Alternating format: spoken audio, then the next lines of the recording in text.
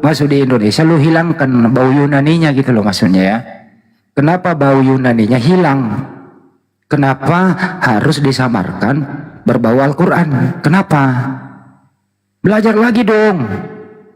Dong. Belajar lagi gitu loh. Di mana toko Mentari? Silakan. Iya, selamat malam. Ya, malam, silakan ditanggapi. Dari mana kata salib itu? Pertanyaan Ustaz Alif, silakan. Begini Bang Andi, kan Alkitab itu diterjemahkan ke dalam bahasa Indonesia dan ke dalam bahasa-bahasa dunia lainnya. Bahasa Indonesia tuh banyak menyerap dari bahasa asing seperti bahasa Latin, bahasa Inggris, bahasa Cina, bahasa India atau Sanskerta, dan juga banyak menyerap dari bahasa Arab. Nah, salah satunya itu salib itu bahasa Indonesia, Bang, yang berasal dari bahasa Arab. Seperti itu, Bang. Kan Injil ini Alkitab diterjemahkan. Silakan. Ya, agak jujur ini, agak jujur Pak Komentari. Berarti Injil itu berasal dari bahasa Al-Quran ya, bahasa Arab ya? Iya, tapi Bang ya, itu bahasa Arab murni ya. Tapi itu berasal dari kata Evangelion, yang dalam bahasa Yunaninya Evangelion. Ya kenapa dalam nggak pakai bahasa Arab menjadi Evangelion? Injil. Kenapa nggak pakai Evangelion aja? Atau Itu kalau Evangelion Kenapa bukan nggak nama, Bang. kenapa nggak uang geolon? Iya, kenapa bukan Evangelion aja atau diterjemahkan ke bahasa Indonesia kabar baik saja? Iya Jadi, betul, saya dengerin setuju dulu. itu. Yesus mengabarkan kabar baik, bukan Yesus mengabarkan Injil. Kenapa lari ke Al-Quran? Dirubah dong. Supaya Iya, saya kena bahasa setuju, Bang. Indonesianya, dengerin dulu. Supaya kena bahasa Indonesianya dengan original teksnya. Setuju ya? Artinya Setuju. Evangelion ini diterjemahkan menjadi kabar baik, bukan Iya. Injil, gitu loh. Supaya nggak berbau Al-Quran lagi, gitu loh. Supaya selesai urusan. Itu maksudnya. Salib Iya, lagi nih, kata setuju. salib lagi. Ganti dong Kalau salib. salib enggak, Bang. Itu kan dari bahasa Indonesia yang berasal dari bahasa Arab memang. Bahasa Lah. Indonesia itu banyak menyerap dari bahasa asing, Bang. Kenapa Kalau kak lari Injil saya setuju. original Kalau kata teksnya? Allah dihilangkan saya setuju. Original Tapi teksnya kalau juga- salib terus berkat, hikmat, itu jangan, Bang. Itu Enggak, kan udah enggak. bahasa Indonesia. Ntar dulu. Yang memang berasal dari bahasa Arab. Ntar dulu, original teksnya kan juga adalah Iya, Yunani. original text kan diterjemahkan, Bang. Yunani ini di original teksnya itu Sulo. Sulo itu kalau diterjemahkan ke bahasa Indonesia pohon, bukan salib. Mestinya Yesus mati di atas pohon, bukan di atas salib. Sulo. Coba lihat di original teksnya begitu. Nggak ada toh salib. Salib itu tadi udah diterangkan Ustaz Alif. Adanya di Al-Isa 157 dari Al-Quran juga. Dan di Bible itu Sulo. Jadi kalau bahasa Inggrisnya gitu loh. Mudah kok sebenarnya. Kita nggak berantem sebenarnya kalau Anda mau jujur-jujur nerjemah itu. Aman sudah. Alkitab juga balikkanlah menjadi Bible. Ya Allah juga balikkanlah menjadi Theos. Gitu loh. Rasul juga ya balikkanlah menjadi apostolos. Apa salahnya meninggalkan Al-Quran kalau memang Anda ingin menjadi Kristen sejati? Bagus loh himbauan ini supaya Anda ini punya jati diri, punya harga diri, punya wajah di Indonesia, supaya orang tahu oh Kristen gini tuh. Paulus ternyata apostolos bukan rasul. Setuju nggak umat Islam kalau kayak begini diskusinya nih? Supaya ada perbedaan yang jelas antara Kristen dan Islam. Paulus dikasih gelar rasul. Ditanya arti rasul juga nggak ngerti. Kira-kira gitu Ustaz. Mudah-mudahan mereka teredukasi. Terima kasih. Saya ngopi lagi. Mantap, Bang Andi. Itulah kenapa. Oh, sebentar ya. Saya meluruskan dulu yang tadi yang sudah turun. Ketika teman-teman Kristen mau membahas tentang beda tidak sama, siapa itu Isa Al-Masih kami tidak kenal. Itu sebenarnya narasi sebuah Orang yang tidak pernah belajar. Tidak pernah belajar itu. Kalian sendiri yang ngambil-ngambil, yang nyuri-nyuri, itu masih terpampang datanya di mana-mana. Dan lebih lucunya lagi saya katakan, katanya Yesus beda. Begitu ada terjemahan menggunakan Isa Al-Masih sebelumnya, di mana di situ dikatakan Isa Al-Masih menerima Injil, dirubah kata Isa Al-Masihnya sudah tidak ada, diganti menjadi Yesus. Sudah menjadi Yesus, tapi kata Injilnya tidak dirubah. Nah, disitulah kalian. Jadi korban-korban terjemahan ditumbalkan naik diskusi mempertahankan sesuatu yang tidak menguasai ilmunya. Ah, itulah teman-teman Kristen ya. Oke, silakan. Ya, kalau tidak boleh menggunakan kata Allah dan kata Injil itu saya setuju. Tapi kalau kata Rasul diganti apostolos itu salah bang, harusnya diganti utusan gitu. Yang menjadi bahasa Indonesia seperti misalnya berkat, hikmat, hidayah, dan segala macam. Itu sudah jadi bahasa Indonesia yang berasal dari bahasa Arab. Kalau yang bentuknya tunggu. Jadi Anda udah dulu setuju Bang Andi. nih. Bang Andi, ya. Jadi Anda udah setuju Bang, kalau Paulus itu bukan lagi rasul tapi dia utusan ya, utusan Paulus. Iya. Oke. Ya Rasul artinya utusan Bang. Ya jangan pakai rasul dong, utusan aja. Yes. Iya saya setuju itu. Tapi kalau abang bilang diganti apostolos ya itu salah bang. Kan Apostolos diterjemahkan ke kan dalam bahasa Indonesia. kan original teksnya apostolos. Kan diterjemahkan ke dalam bahasa Indonesia bang. Jadi utusan bang. Oke, terima kasih. Jadi mulai malam ini teman kita udah sadar bahwa Paulus jangan disebut lagi rasul. Karena rasul itu bahasa Al-Quran diganti menjadi Bukan bahasa utusan. Al-Quran bang, bahasa Arab. Bahasa Al-Quran bang. Ya Al-Quran dia itu Al-Quran kan ditulis dalam bahasa Arab bang. Iyalah bahasa Al-Quran lah itu kan gimana sih? Ya udah, oke cukup Bahasa ya. Arab bang. Ya udah cukup, udah. Al-Quran ditulis dalam bahasa Arab. Iya cukup. Ya artinya Paulus mulai malam ini disebut utusan Paulus, bukan lagi Rasul Paulus. Terima kasih kejujurannya. Assalamualaikum warahmatullahi wabarakatuh. Waalaikumsalam warahmatullahi wabarakatuh. Semuanya sahabat-sahabat sekalian. Assalamualaikum warahmatullahi. Assalamualaikum warahmatullahi wabarakatuh dan semangat malam semuanya yang ada di sini. Dilanjutkan, silakan. Bagaimana Mbak Juma? Anda utusan dari siapa? Saya utusan dari Gubernur Sulawesi Selatan. Tapi Anda bukan Rasul ya? Rasul itu pangkat gelar yang diberikan oleh pencipta langit dan bumi untuk kepada seseorang yang diberi hikmat kenabian. Tapi kalau kepada Paulus boleh nggak Rasul Paulus gitu? Nggak boleh karena beliau bukan nabi. Oke, terima kasih. Ya. Allah Subhanahu wa taala di dalam Al-Qur'an menyampaikan kepada kita seluruh manusia, kepada Kristen, kepada Hindu, Buddha, ateis. Apa kata Allah di dalam Al-Qur'anul Karim surah Ali Imran? A'udzubillahi minasyaitonirrajim. Wa inna minhum lafariqal yalwun alsinatahum bil kitab indillah wa yaquluna 'alallah kadziba wa hum ya'lamun. Dan sungguh di antara mereka pasti ada segolongan yang memutarbalikkan lidahnya hanya membaca kitab agar kamu menyangka bahwa buku yang dibaca itu dari kitab, padahal itu bukan dari kitab. Dan mereka berkata itu dari Allah, padahal itu bukan dari Allah. Mereka mengatakan hal yang dusta terhadap Allah, padahal mereka mengetahui.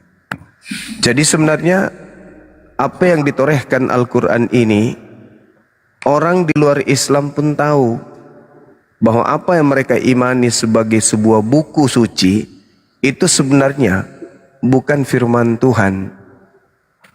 Mereka paham itu, mereka ngerti, mereka sadar itu. Tetapi mau kayak mana lagi? Itu yang menjadi buku panduan di dalam mereka beragama. Terkait buku yang menceritakan utusan Tuhan menjadi Tuhan, disembah kemudian setelah dibunuh oleh manusia, itu juga Al-Quran informasikan.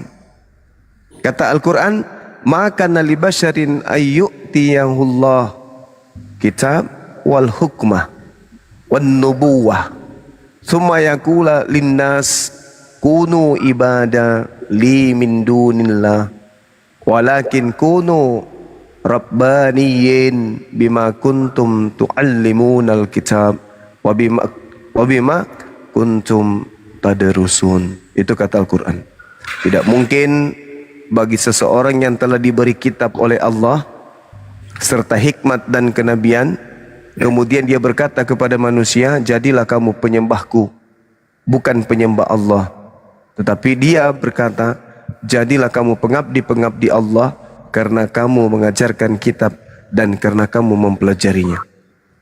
Jadi seorang utusan Tuhan, seorang rasul, tidak akan mungkin memerintahkan atau mengajarkan menyembah kepada sesamanya makhluk.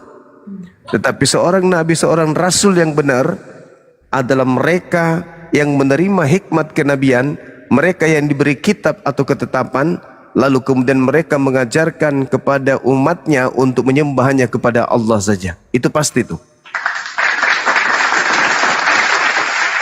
Nah, ini yang harus kita segerakan untuk kita sampaikan kepada teman-teman kita, baik itu Islam maupun di luar Islam.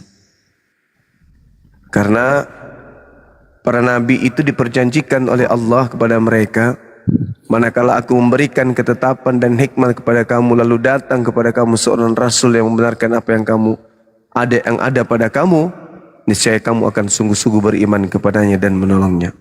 Ini ucapan Allah kepada para nabi. Sehingga kalau ada nabi yang diutus oleh Allah mengajarkan hal yang berbeda dengan apa yang diajarkan oleh Nabi Muhammad, itu sudah pasti bukan nabi. Itu sudah pasti bukan Rasulullah atau Rasul utusan Allah. Tetapi manusia biasa yang kemudian kerasukan setan yang mengaku sebagai utusan Allah. Saya kira gitu. Demikian. Silakan.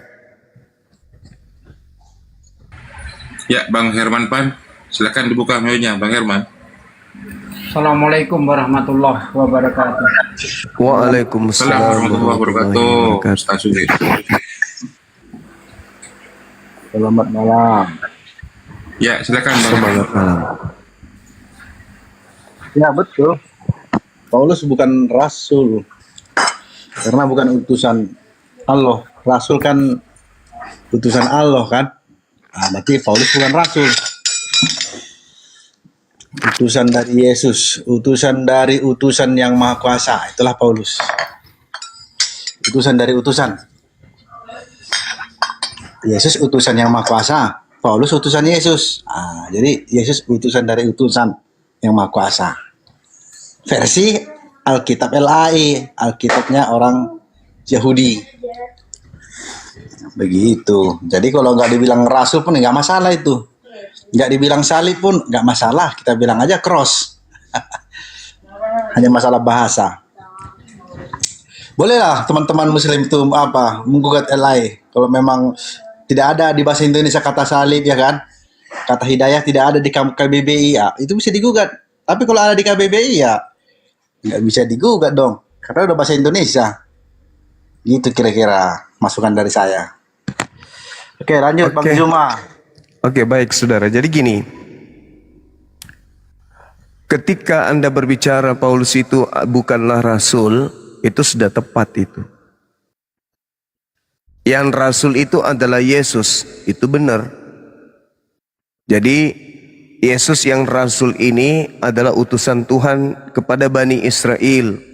Dan itu juga diterangkan dalam kitab Ibrani 3 nomor 1. Jelas sekali dikatakan bahwa pandanglah kepada rasul dan imam besar yang kita akui, yaitu Yesus. Jadi Yesus ini kalau dikatakan rasul itu sudah tidak salah, karena memang dia adalah rasul. Tapi kalau Paulus disebut rasul itu nggak nyambung. Kecuali kalau dikatakan dia nabi, nah mungkin itu masih masuk. Tapi itu pun nabi palsu. Kenapa dia disebut nabi palsu? Karena dia memiliki kitab yang disucikan 13 buku oleh saudara Kristen. Sayangnya 13 buku ini bukan firman Tuhan. Bukan firman Tuhan yang datang kepada Bani Israel.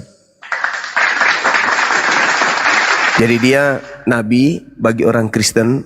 Tapi bagi kami dia adalah nabi palsu yang dinubuatkan oleh Yesus di dalam Matius 24 nomor 24. Jadi seorang Mesias sosok Mesias palsu mendatangi nabi palsu. Jadi dua-duanya palsu. Jadi kalau dikatakan oleh saudara bahwa Paulus itu adalah utusan Yesus, sebenarnya Yesusnya di situ palsu dan Paulusnya juga adalah nabi atau rasul palsu. Dua-duanya palsu. Kenapa? Karena Yesus yang asli tidak mungkin mengajarkan sesuatu yang bertolak belakang dengan Tuhan. Itu yang pertama.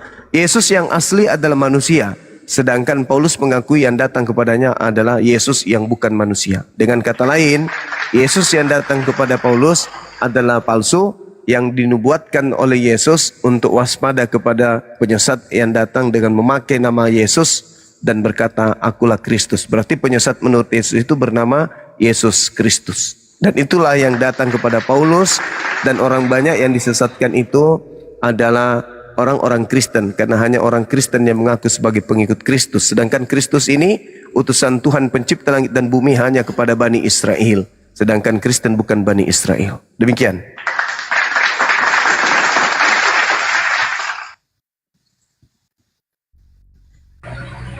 Silakan Bang Herman. Bang Herman, jangan ngopi Bang Herman. Ya, silakan Bang Herman, dibuka mute-nya Bang Herman.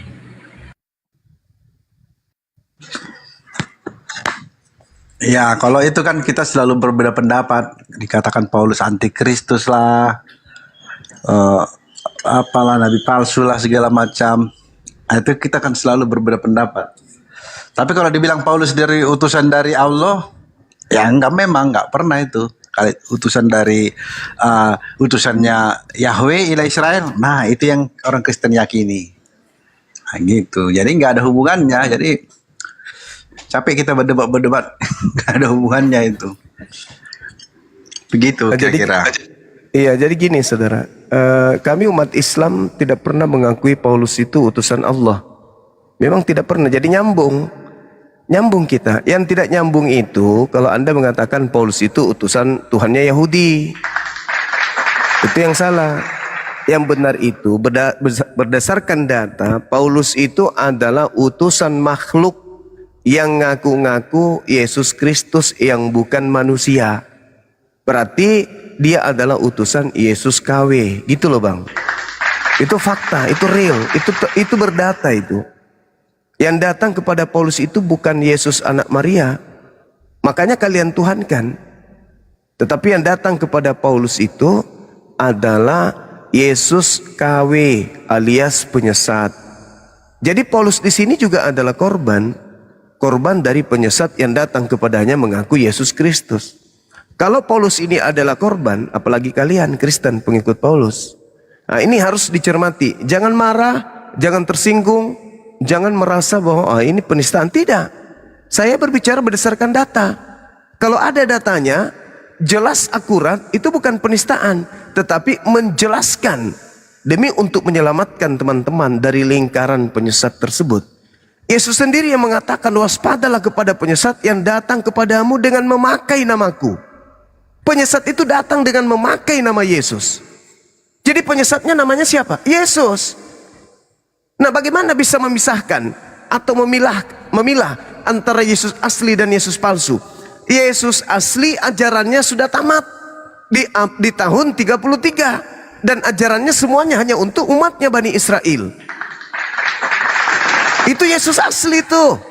Yang palsu itu yang kemudian pingin seluruh manusia menjadi pengikutnya.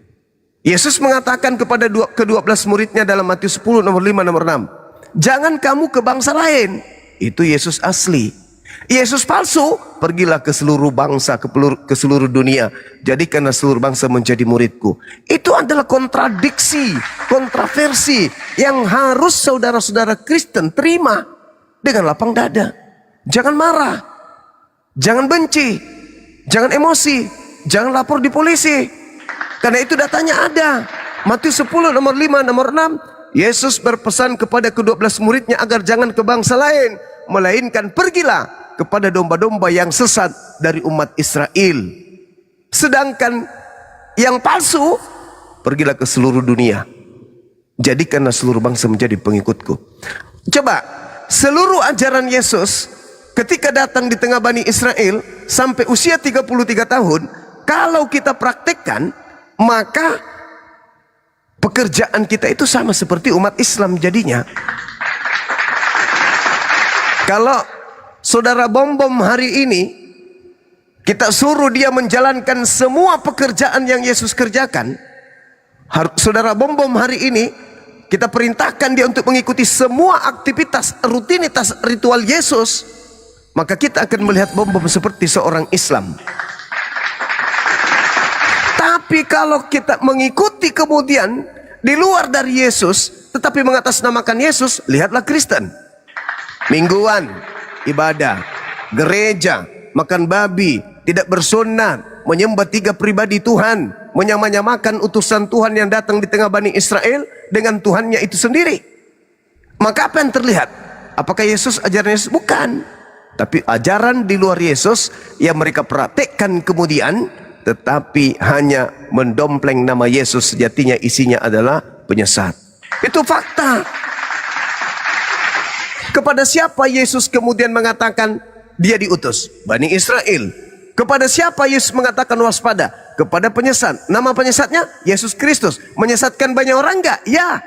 Maka untuk menyesatkan banyak orang, kudu wajib penyesat itu memerintahkan pengikutnya untuk menyesatkan seluruh dunia. Kalau hanya menyesatkan Bani Israel berarti enggak banyak. Karena Bani Israel itu sedikit lagi punah. Tinggal beberapa orang dari mereka. Sedangkan kalau dikatakan menyesatkan banyak orang, maka penyesatnya itu harus wajib hukumnya memerintahkan antek-anteknya untuk melakukan pengajaran kepada seluruh umat manusia. Sahabatku Bang Indra Kurniawan, syukran. Begitu saudaraku. Jadi ya, silakan Anda lembutkan hati untuk menerima ajaran Yesus. Yesusnya mengatakan jangan ke bangsa lain. Penyesatnya mengatakan ke bangsa lain. Tidak mungkin satu Yesus mengajarkan satu yang bertentangan. Silakan.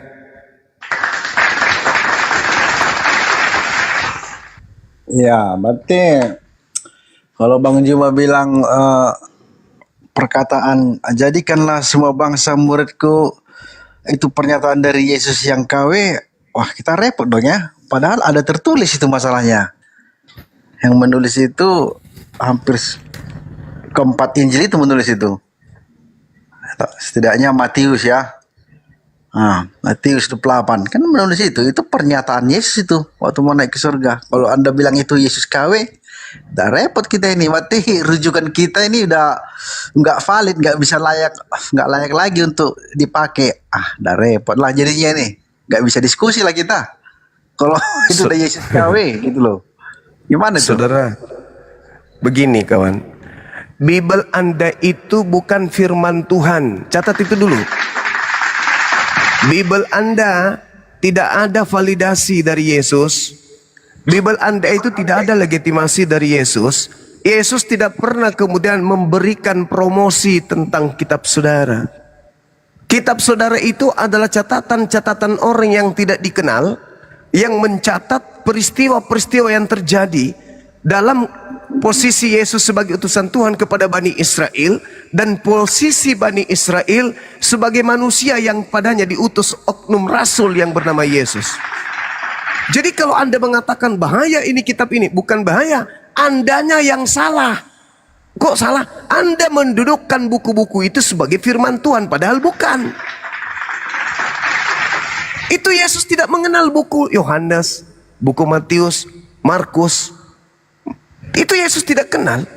Buku Lukas, 13 buku Paulus, Yesus tidak kenal. Dan Yesus tidak memberikan legitimasi sedikit pun kepada buku-buku itu.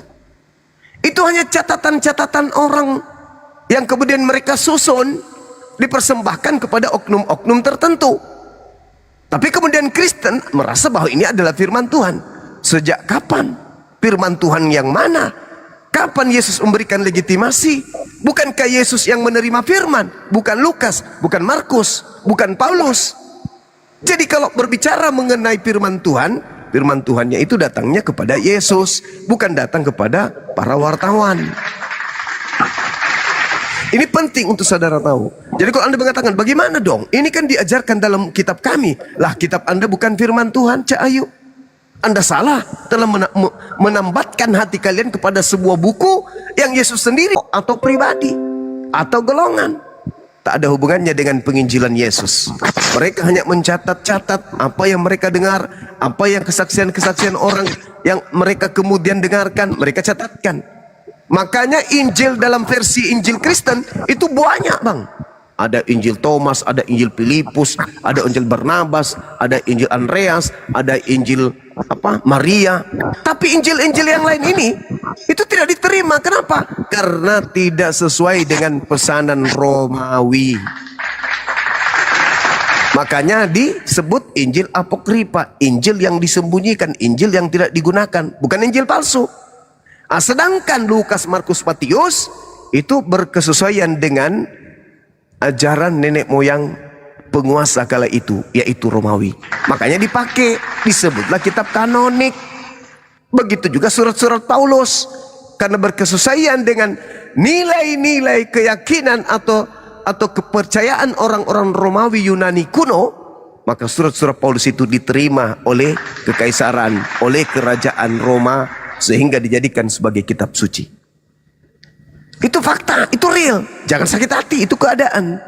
Yesus tidak memberikan legitimasi kepada buku-buku yang Anda imani sebagai firman Tuhan.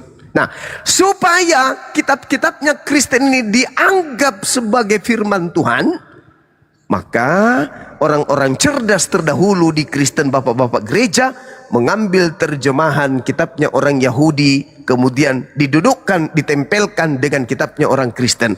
Jadilah pada abad keempat istilah Perjanjian Lama dan Perjanjian Baru. Itu hanya istilah dari gereja, tidak dianut oleh Yesus, tidak dianut oleh orang-orang Yahudi yang mempunyai kitab.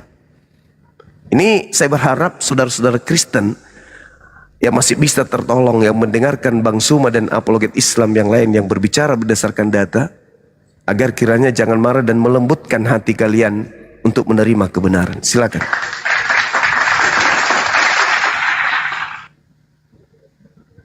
Iya, berarti PR Bang Juma ini cukup berat ya. Berarti Bang Juma harus menggugat LI untuk membuang Matius 28 itu, terutama ayat 16 hingga 19 itu. Karena di situ ada ucapan Yesus katanya gitu kan. Tapi ya kita meyakini, tapi kalau Bang Juma bilang itu enggak ada, berarti Bang Juma harus gugat ke LI. Karena selama ayat itu masih ada di situ, berarti kami mengimani bahwa Yesus itu untuk semua orang. Ya, dan logikanya pun kalau Yesus bukan untuk semua orang, terus Israel ini bangsa pilihan dalam konteks apa? Untuk apa dia disebut bangsa pilihan? Ya, kalau orang Kristen memahami kenapa dia disebut bangsa pilihan, karena melalui dia lahir Mesias. Mesias itulah nanti yang membawa semua manusia menjadi umat Yahweh. Begitu. Jadi kalau Yesus bukan untuk, kalau hanya untuk orang Israel, itu bukan bangsa pilihan. Urusan mereka sendiri. Gitu loh. Jadi nggak logis. Israel itu bangsa pilihan. Kalau Mesiasnya hanya untuk mereka aja. Tapi poinnya PR Bang Juma cukup besar. Bang Juma harus menggugat LI supaya Matius 28 itu dibuang. Gitu loh. Oke, Jadi sia-sia Bang Juma bilang, oh ya Yesus bukan untuk, masalahnya ayat itu ada. Itu loh Bang Juma. Baik. Semoga berhasil. Saya sudah mengatakan kepada saudara, mau 1000 buku tertulis dari abad pertama, Yesus Tuhan, Yesus Tuhan. Kalau buku itu bukan firman Tuhan, ya percumi. Mau 3 juta, 50 juta orang bersaksi Yesus Tuhan, tapi kalau bukan Tuhan, tetap aja bukan Tuhan. Berbicara mengenai bangsa pilihan, oke, Al-Quran juga mengatakan itu. Walaqad ahazallahu mitsaqa bani Israil wa ba'atsna minhum 12 naqiban wa qala Allah inni ma'akum. Bangsa Israel itu bangsa pilihan, bukan cuma Israel doang. 12 anak Nabi Yakub itu semua adalah orang-orang pilihan Tuhan. Inni ma'akum, pencipta langit dan bumi mengatakan aku bersama dengan kalian. Tapi ada tapinya.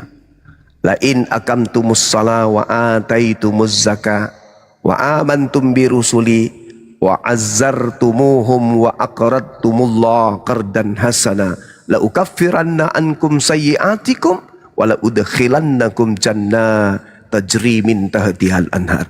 Aku memilih kalian. Kalau kamu patuh kepadaku dan patuh kepada semua utusanku yang kuutus kepadamu, maka aku akan memberikan engkau surga. Kalau Kalau, tapi apa kata Allah? Faman kafara ba'da dzalik minkum faqad dalla sawa'as sabil. Tapi apabila engkau kemudian ingkar kepada yang demikian itu, kau tidak beriman kepada aku, kau tidak beriman kepada utusan-utusanku, maka sungguh kalian telah sesat dari jalanku yang lurus. Apa yang terjadi? Gak usah Al-Quran yang dibuka tentang mereka. Yesus datang aja ditolak. Itu sudah jawaban. Kalau engkau taat kepadaku, engkau beribadah tunduk kepadaku, dan engkau menerima setiap utusan yang aku utus kepadamu, maka aku akan menyelamatkan kalian. Tapi kalau tidak, aku laknat kalian. Pertanyaannya, apakah Israel menerima Yesus? Tidak. Dilaknat enggak? Dilaknat. Fabima naqdihim mitsaqahum la'annahum ja'alna qulubahum qasiyah yuharrifunal kalima ammawadi'i, kata Allah. Mereka kemudian dimurkai oleh Allah. Mereka melanggar janji, maka dilaknat oleh Allah. La'annahum, mereka kemudian itu dilaknat oleh Allah. Orang Kristen tanya, Yesus diterima gak? Enggak. Ya sudah, selesai. Ketika Yesus datang gak diterima, lalu siapa yang menerimanya? Kristen. Oh no, yang diterima Kristen bukan Yesus. Kenapa? Karena Yesus itu hanya untuk Bani Israel. Yang diterima oleh Kristen adalah Yesus lain. Kemudian kita buktikan kalau itu adalah Yesus lain. Di mana datanya? Matius 28 yang saudara kita tadi bawa. Di Matius 28 itu, Bung, nomor 16. Dan ke-11 murid itu berangkat ke Galilea, ke bukit yang telah ditunjukkan Yesus kepada mereka. Ketika mereka melihat dia tidak mengatakan Yesus lagi kan? Penulis tidak mengatakan Yesus lagi. Ke-11 murid itu berangkat ke Galilea, ke bukit yang telah ditunjukkan Yesus kepada mereka, yaitu bukit Efraim, dekat padang gurun Efraim maksudnya. Ketika mereka melihat dia, mereka menyembahnya, tetapi mereka ragu-ragu. Ke-11 murid Yesus itu ragu. Kenapa mereka ragu? Karena pada saat penangkapan mereka tak ada. Mereka semuanya kepala kabur meninggalkan Yesus. Maka yang tinggal 2 kandidat mereka tinggalkan. Yang pertama Yesus, yang kedua adalah Yudas. Mereka menyembahnya dan ragu-ragu. Yesus mendekati mereka dan berkata, nah penulisnya mengatakan, Yesus mendekati mereka dan berkata, kepadaku telah diberikan segala kuasa di surga dan di bumi. Ini siapa ini? Ini siapa yang mengaku Yesus dan berkata, kepadaku telah diberi kuasa di surga dan di bumi? Ini siapa ini? Yesus aslikah? Yang merasa dirinya diberi kuasa surga dan di bumi? Tidak. Kenapa? Anda baca Lukas 4 nomor 6 sampai nomor 13. Yesus ketika didatangi iblis, iblisnya menjanjikan kuasa langit dan bumi, Yesus menolak. Yesusnya menolak. Yesus tidak mau terima. Yesus tidak mau terima kemudian kuasa langit dan bumi. Sehingga ketika iblis mengatakan, Yesus, kalau kau sembah aku, maka semua kuasa akan aku berikan kepadamu. Seluruh kerajaan di dunia akan kuberikan kepadamu.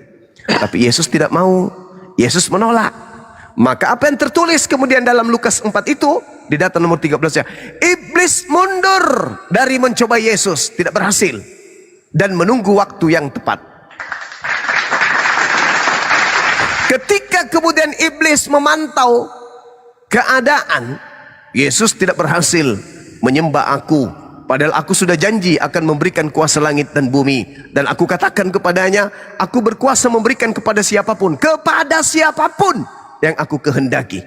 Ketika iblisnya berkehendak memberikan kuasa kepada penggantinya Yesus, bisa enggak? Bisa. Ketika iblis merasuki penggantinya Yesus dan penggantinya Yesus mengaku akulah Yesus, bisa enggak? Bisa. Kok bisa kayak gitu? Ya, karena Yesus sudah menubuatkan.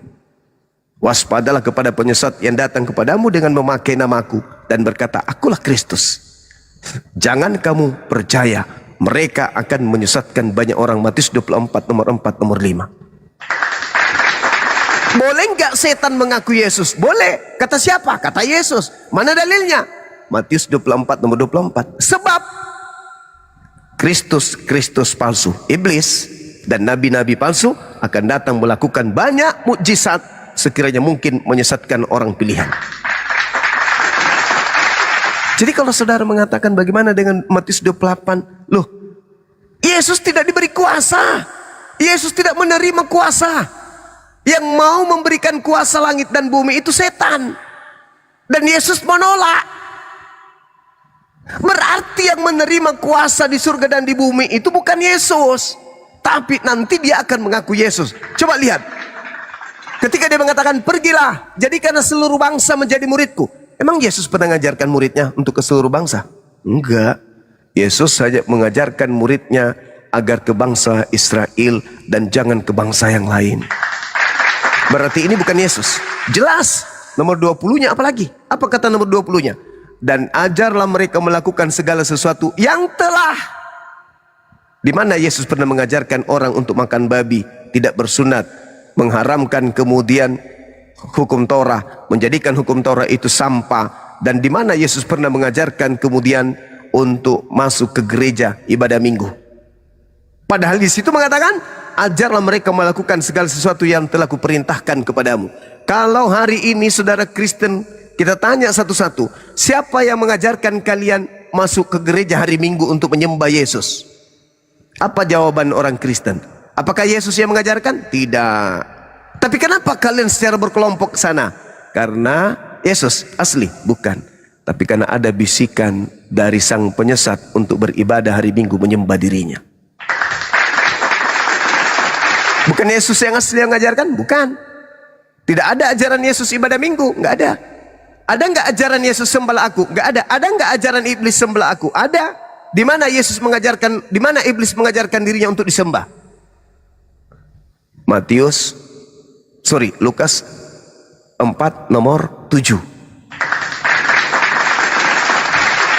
Satu-satunya utusan Tuhan di atas muka bumi yang disembah adalah Yesus. Apakah Yesus beneran yang disembah? Bukan. Tetapi Yesus penyesat. Loh, kok bisa kayak gitu? Kesimpulan saya, karena Yesus yang asli mengajarkan menyembah kepada Bapa yang di langit. Yesus yang asli tidak pernah mengajarkan menyembah dirinya. Hanya sibilisisis yang meminta dirinya disembah selain daripada Tuhan. Di mana dalilnya? Di dalam kitab saudara, Lukas 4 nomor 7. Kesimpulan akhir, sebelum Anda boleh berpanjang lebar bicara. Yesus mengatakan, waspadalah kepada pengajar palsu, nabi palsu, yang datang kepadamu menyamar seperti domba padahal mereka adalah serigala yang buas. Siapa yang datang kepada murid Yesus yang bukan Yahudi, nyamar-nyamar Yahudi rohani, apakah Yahudi yang menyamar Yahudi atau Kristen yang menyamar Yahudi? Karena hanya ada dua kelompok. Kami hanya penonton karena kami Islam. Kami tidak ada hubungan dengan orang Yahudi dalam hal agama. Kami tidak satu kitab dengan mereka. Kami tidak satu nabi dengan mereka. Sekarang yang jadi permasalahan hanya ada dua, Yahudi dan Kristen. Apakah Yahudi yang nyamar-nyamar Yahudi, ataukah Kristen yang justru nyamar Yahudi? Saya kira begitu dari saya. Silakan. Anda tinggal pilih yang mana yang Anda mau sikapi, tanggapi.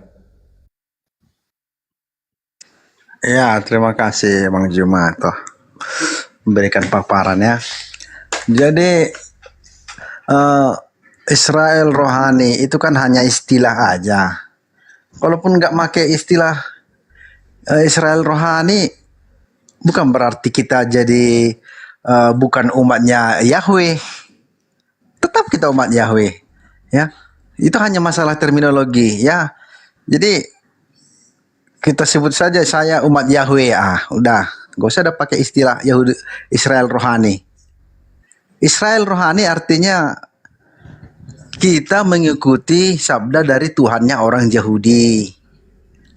Sabda Yahweh, bagaimana Yahweh mengurus umatnya, ya kita menyimak, mengikuti. Tapi ritual-ritual yang memang itu sangat Yahudi ya kita nggak ikut. Nah itu, jadi itu hanya masalah terminologi. Intinya kami ini umat Yahweh melalui Yesus. Nah itu. Terus kemudian kalau dikatakan Paulus itu dari Yesus palsu, dari Yesus palsu dia menerima arahan dari Yesus palsu. Saya rasa yang dialami Paulus itu masih banyak terjadi hingga sekarang. Terakhir saya dengar ada anak kecil melihat Yesus di Amerika, anak kecil ini. Gak mungkin kan anak kecil punya kecenderungan untuk membodoh-bodohin orang kan? Gak mungkin. Ada tuh melihat Yesus dia katanya.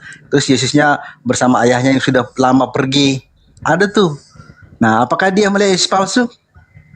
Nah, kan intinya kan kita melihat buahnya. Bagaimana buahnya? Kalau buahnya rusak, berarti Yesus palsu. Tapi kalau dia jadi orang baik, berarti Yesus yang dilihatnya bukan Yesus palsu. Gitu aja cara menganalisisnya. Lihat dari buahnya. Begitu.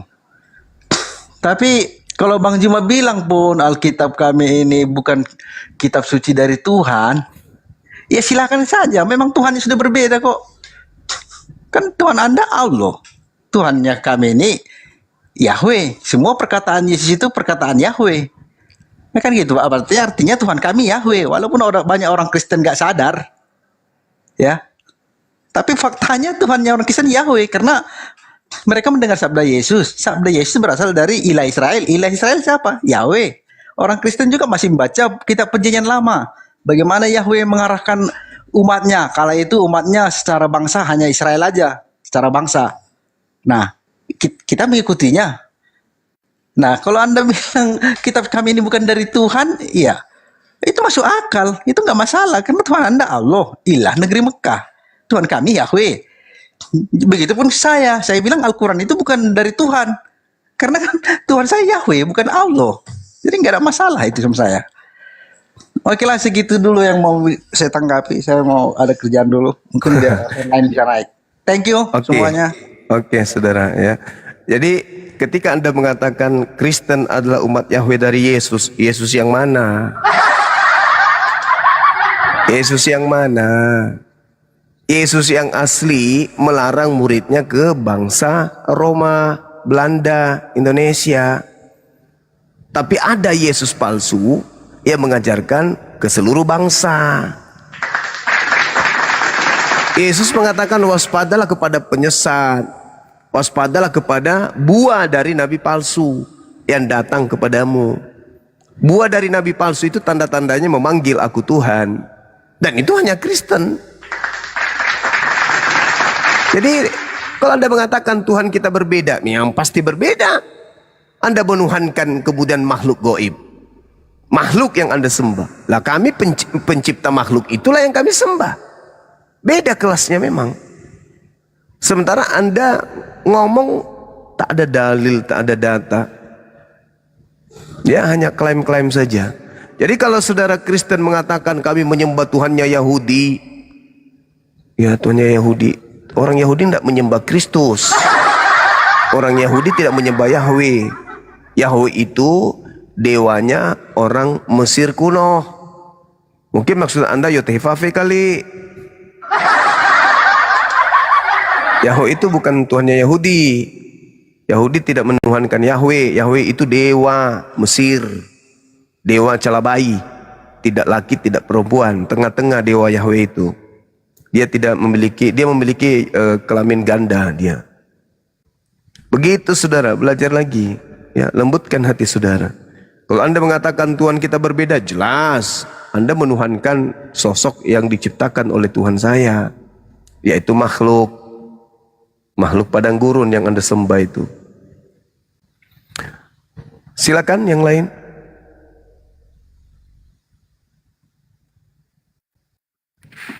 Oke, saya mau tanggapi ya. Ya, tanggapi, silakan. Semuanya.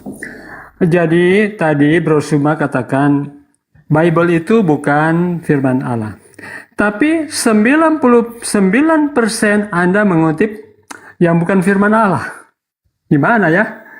Anda bilang itu bukan firman Allah, tapi Anda gunakan. Kalau itu bukan firman Allah, jangan sekali-kali menggunakan. Untuk apa Anda gunakan, sedangkan itu bukan firman Allah? Itu aja kan sudah salah, kan? Saya tanggapi. Sebentar. Kalau Anda tidak mengaku Paulus sebagai rasul, ya kami juga kan orang Kristen tidak mengaku bahwa Muhammad itu adalah nabi. Kenapa? Al-Quran mengatakan kenabian diberikan kepada Bani Israel, bukan Bani Arab. Yang kedua, di dalam Mazmur ya, di dalam Mazmur 127. Di mana di Al-Quran mengatakan itu?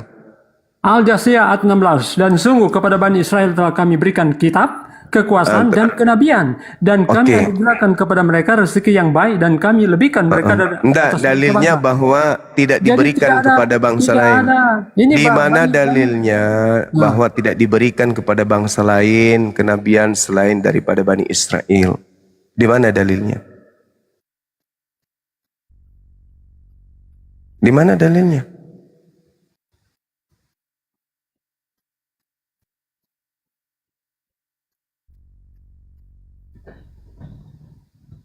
Macet paman. Bukan dunia. Paman. Jangan ngarang lah bro, jangan asumsi lah. Saya lagi bernarasi membaca ayat, kenapa aku di mute? Ya, di mana dalilnya bahwa tidak diberikan kepada bangsa lain kenabian Dan itu? sungguh kepada Bani Israel, di situ bukan Bani Arab.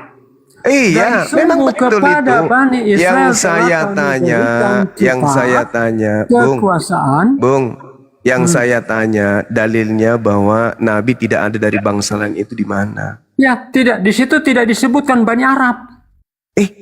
Ya, mana Bani Arab? Coba Anda cari. Yang Anda katakan itu bahwa kenabian itu tidak diberikan kepada bangsa lain, Ya. mana? Saya tidak bilang kenabian tidak diberikan kepada bani yang lain. Saya bilang tidak diberikan kepada Bani Arab. Karena Anda ada Ya, di mana dalilnya tidak diberikan kepada Bani Arab? Di mana? Yang ada Di Bani mana Israel. dalilnya? Di mana dalilnya Tidak kenabian ada tidak? satu dalil dalam Al-Quranmu kenabian Udah, diberikan kamu ke kepada Bani neraka Arab. aja dulu. Kamu ke neraka dulu, cebok di sana. Jangan di sini. Kenapa bro? Kenapa? Saya minta dalil, di mana dalilnya tidak ada kenabian kepada bangsa lain.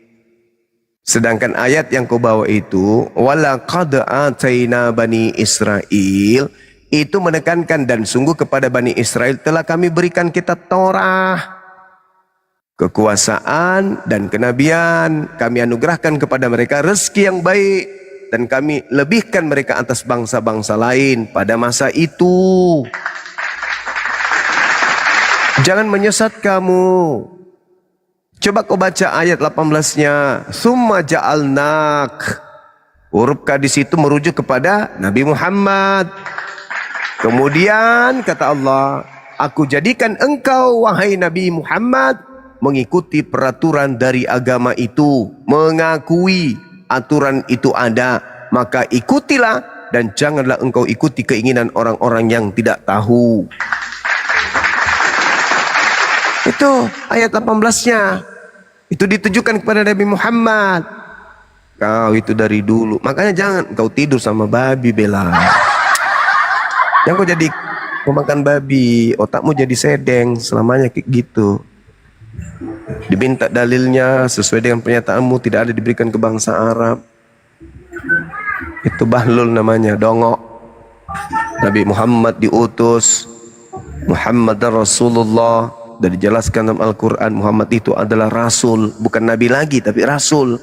Rasul itu kedudukannya, cakupan ajarannya itu lebih luas daripada Nabi. Kalau Nabi hanya untuk dirinya dan tidak ada kewajiban untuk mengajarkan kepada umatnya. Tapi kalau Rasul itu adalah Nabi, otomatis Nabi. Rasul sama dengan Nabi, Nabi belum tentu Rasul. Begitu. Sarjana sudah pasti SMA, SMA belum tentu sarjana. Jadi Nabi dulu baru Rasul. Kalau sudah Rasul sudah pasti Nabi, melalui tangga Nabi. Jadi ketika dia naik tangga ceritanya ini, orang-orang beriman, kemudian di atasnya ada Nabi. Di atasnya Nabi itu Rasul. Rasul lebih tinggi. Kenapa? Karena dia diperintahkan menerima wahyu. Pada saat dia menerima wahyu, posisi dia Nabi. Pada saat dia diperintahkan wahyu yang diterimanya itu diajarkan kepada orang lain, maka dia jatuh pada posisi rasul. Jadi rasul sudah pasti nabi. Nabi belum tentu rasul. Nah, ini Kristen tidak punya data, tidak punya pemahaman seperti itu. Kenapa? Karena ajarannya hanya caplok sana, caplok sini dari agama lain.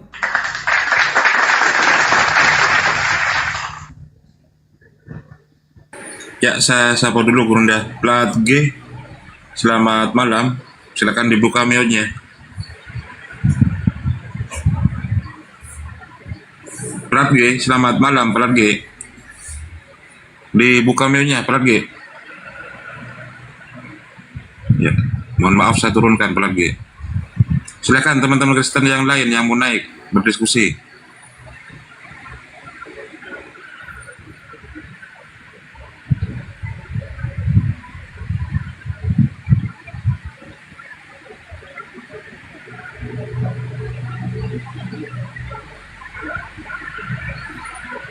Ya, Baron Hood, selamat malam. Selamat malam, wahai anjing-anjing Arab. 2 Petrus 2 nomor 19, nomor 20, nomor 21, Kristen disebut babi dan anjing.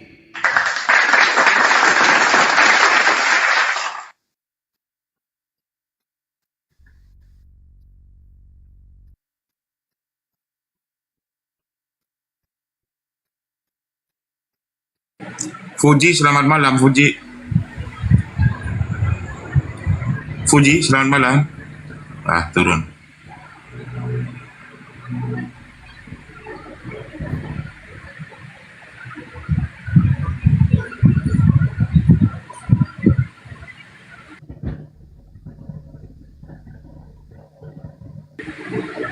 Ya, namanya apa? Namanya rahasia. Selamat malam. Selamat malam namanya. Namanya selamat malam. Waduh. Saya turunkan ya.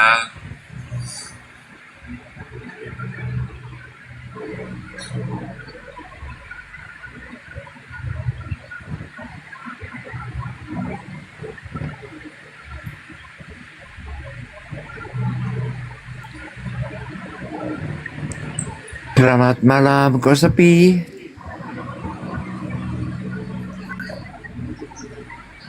Nggak ada suaranya.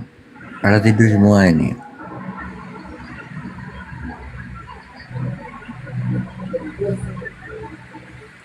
Ya, Larian, selamat malam Larian. Selamat malam Bang.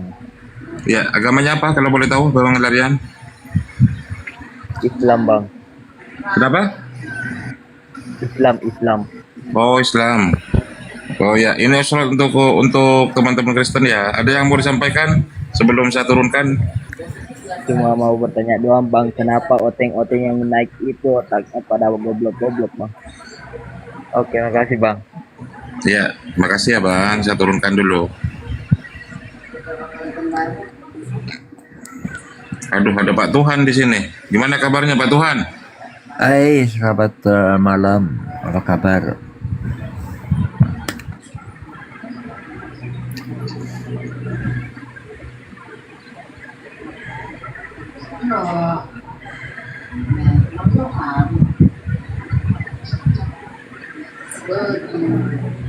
Ya, silakan teman-teman Kristen yang mau naik, yang minta permintaan di multi, yang Islam tolong dibatalkan dulu teman-teman ya.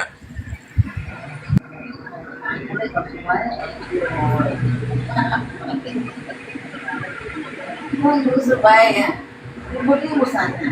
Ini siapa kita politik.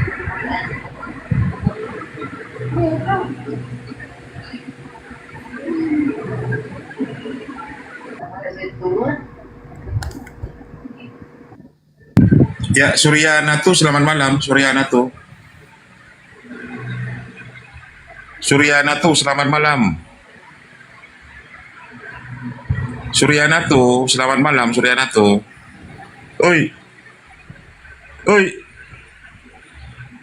Aduh, kenapa minta naik abang kalau nggak mau ngomong?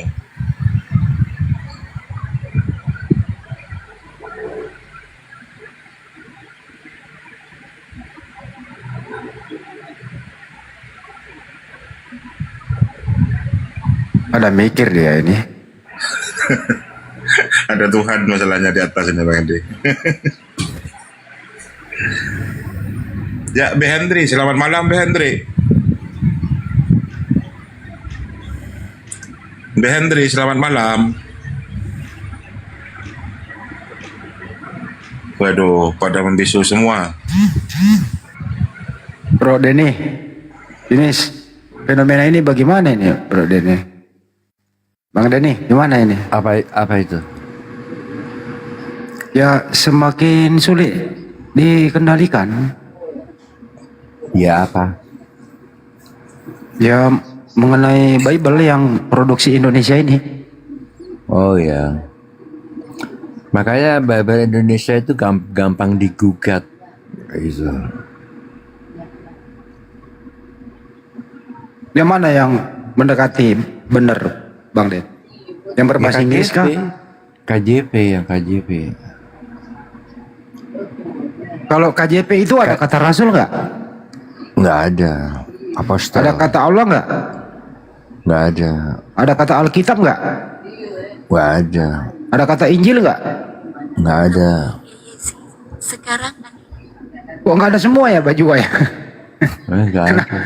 Indonesia kok bisa jadi berubah ya masuk di Indonesia ya? Ya bingung, aku sendiri juga bingung. Kenapa? Aku sendiri juga bingung. Jadi kalau sangat perbedaan begitu, artinya cara ya nilai kekristenannya juga beda dong, Bang Denny. Ya beda.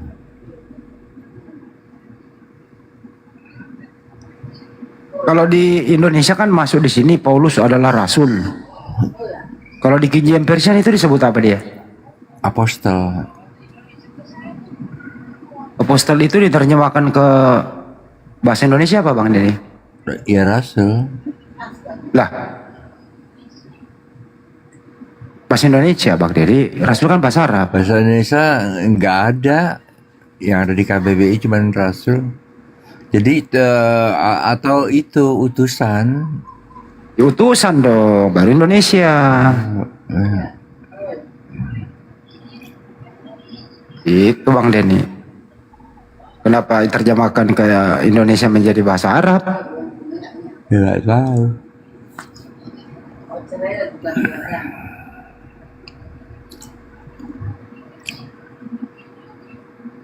Ah, Bang Denny sih kurang aktif. Mama ada dia sampai sujud mama. Aktif dong Bang Denny, ajarin orang-orang itu. Iya kan. Bang Denny kalau misalnya Anda pulang nih atau ada yang ngirimin produk LAI ke situ gitu. Kira-kira Gak aku pakai. kenapa nggak dipakai? Ya terjemahannya banyak yang salah.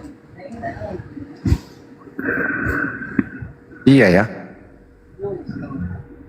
Tahu nggak Pak Denny kenapa di Indonesia ini cenderung terjemahannya berbau Islam? Ya karena campur baur ya. Kenapa Pak Denny? Biar Kristen karena laku. hidupnya- Ya, Karena udah kalau kita nggak kalau nggak apa namanya ke-Islam-Islaman ya Kristen nggak laku lah. Coba orang Islam diajak nyembah teos gitu, mau? Kitabnya apa kitabnya? Biblos. Terus pesuruhnya siapa? Apostolos. Ya, nggak laku Pak. Nggak laku, betul. Yakin saya nggak laku itu. Makanya ke-Islam-Islaman. Nanti kalau dia berbaur sama orang Hindu ke Hindu-Hinduan, Tuhannya berubah jadi Satwa Ginta, dari Satwa Ginta. Jadi Sang Yang Widi. apa? Sang Yang Widi. Di India jadi Bhagawan Gita. Ya kan? Kayak gitulah. Di Batak nanti jadi Debata. Mas. Ya Debata. Kayak gitulah Pak. Iya. Saya lihat memang bukannya menghina ya. Kristen ini nggak berdikari gitu. Nggak berdiri di kakinya sendiri, nggak kayak Islam kan berdikari dia. Dimanapun dia nggak pernah nyaru ke agama lain tuh nggak ada. Nggak ada. Tuhannya nanti di India berubah jadi Brahma gitu, enggak ada Islam kayak gitu. Tetap saja Islam itu menunjukkan keasliannya. Tuhanmu siapa? Allah. Orang India bingung, Allah itu siapa? Terangkan. Ya kan gitu. Kalau Kristen kan enggak, Tuhanmu siapa misalnya kan. Sang Yang Widi itu siapa? Nah, bingung dia nanti. Nah, jadi gitulah. Tapi kan di Indonesia bisa disetel Pak, di Allah Bapa, Allah Anak, Allah Roh Kudus. Ya Kristennya aja yang goblok. Mau-maunya ditipu-tipu LAI. Seharusnya umat Kristen tuh rindu dengan nama Tuhan aslinya gitu loh. Kembalikan ke teks aslinya gitu. Emang Kristen punya nama Tuhan asli Bang Dani? Ya, Yesus itu yang Tuhannya Kristen yang asli. Oh. Ya udah ke Pak Robin dulu deh, baru naik Pak Robin. Selamat malam Pak Robin. Robin Pardede. Selamat malam. Ada apa ini? Apa yang mau ditanya? Ini loh Pak Robin. Kenapa Kristen Indonesia ini beda dengan Kristen luar negeri Bang? Jadi Kristen itu kan begini, banyak terbagi-bagi. Seperti saya lah. Kristen yang sebenarnya seperti apa? Jadi itulah Kristen sekarang banyak buatan manusia. Yang Kristen apa itu, Pak? Kristen sejati itu sulit didapatkan. Tapi kalau Kristen buatan manusia banyak yang menjalankan dengan apa doktrin inilah, peraturan inilah, peraturan manusia semua itu.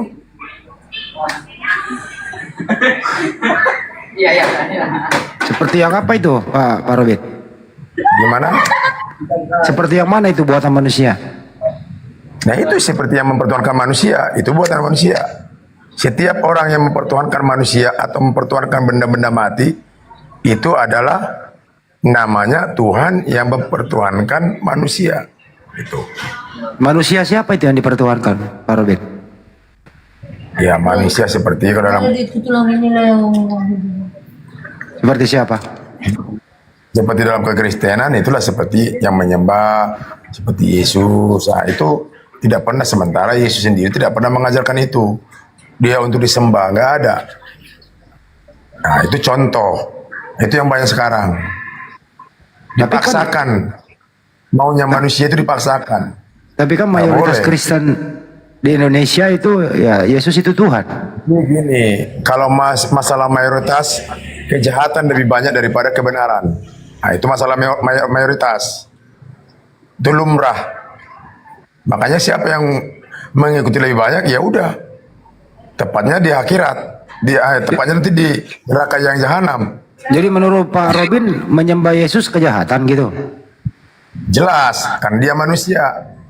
Makanya sekalipun dia manusia yang suci, tepuk tangan untuk Pak Robin. nggak boleh kita sembah. Itu. Selamat malam. Pak Robin ini Kristen lurus kayaknya nih. Malam. Malam Pak, malam. Pak 30 laki-laki, Anda dengar Pak Robin, silakan diluruskan kalau dia salah. Aduh. Jangan tenggelam Pak. Kok ngopi Pak 30? Hei. Ada yang nanya Pak Robin. Pak Robin ini Kristen apa bukan? Saya udah kata-kata saya Kristen sejati yang Kristen melakukan yang melakukan apa yang diperintahkan Yesus, bukan apa yang dilarang Yesus. Jangan mempertuhankan manusia, jangan. Itu ada dalilnya kok. Jadi kita harus percaya bahwa Yesus itu adalah manusia, bukan Tuhan. Di mana? 2 Yohanes 1 ayat 7. Di mana lagi? Yeremia 17 ayat 5. Itu jelas kok. Jadi apa yang harus saya bantah? Serius gue bilang gitu. Iya, ini customer saya punyanya. Waduh, hebat nih Pak Robin ini cara belajarnya nih. Ini gak Berakal ini. Ya, cuman gila sama dia sama ban mobil kayak gitu. Kita bawa cover. Apa nggak dimusuhi itu Bang, Pak Robin? Ya, gimana? Apa nggak ditolak Anda masuk gereja kalau begini caranya? Saya kan memiliki gereja sendiri. Gak usah. Nah ini yang banyak Kristen nggak tahu. Gereja atau bait suci yang sesungguhnya apa? Bukan bangunan. Biarkan saya ditolak dari bangunan. Yang penting saya nggak ditolak dari bangunan yang dibangun oleh Yang Maha Kuasa. Apa itu? Tubuh saya. Jadi gereja yang sesungguhnya adalah tubuh saya. Jadi bukan bangunan, mohon maaf, ya. Kenapa tubuh saya? Karena tubuh saya yang membangun adalah Maha Pencipta. Jadi inilah gereja yang sesungguhnya. Bukan bangunan, bangunan itu adalah yang dibangun oleh manusia berdosa. Itu. Jadi saya nggak akan pernah menggerejakan bangunan. Nanti sama saya dengan Pak Robin standby di sini. Ya, menunggu Kristen lain ya. Boleh, silakan. Jangan kemana-mana Pak Robin. Luruskan mereka yang menyembah manusia, gitu ya Pak Robin ya. Iya, silakan. Masalah mereka tidak mau terima, itu terserah urusan mereka kepada Maha Pencipta. Pak Robin. Tapi mereka mengatakan gini Pak Robin, Yesus itu manusia, sepenuhnya Tuhan Pak Robin. Tidak, dia sepenuhnya manusia suci. Itu yang benar. Kalau itu Tuhan tidak. Mohon maaf, karena Tuhan tidak akan terlihat. Itu intinya. Jadi sebelum ada manusianya Yesus, Tuhan sudah ada. Nah ini yang perlu disembah. Makanya seperti saudara Muslim luar biasa. Sebenarnya itu dalam Kristen juga dikatakan. Maka dalam Ibrani 11 itu jelas ayat 1. Apa arti iman? Iman adalah bukti dari segala sesuatu yang kita tidak lihat. Nah itu iman. Kalau benar-benar Kristen itu beriman, dia harus percaya kepada yang tidak kelihatan. Bukan percaya kepada yang kelihatan. Yesus mohon maaf, kan kelihatan. Jadi menurut Pak Robin yang kelihatan Yesus ini menurut Anda diciptakan oleh Tuhan? Utusan, diutus. Ya, sama artinya juga diciptakan. Dia juga makhluk, ya. Pak Robin? Makhluk diciptakan, gitu. Ya, jadi dia diutus sebagai alatnya. Alatnya untuk menyampaikan setiap kebenaran daripada Yang Maha Kuasa itu kepada manusia. Jadi utusan. Ya, makanya dikatakan saya saja tidak bisa berbuat apa-apa dari diri saya sendiri. Jelas, benar. Benar apa yang dikatakan Yesus itu. Jadi kita nggak perlu sangkal, dia nggak bisa berbuat apa-apa dari apa? Dari manusianya. Gitu. Tapi menurut Paulus itu dia mati hidup menjadi Tuhan. Saya sudah katakan, siapakah Yesus menurut Yesus? Nah ini ya, siapakah Yesus menurut Yesus sebagai utusan? Tetapi siapakah Yesus menurut Paulus atau menurut semua manusia menjadi Tuhan? Nah ini yang jadi keliru. Makanya jadi penyesat. Itu. Tanggapan Anda mengenai tulisan Paulus gimana? Tanggapan saya menurut Paulus itu kan buatan manusia. Benar itu semua. Maksudnya tulisan Paulus ini meluruskan apa tidak meluruskan?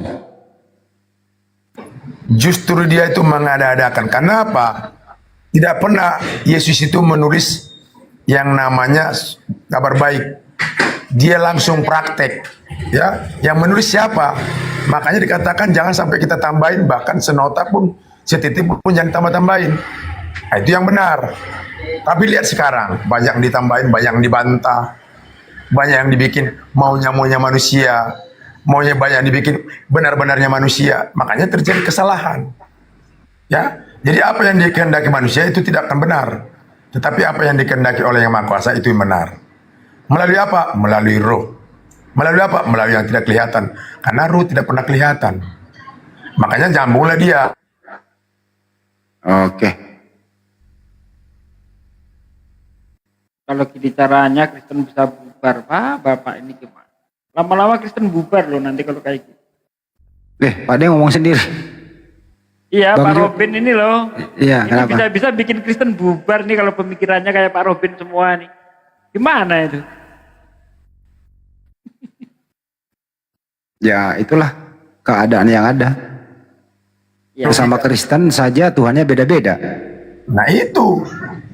Kenapa? Mempertuhankan manusia, mempertuhankan dunia. Kalau tidak mau dia perbedaan, dia akan mempertuhankan Tuhan yang Esa. Karena apa? Yang menciptakan semua umat manusia tidak ada berbeda. Siapa yang mau berbeda? Aturan manusia. Maka terjadilah perbedaan. Doktrin saya paling benar, doktrin saya paling benar. Makanya terjadi perbedaan. Yang benar itu hanya Yang Maha Kuasa. Kita harus mengikuti Yang Maha Kuasa. Jadi kiblat kita itu hanya kepada Yang Maha Kuasa. Kenapa harus kepada Yang Maha Kuasa? Karena dialah yang Maha Suci, Maha Penglihat, Maha segalanya, Maha Pengasih. Pokoknya yang Maha tidak terukur. Oleh siapa? Oleh ciptaan. Maka ciptaan tidak akan pernah bisa mengukur pencipta. Itu harus digarisbawahi. Jadi kalau ada seorang ciptaan bisa mengukur pencipta, itu berarti bukan Tuhan. Gampang kok. Jadi Tapi kan ada istilah Tritunggal. Bagaimana istilah Tritunggal? 3 pribadi, satu hakikat. Itu bukan Tuhan. Kita ukur dengan Tritunggal. Jadi Tuhan itu jangan kita macam-macamkan. Yang penting intinya Tuhan itu Maha Esa. Maha tidak ternilai, namanya Maha. Jadi tidak ada namanya ciptaan itu seperti kita sendiri untuk menilai Tuhan. Nggak ada. Hak kita itu nggak ada. Tapi sebaliknya ada. Tuhanlah yang menilai kita sebagai ciptaannya. Begitu Pak. Jadi apapun alasannya menurut Pak Robin, Yesus adalah utusan Tuhan, bukan Tuhan gitu ya? Benar. Siapa yang menyampaikan itu? Sebenarnya yang menyampaikan itu Yesus itu sendiri. Cuman banyak sekarang dibantah kalangan daripada Kristen. Tapi nggak apa-apa, hidup ini pilihan kok. Karena apa? Itulah kita punya luar biasa, punya Tuhan yang Esa. Ya, memberikan kebebasan memilih bagi setiap makhluk ciptaannya.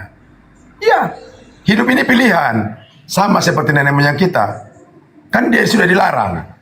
Jangan kau makan buah itu. Kalau dalam surat saya namanya buah holy. Ternyata dimakan. Ya hidup pilihan. Makanya yang Maha Kuasa, Maha Pencipta memberikan kebebasan untuk memilih. Silakan. Kalau kau memilih untuk lebih baik jatuh dalam dosa atau masuk neraka, silakan. Kita nggak boleh paksa. Kita nggak boleh harus paksa. Banyak juga kebenaran. Kita juga nggak boleh paksa. Yang penting kita sampaikan. Jadi saya berbahagia kepada saudara-saudara saya Muslim. Luar biasa ya menyampaikan kebenaran itu kepada saudara-saudara Kristen. Tapi banyak orang itu membangkang, membantah. Terserah. Ya, yang penting jangan dipertuhankan manusia. Akan menjadi apa? Akan menjadi terkutuk dan menjadi orang antikris, akan menjadi penyesat. Itu jelas. Firman Tuhan yang berkata 2 Yohanes 1 ayat 7, Yeremia 17 ayat 5. Terkutuklah orang yang mengandalkan manusia. Ya, maupun Yesus sekalipun Yesus itu manusia suci, kita tidak boleh mengandalkannya. Bahkan dia sendiri berserah kepada Bapa. Nah, siapa Bapa itu? Nah, itulah yang gak kelihatan tadi. Nah, kalau dalam Muslim namanya Allah. Makanya dikatakan La ilaha illallah. Jadi tidak ada Tuhan selain yang Maha Kuasa. Itu benar. Jadi jangan kita tuhan-tuhankan, jangan kita ada-adakan. Nah, ini perlu dipahami. Jadi banyak. Jadi ini makanya saya justru ketika saya menyampaikan kebenaran kepada saudara-saudara saya yang seagama, justru saya dikatakan apa? Orang yang sesat. Gak apa-apa. Sama seperti yang dialami oleh Yesus. Ya, ketika dia menyampaikan kebenaran, malah dia apa? Diolok-olok. Ya, dia dilempari pakai batu. Dia dikatakan apa? Orang nggak benar. Nah itu harus kita terima. Jadi setiap orang benar itu pasti dibenci banyak orang.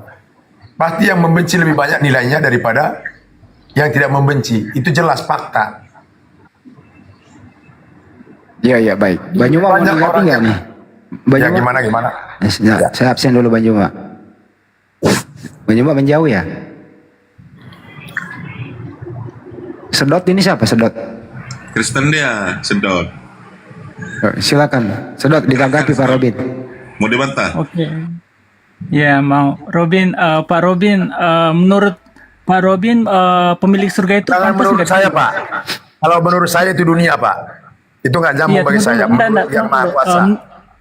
Menurut Pak Robin. Yang Maha Kuasa Pak. Jadi adakan yang Maha Kuasa. Jangan menurut saya. Saya manusia Pak. Nanti seakan-akan jadi mempertuhankan manusia. Mohon maaf Pak. Ya silakan lanjut. Gini nih, menurut Bapak pemilik surga itu pantas Jangan menurut saya Pak. Jangan menurut saya. Menurut Tuhan bagaimana Pak? Gitu. Jadi kita jangan mencuri kemuliaan Tuhan. Gitu Pak. Oke, Saya selalu mengandalkan Bang Tuhan Pak. Fadil ini Kristen atau apa? Kristen kan? Saya Kristen sejati Pak. Puji Tuhan Oke, Pak. boleh nggak aku tanya? Apa kehendak Bapak? Kehendak Bapa jangan ada ilah-ilah lain, itu yang pertama. Ya. Jangan membuat patung, menyerupai apapun. Nah, itu kehendak Bapa. Biar Bapa jalan itu berbicara tentang 10 hukum Taurat. Makanya dalam Matius 6 dikatakan, carilah dahulu kerajaan Bapa atau kerajaan Allah. Itu jelas. Jadi kerajaan itu berbicara tentang 10 hukum Taurat. Nah, dan kebenarannya. Kebenaran itu 9 buah roh. Jadi kita harus menjalankan 9 buah roh. Nah gitu Pak ya. Pak Robin, Oke, gimana, Pak Robin Pak? coba buka Yohanes 6 ayat 40. Bapak baca sajalah, nggak perlu saya buka-buka. Karena begini, baca. Silakan Pak, biar saya tanggapi nanti. Oke. Sebab ini Yohanes 6:40 berkata, Yesus berkata gini, sebab inilah kehendak Bapakku, yaitu supaya setiap orang yang melihat anak dan percaya kepadanya beroleh hidup yang kekal, dan supaya aku membangkitkannya pada akhir zaman. Itulah kehendak Bapa. Nah, jadi bukan kehendaknya manusianya Yesus itu, Pak. Makanya sama seperti Iya, ini. kehendaknya apa tadi? Apa kehendak Bapa? Dengar dulu, Pak. Karena dengan aku dan Bapa adalah satu. Bapak tahu nggak apa yang dimaksud Yesus itu aku dan Bapa satu? Jadi yang dimaksud itu Bapak, mohon maaf yang sebesar-besarnya, bukan manusianya yang satu. Tetapi apa yang di dalam manusianya Yesus, apa itu? Roh. Makanya itu Pak, jangan dipatahkan Yohanes 4 ayat 24. Siapakah Tuhan itu? Siapakah Allah itu? Adalah roh, Pak. Bukan manusia. Mohon maaf ya Pak. Nah itu, makanya Bapak itu baca lagi lebih jelas. Aku dan Bapak satu, yang satu itu adalah roh. Jadi aku dengan siapa nih? Dia Bang Juman ya. Aku ada dengan cuma satu. Apa yang satu? Ruhnya, tapi jasad kami beda. Pak Robi, Kenapa satu? Yohanes 6 ayat 40 paham. enggak berkata tentang Jadi yang tiga dimaksud dalam di situ satu. Pak, yang dimaksud di situ Pak, saya udah paham itu. Jadi sama seperti aku dan Bapak satu. Ya, karena engkau sudah melihat aku, kau melihat Bapa. Jadi maksudnya itu apa Pak? Ruhnya yang dilihat Pak. Ya, ruhnya yang dilihat. Ayat itu enggak ada hubungannya dengan tiga dalam satu, enggak ada hubungannya sama sekali dengan tiga dalam satu. Ayat itu Ya, memang berkata nggak ada beda. Konteksnya beda jauh beda dengan yang Anda katakan. Benar, konteksnya jauh beda Pak. Benar. Makanya Bapak itu meresponinya secara ruh Pak, jangan secara sekolah teologi, secara logika, secara akal Pak, secara dunia. Roh, Pak, ini yang tertulis loh di sini. Iya tertulis Pak. Jadi itu tertulis itu harus kita imani secara roh, secara yang tidak kelihatan. Seperti Ibrani 11 ayat 1. Ya, iman, apa arti iman? Iman adalah bukti dari segala sesuatu yang kita tidak lihat. Itu iman. Jadi kalau kita lari kemana-mana, itu mohon maaf Pak. Kemana-mana. Kalau Bapak mau percaya seperti itu silakan. Saya nggak paksa. ini bukan menurut saya, ini menurut- menurut Yesus loh. Ini menurut Yesus. Bukan menurut saya Pak. Saya nggak pernah menurut saya. Ketika saya Bukan menyampaikan menurut sesuatu Yesus. menurut saya Pak. Ini perkataan Yesus, bukan perkataan saya. Iya, menurut perkataan Yesus. Nah itu seperti itulah cara meresponnya Pak, cara mengetahuinya. Jadi mengetahuinya jangan pakai pemikiran dunia Pak. Anda jangan yang ada- lari kemana-mana pakai ayat lain, nggak ada hubungannya loh Pak. Bukan tidak ada hubungannya. Ya itu jelas Pak. Jadi Ini yang anak dikatakan SD bisa mengerti loh ayat ini. Anak SD bisa mengerti loh. makanya kalau itu bisa dimengerti oleh anak SD berarti itu bukan permanen Pak. Justru kita tidak mengerti yang Maha Kuasa itu. Memang kita tidak mengerti. Ya. Silakan Geruda. Karena yang Maha Kuasa tidak akan kita bisa sampai kapan tidak akan bisa kita mengerti. Berarti kalau kita bisa mengerti yang Maha Kuasa, berarti itu bukan yang Maha Kuasa. Karena orang kita manusia. Masa manusia bisa mengerti yang Maha Kuasa? Nggak fokus dengan ayat ini Pak. Jangan kemana-mana dulu. Itu aja intinya Pak, fokus. Sekarang intinya? begini aja Pak. Sebelum ada Yesus, jadi ya Bapak jangan pertahankan, Bapak jangan giring saya, ya. Sampai kapan? Nggak menggiring, Karena ini sebelum ada perkataannya sudah Yesus, jelas. dengar Pak, sebelum ada Yesus Tuhan sudah ada belum? Saya mau bertanya dulu kepada Bapak, jawab dengan benar. Oke, sebelum ada Yesus, posisinya Yesus itu apa di surga? Ya, saya tanya jangan berbelit-belit Pak. Sebelum ada Yesus Anda Tuhan yang sudah ada apa berbelit-belit. belum? Jawabannya Yesus itu iya atau tidak. Itu aja Pak. Jangan Bapak bikin ini pengetahuan dunia Pak. Yesus Bapak itu jangan Tuhan. bumbu-bumbuin. Bapak jangan bumbu-bumbuin. Saya akan bertanya, Bapak sebelum ada Yesus, manusianya Yesus, apakah Tuhan sudah ada apa belum? Itu aja Bapak bilang, jawab. Yesus itu Iya atau Tuhan. tidak? Iya gimana?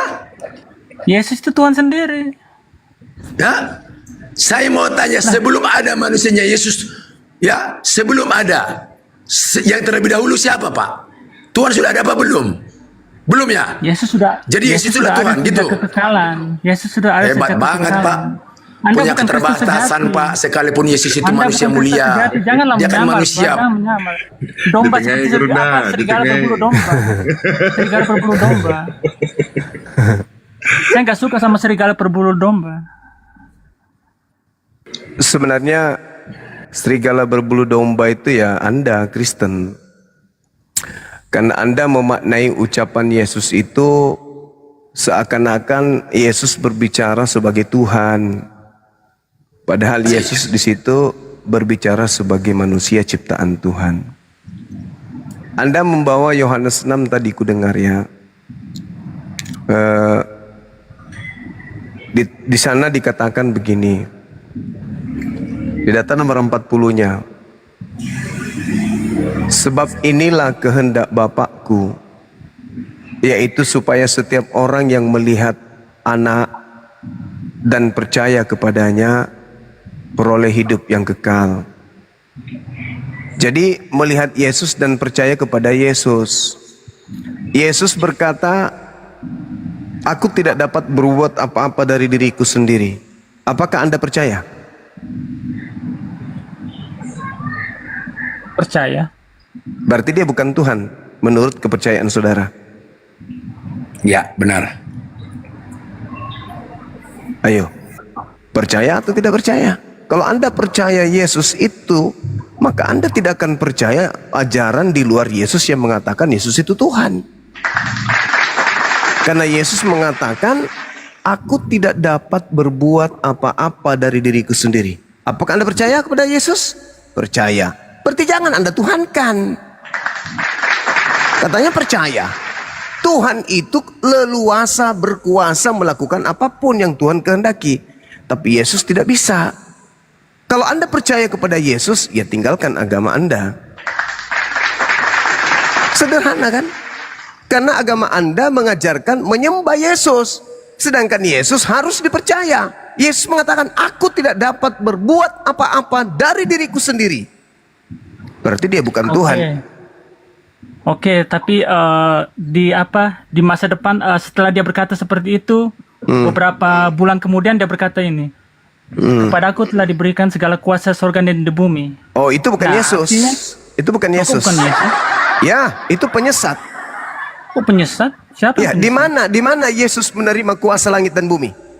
Itu perkataan Yesus. Di mana Yesus menerima kuasa? Sementara Yesus mengatakan, aku tidak dapat berbuat apa-apa dari diriku sendiri. Malah kesaksiannya di dalam Yohanes 5 nomor 36. Apa kesaksian Yesus? Semua pekerjaan yang aku lakukan, pekerjaan itu yang bersaksi tentang aku bahwa aku utusan Tuhan.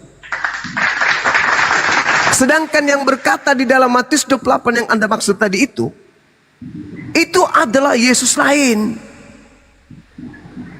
Yesus yang asli mengatakan, pergilah kepada bangsa Israel, jangan ke bangsa yang lain, tetapi pergilah kepada domba yang sesat dari umat Israel. Itu Yesus asli. Yesus berpesan kepada ke-12 muridnya, Matius 10 nomor 5 nomor 6, agar jangan ke bangsa lain. Itu Yesus asli.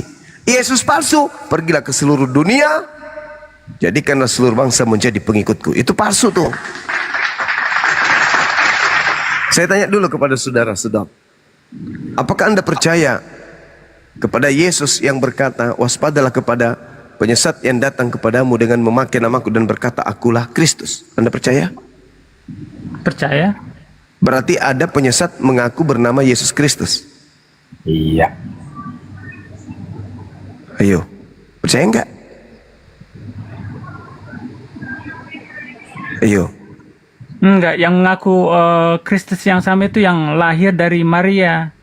Lah, Yesus sendiri yang berkata, waspadalah kepada penyesat yang datang kepadamu dengan memakai namaku dan berkata, akulah Kristus.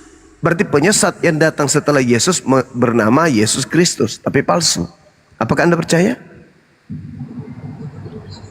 Enggak ada tuh ditulis. Matius 24 nomor 4 nomor 5. Waspadalah kepada penyesat yang datang kepadamu dengan memakai namaku dan berkata, akulah Kristus. Gini aja Bang Zuma. Coba Anda tanya sama Bang Robin, apakah yang mengatakan kepadaku telah diberikan segala kuasa di surga dan bumi itu Yesus palsu atau Yesus asli? Tunggu dulu. Saudara Robin tidak menuhankan Yesus. Dia mendudukkan Yesus itu sebagai rasul utusan Tuhan. Sedangkan Anda mendudukkan Yesus itu sebagai Tuhan. Sedangkan yang mau dituhankan selain Tuhan itu hanya iblis. Ya, kamu konfirmasi dulu apakah dia bilang itu Yesus palsu atau Yesus asli? Ya Anda kenapa harus ke Pak Robin? Aku Kristen sejati, aku percaya semua perkataan Yesus. Ya, kalau Anda percaya kepada perkataan Yesus, berarti Anda harus mengakui bahwa Yesus itu berpesan agar waspada kepada setan yang datang memakai nama Yesus dan berkata, akulah Kristus. Gimana? Ya itu nggak dibilang siapa apa. Loh, diwaspadalah. Itu untuk akhir zaman. Penyesatnya memakai nama Yesus. Berarti penyesat Ya, itu untuk pakai. akhir zaman. Siapa bilang itu untuk akhir zaman? Itu untuk akhir zaman. Siapa bilang itu untuk akhir zaman? Itu ucapan Yesus kepada muridnya. Muridnya yang bertanya kepadanya di Bukit Zaitun. Ya, itu, tapi konteksnya itu supaya nanti ditulis. Nah, nanti ditulis untuk akhir zaman, orang-orang yang di tidak akhir zaman. ada cerita akhir zaman, tulisan saudara. ini baru diperingatkan. Jangan Anda menyesatkan di sini. Di awal tadi saya sudah mengatakan bahwasanya Yesus berpesan kepada muridnya yang asli, jangan ke bangsa lain. Dan Yesus berkata kepada muridnya yang asli, akan datang penyesat kepada kalian, memakai nama aku dan berkata, akulah Kristus. Jangan kamu percaya. Harus ada penyesat yang datang di abad pertama yang menemui murid-murid Yesus yang berkata, akulah Kristus gurumu. Dan saya bisa tunjukkan itu. Kalau Anda minta, coba Anda buka. Jangan dibenturkan satu ayat dengan ayat lainnya. Karena saya tidak membenturkan. Saya menjelaskan apa yang Yesus sampaikan kepada muridnya dan dicatat oleh kitab saudara. Yesusnya yang berkata kepada muridnya yang asli, ente bukan muridnya, ente pengikut Kristus yang palsu. Yesus asli berpesan kepada muridnya, jangan ke bangsa lain, titik. Matius 10 nomor 5 nomor 6, jangan ke bangsa lain, titik. Ya karena mereka kan itu murid-muridnya diutus untuk bangsa apa, umat Yahudi aja, bangsa Yahudi aja, karena itu. Berarti ke-12 muridnya tidak ke bangsa lain kan? Tidak, karena Yesus belum mati. Nah, terus siapa yang memerintahkan ke bangsa lain? Yesus bilang, aku diutus cuma untuk Bani Israel doang. Itu karena dia belum mati. Tapi setelah dia mati sudah ada korban penebusan, baru diutus. Dia itu Anda katakan itu Anda katakan seperti itu karena Anda pengikut Kristus palsu. Anda memaksakan Kristus palsu itu adalah asli. Kalau itu yang terjadi menurut saudara, tolong tunjukkan Kristus palsu yang datang kepada murid Yesus di abad pertama itu yang mana? Saya udah bilang dia itu bukan di abad pertama, itu untuk akhir zaman. Anda yang salah menafsirkan. Itu abad pertama, saudara. Yesusnya berbicara kepada orang yang bertanya kepadanya, Guru, apa tanda kedatanganmu? Tanda kedatangan? Apa tanda kedatangan Yesus kalau dia yang datang? Kedatangan yang kemana? Yang kedua kali atau yang pertama kali? Yang kedua kali. Gak ada cerita yang ketiga kali, duluan baru kedua kali. Dia bilang kan itu kan kedatangannya pada akhir zaman. Tidak ada dikatakan. Saudara, Anda menakar akhir zaman itu adalah zaman yang akan datang kan? Sementara Yesus berbicara, tanda kedatanganku adalah tanda akhir zaman. Betul nggak? Kedatangan yang mana yang Anda maksud ini? Kedatangan Yesus itu cuma 2 kali. Kedatangan yang pertama adalah ketika dia keluar dari rahim ibunya sampai dia terangkat ke langit. Kedatangan yang kedua adalah ketika ia datang membawa tanda-tanda kiamat. Pertanyaan saya, itu di masa depan atau masa lalu itu? Itu masa depan dari hari di mana Yesus mengatakan itu. Hah? Yes. Masa depan. Jadi sudah lewat. Belum lewat. Makanya yang datang kepada Kristen itu bukan Yesus. Bukan, karena itu loh yang domba serigala berbulu domba itu. Itu yang datang kepada murid-murid Yesus dan itu yang kamu ikuti. Itu kan untuk akhir zaman, untuk masa depan. Akhir zaman, kalau untuk akhir zaman itu Yesus yang datang. Sekarang ada 2 akhir zaman ini. Cuman satu ya akhir di masa zaman. Depan aja, kenapa harus dibawa ke masa lalu? Ya, yang datang ke masa lalu itu bukan Yesus. Artinya penyesat itu belum datang, itu di akhir penyesat zaman. Itu sudah datang, mengaku Yesus, tapi tidak membawa tanda-tanda kedatangan Yesus. Yesus berkata, kalau aku yang datang, tandanya akan nampak di tengah langit. Aku sebagai manusia, seluruh manusia akan melihat aku. Itu sudah terjadi atau belum? Belum. Belum. Berarti yang datang kepada Paulus siapa? Ya Yesus. Bagaimana Anda ini berpikir? Yesus kalau datang dia nampak di tengah langit dan seluruh manusia akan melihatnya. Kalau aku yang datang. Kalau bukan aku, itulah penyesat. Membawa namaku, memakai namaku, mengaku Kristus, tapi tidak ada tanda-tanda yang aku sebutkan ini. Jangan kamu percaya.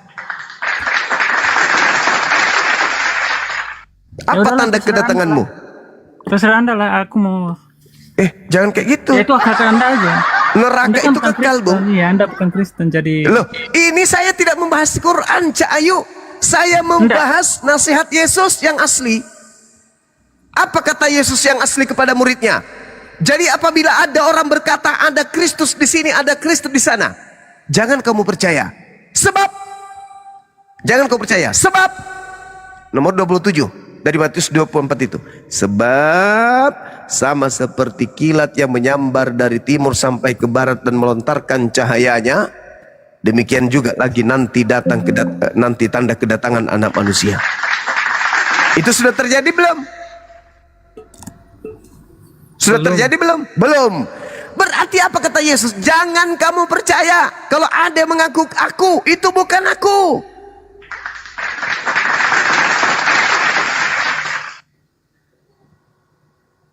Sampai sini paham? Stop. Sampai sini paham? Baca sedot.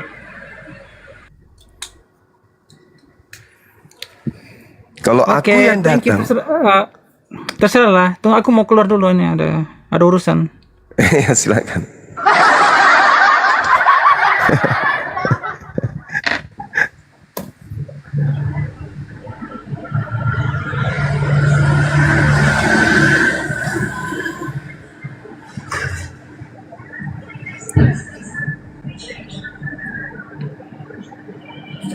Loh, kok turun?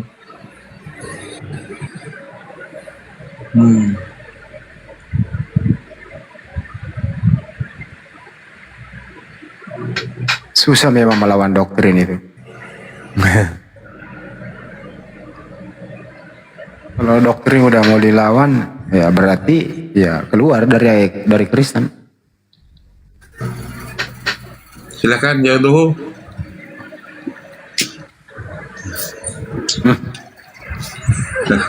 Kalau ini Bapak Robi yang hadapi nih. Ya. Oke, bro. Selamat malam. Malam. Iya. Wah.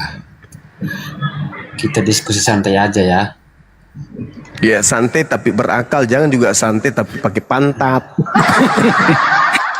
Kok santai-santai tapi tidak pakai akal, gimana? Anda ke rumah sakit jiwa aja ngomong. Ya, Islam itulah yang menemukan akal. Agamamu tidak menemukan akal.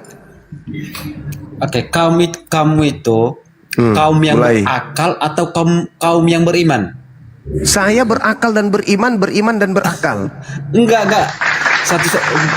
Satu-satunya. Mulai. Kaum yang berakal atau kaum beriman? Silakan jawab. Kami beriman dan berakal dan beriman. Enggak. Kau mengatakan kaum berakal. Sekarang saya buktikan. Saya buktikan kalau saya beriman dan saya berakal. Saya buktikan. Oke. Dengarkan saya. Ketika dikatakan Tuhan saya satu, Qul huwallahu ahad. Menurutmu masuk akal enggak? Ya kalau kitab suci begitu ya. Tunggu, jangan dulu. Akalmu dulu. Iya apa? Katakanlah bahwa Tuhan alam semesta itu adalah satu. Masuk akal nggak? Satu ya. Masuk akal? Ya. Ah, itu yang kami imani. Berarti akal dan iman. Nah sekarang saya balik samamu. Masuk akal nggak? Tuhan itu tiga. Tiga dalam satu ya? Di mana masuk akalnya Tuhan tiga dalam satu? Memang topi terima. Ayo. Kamu paham tentang kata satu? Paham? Satu itu bukan dua, bukan tiga. Ayo. Ya, satu kamu paham apa? kata tiga? Ya, satu itu apa? Satu itu bukan tiga. Satu bukan tiga. Yes. Kamu berapa? Saya satu. Di dalam kesatuan itu ada yang berbeda enggak? Enggak ada yang berbeda. Saya adalah saya. Enggak. Tubuhmu sama rohmu sama enggak? Sama. Allah. Kenapa? Roh sama tubuh sama enggak? Roh sama tubuh sama enggak? Kamu tanya saya kan? Iya. Ya, kalau saya adalah ruh, saya adalah jasad. Itulah suma. Oke, berbeda enggak? Apanya yang berbeda? Apa yang berbeda? Rohmu dan tubuhmu sama enggak? Kalau rohku dan tubuhku itu jelas berbeda. Nah, menyatu dalam tubuhmu enggak? Jelas karena itu adalah saya. Gimana orang ini? Oke, gue tanya berapa? Oke, Zuma berapa sekarang? Satu. Loh, katanya ada roh, ada tubuh.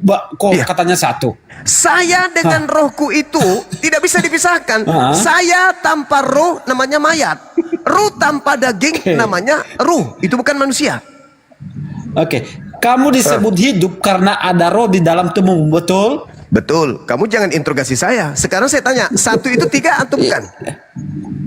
Ya, karena tiga di dalam satu itu. Satu di dalam tiga. Gimana ceritanya kau sebut satu dalam tiga? Tiga dalam satu maksud apa?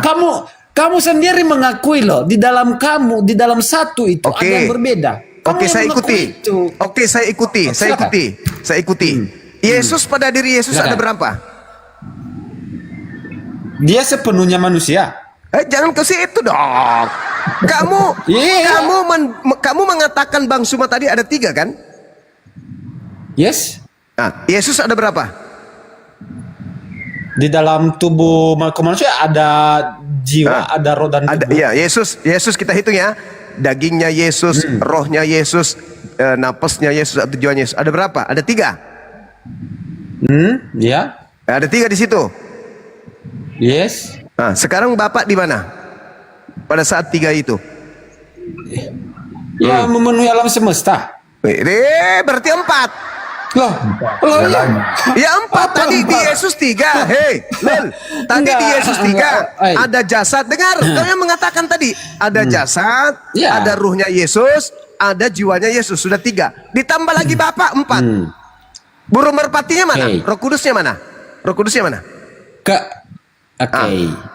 Di dalam yang Roh Kudusnya mana? Sabar. Roh Kudusnya mana? Karena di dalam di dalam Tuhan Yesus. Di dalam Yesus, dengar. Di dalam diri Yesus sudah ada tiga. Dua di luar, burung merpati dan Bapak. Karena ada berapa? Karena dia sepenuhnya manusia. Kalau sepenuhnya manusia berarti tidak ada pada dirinya burung merpati. Kok nggak ada burung? Apa nyambungnya? Kan tadi sepenuhnya manusia. Kau yang mengatakan dia sepenuhnya manusia. Kalau dia sudah sepenuhnya manusia, berarti padanya tidak ada unsur lain. Kutanya dulu samamu. Kalau dia sepenuhnya manusia. Mengatakan burung merpati? Apa sinkronnya di situ? Ya kan katanya Roh Kudus burung merpati. Gimana sih? Saya mengatakan dia itu adalah sepenuhnya manusia. Ya sudah selesai berarti. Bukan berarti ketika yes. Oke, dengarkan saya, saudara, dengarkan saya. Anda mengatakan Yesus itu sepenuhnya manusia. Muncul pertanyaan nih, apakah ada pada manusia seutuhnya manusia, pada dirinya ada unsur burung merpati? Enggak ada. Enggak ada. Apakah ada unsur setan? Enggak ada. Enggak ada. Apakah padanya ada unsur Tuhan? Yes. Loh, tadi katanya 100% manusia, seutuhnya manusia. Mana yang karena di dalam keinsaniannya itu berdiam kealahan. Berarti tidak sepenuhnya manusia. Loh, yang benar adalah sepotong manusia, sepotong Allah. Sepotong itu artinya tidak utuh, ada kecacat di situ, cacat. Tahu nggak? Kamu yang membangun narasi itu. Di dalam dirinya ada keilahian, tetapi dia juga ada kemanusiaan. Di situ ada berapa unsur? Saya mengatakan. Kutanya dulu saya sama di situ ada berapa dia unsur? Itu Saya mengatakan dia itu sepenuhnya, bukan sepotong. Kamu yang mengatakan sepotong. Kalau sepenuhnya, Gimana sih? Bung, kalau sepenuhnya Oke. berarti tidak ada lagi unsur lain karena sudah penuh. Oke.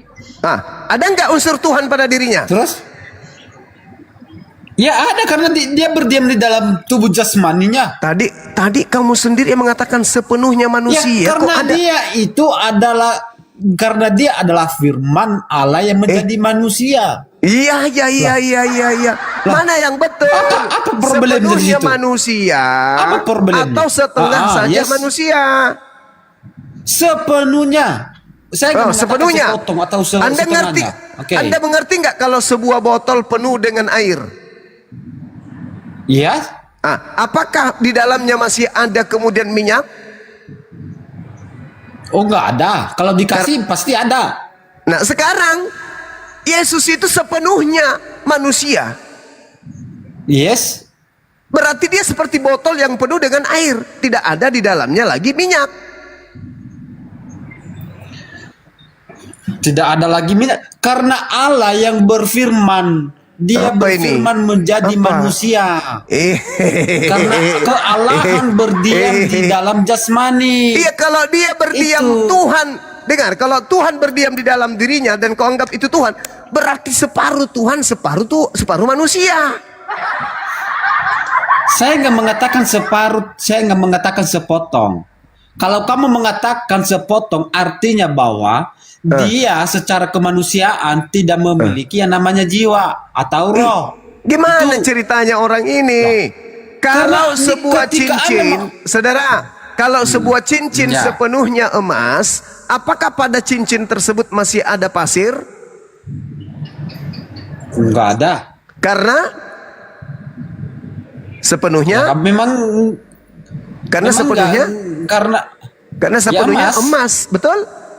Yes. Nah, kalau sepenuhnya manusia, berarti tak ada lagi unsur lain karena sudah sepenuhnya manusia. Iya, karena Tuhan berteofani menyatakan dirinya kepada manusia.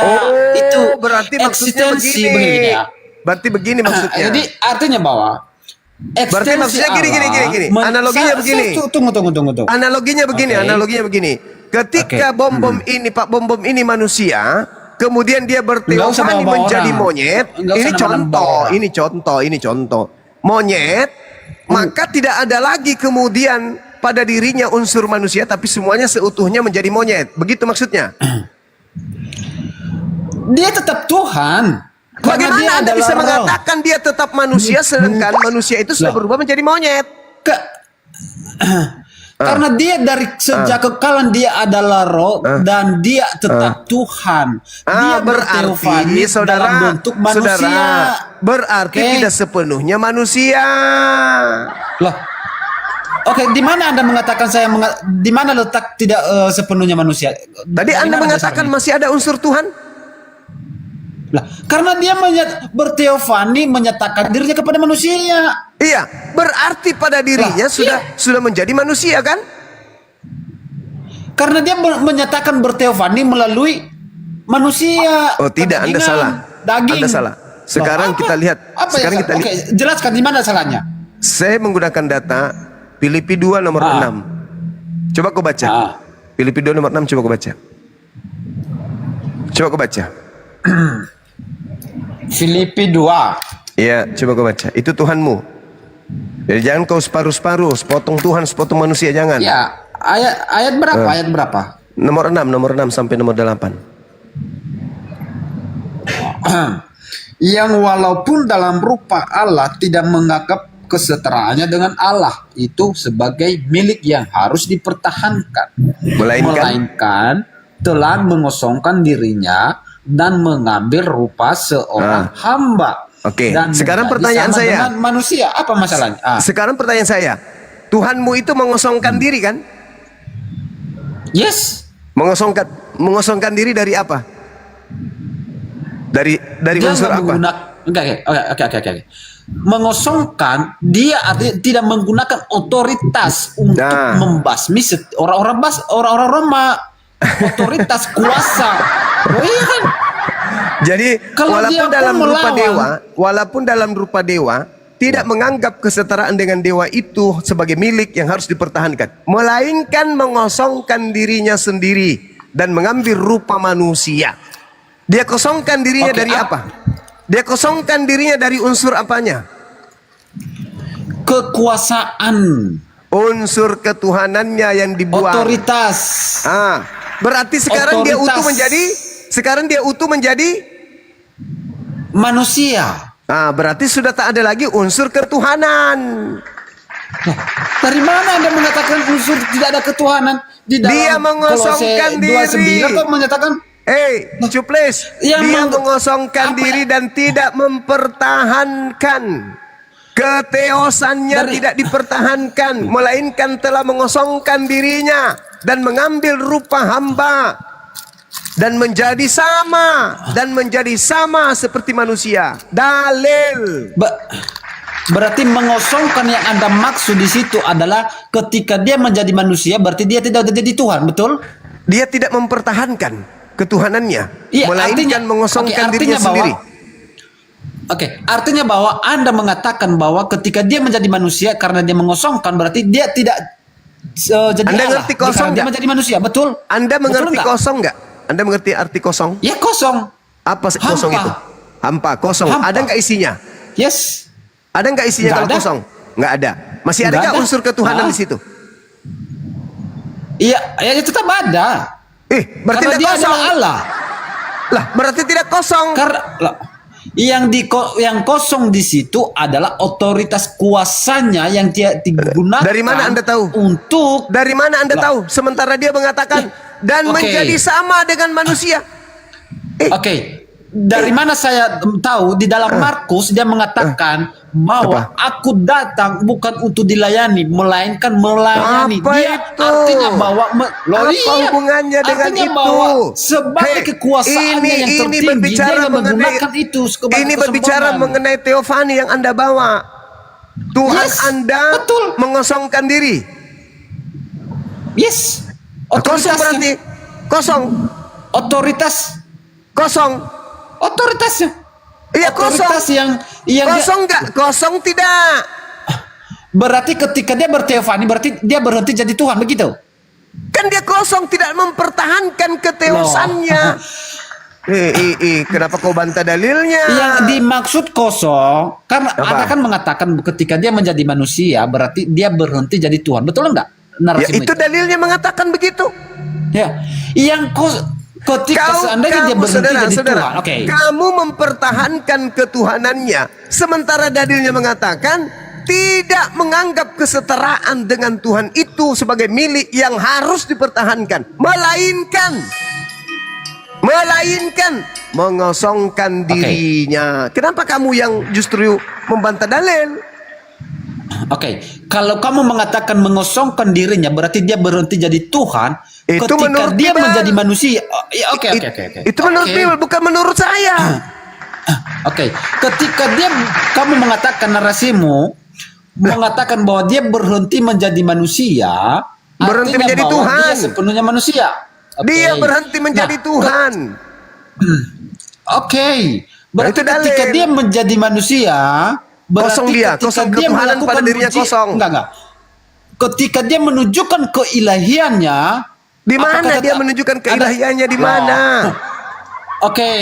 Keilahiannya yang pertama, yang pertama adalah membangkitkan orang mati. Berarti dia kosong. Berarti dia tidak kosong kalau begitu. Kosong? Emang manusia bisa membangkitkan orang mati? Loh, coba Anda baca Kisah Para Rasul 2 nomor 22. Coba Anda baca. Coba Anda baca. Anda baca coba. Berapa? Ya, Kisah Para Rasul 2 nomor 22. Coba Anda baca. Membantah dalil terus orang ini. Hai orang-orang Israel, dengarlah perkataan ini. Yang aku maksud ialah Yesus dari Nazaret, seorang yang telah ditentukan Allah dan yang dinyatakan kepadamu dengan kekuatan-kekuatan dan mukjizat-mukjizat dan tanda-tanda yang dilakukan oleh Allah perantara dia di tengah-tengah kamu. Siapa yang melakukan Seperti membangkitkan yang orang kamu mati itu ketahui. siapa? Menurut dalil itu yang membangkitkan orang mati siapa? Ya Allah. Ah, pintar. Melalui perantaraan siapa? Ya, kalau di sini Yesus dari Nazaret. Ya, berarti Yesus itu Kemanusiaan. hanya manusia kan? Dia sepenuhnya manusia, betul. Ya, masuk lagi botol. Sepenuhnya Oh, manusia ya iya. memang. Terus? Tapi dia Iya, sepenuhnya betul. bukan Terus apa? Tuhan. Lah, di dalam Lu apa? Yohanes 1 pada mulanya adalah firman-firman itu kesitu bersama-sama dengan lagi. Allah. Dia Dan baca firman dalil, itu dia adalah sendiri Allah. yang buntahkan dalil kitabnya sendiri. Lucu saya ente enggak, ini. saya nggak membaca dalilmu. Saya Saudara, Emang yang dia itu adalah melakukan manusia yang sepenuhnya? melakukan mujizat tanda-tanda kekuatan tadi itu Yesus atau Allah? Allah. Bukan Yesus kan? Siapa Allah? Oke, siapakah Allah itu? Tuhannya Yesus. Enggak, siapakah Allahnya itu? Tuhannya Yesus. Menurut Alkitab, ya, Tuhannya Yesus.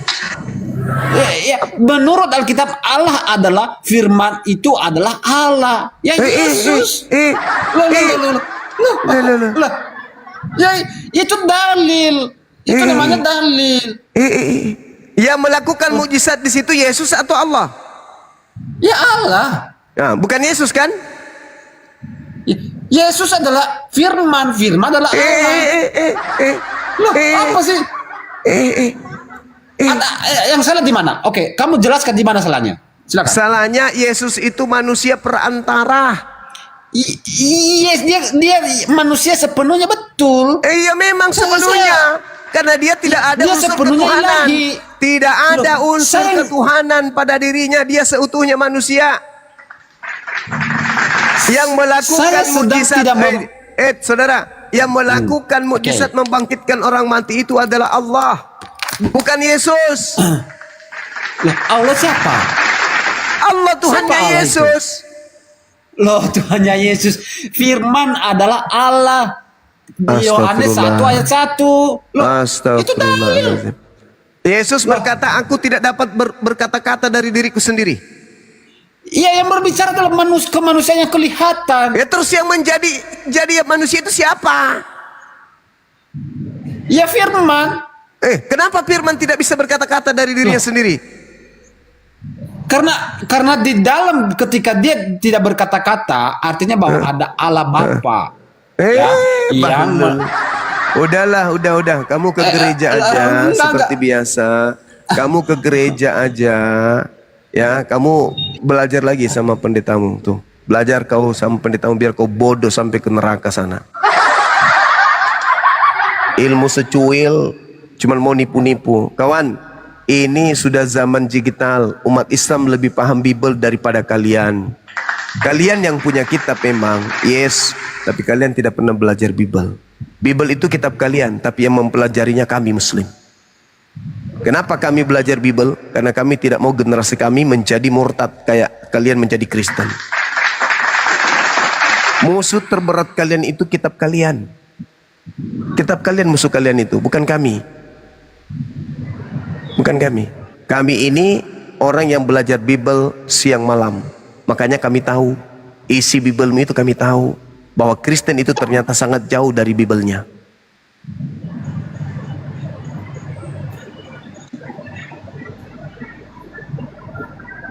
Itu fakta itu. Anda hanya punya kemampuan memelintir isi Bible sendiri.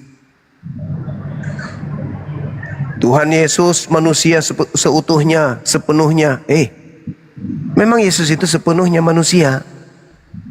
Tak ada unsur malaikat pada dirinya, tak ada unsur Tuhan pada dirinya. Kalaupun dia melakukan mujizat, itu karena dia adalah wakil Tuhan. Dia duta Tuhan yang diserahkan kekuatan kepadanya dari Tuhan.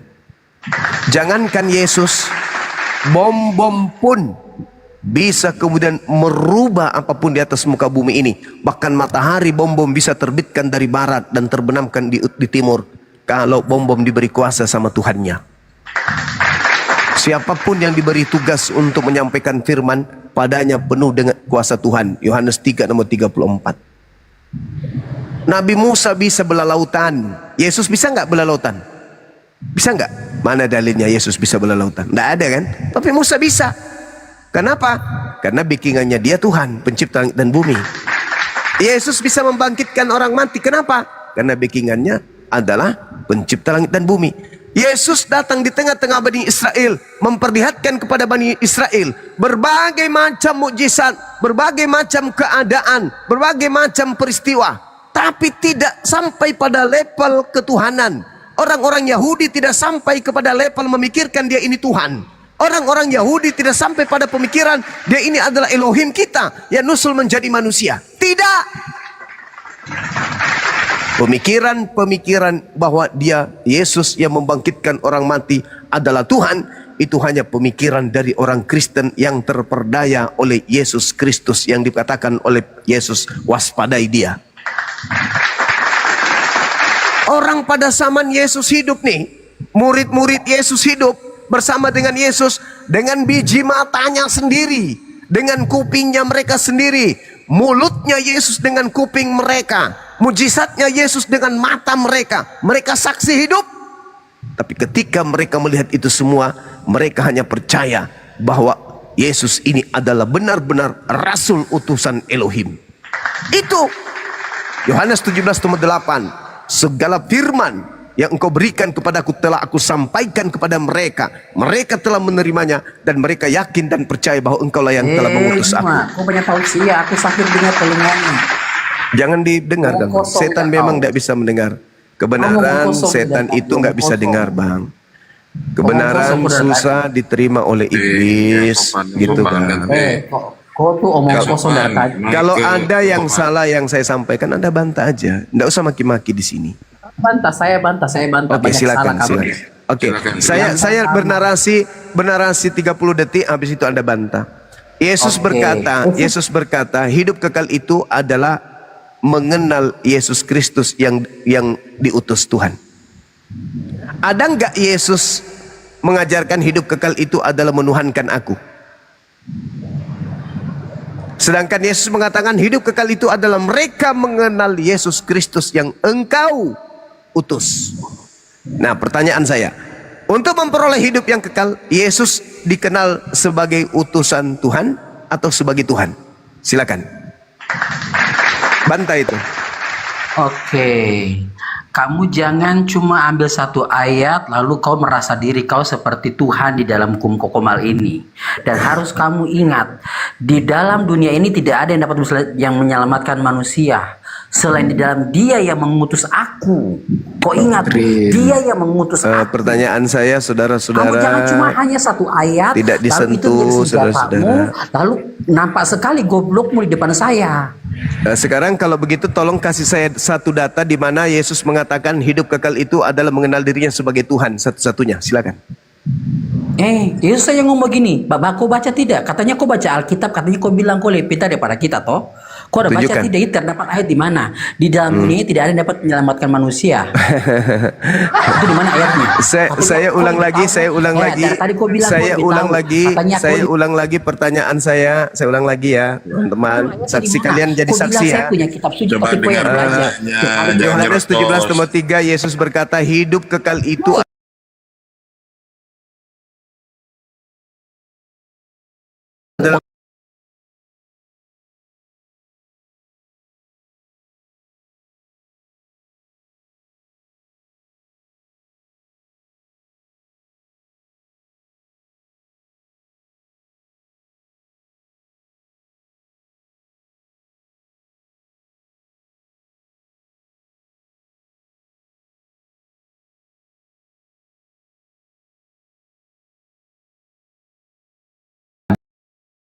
mengenal Yesus Kristus yang engkau utus.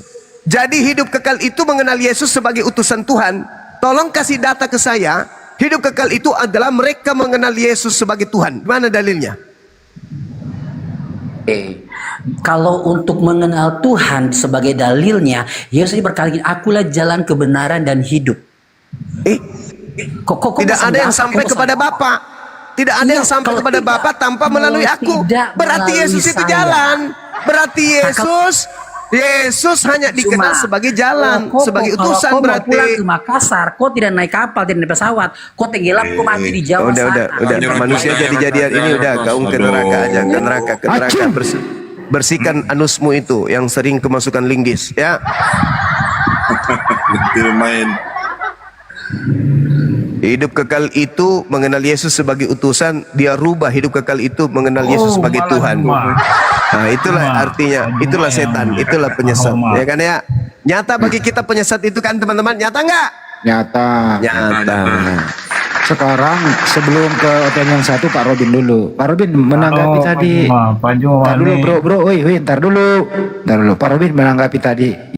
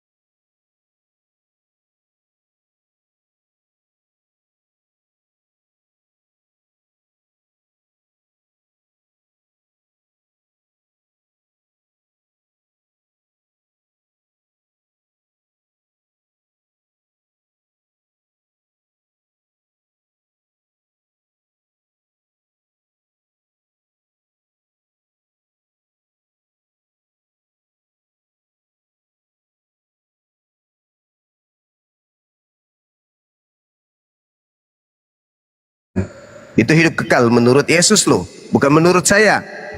Nah sekarang hidup kekal itu mengenal Yesus sebagai apa Pak? Sebagai utusan Tuhan atau sebagai Tuhan? Orang bodoh kembali. Orang nggak paham tentang kitab orang, ajarkan lagi bisa tentang. menjawab ini. Mau saya turunkan Gurunda.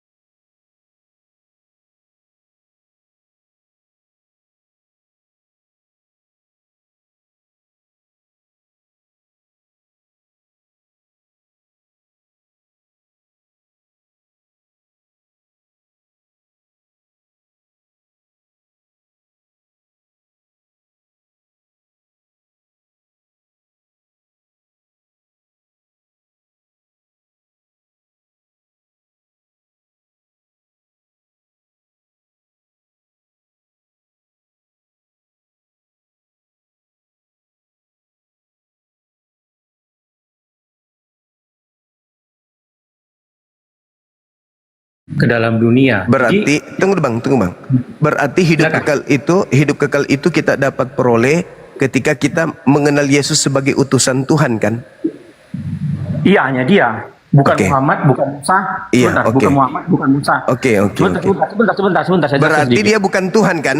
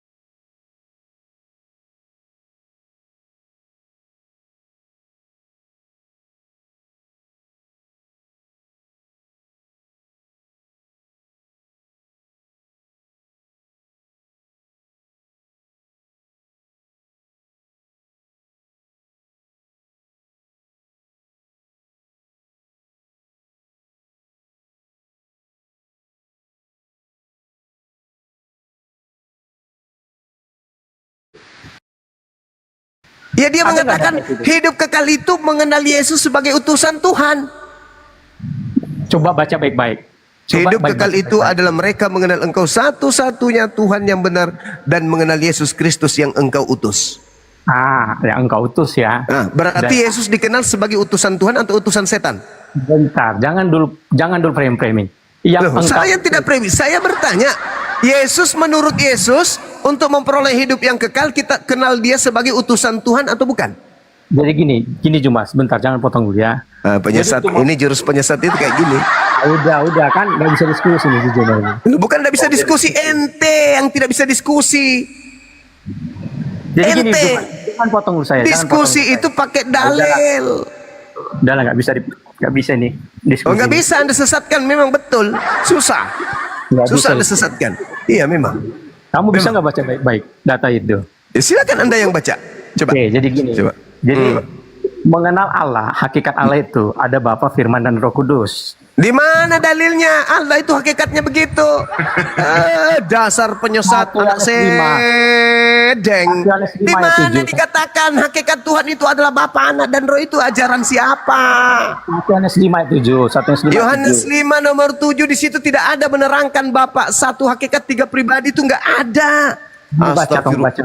Kamu Ya, baca oke. Yohanes 5:7. Oke, Coba oke. baca. Yohanes 5 kan? 1 Yohanes 5:7. Coba baca. Oh, 1 Yohanes 5. Beri kesaksian di surga Satu- tapi 1 Yohanes 5:7 ada 3 yang memberi kesaksian gitu. Iya, Bapa, Kalau Firman, dan 100 yang memberi kesaksian, apakah kesaksian Ya. apa yang saksi-saksiin semua Tuhan? sebentar Juma. Kan Astagfirullahaladzim. beginilah kualitas Juma ya. Berdiskusi nggak bisa. Bukan saudara, yang saya tanya mengenal Yesus.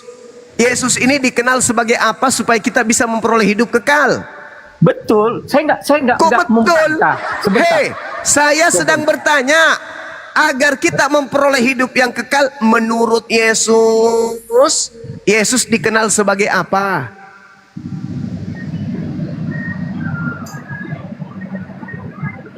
Silakan dibuka mute-nya, Bang Mikael. Gantian.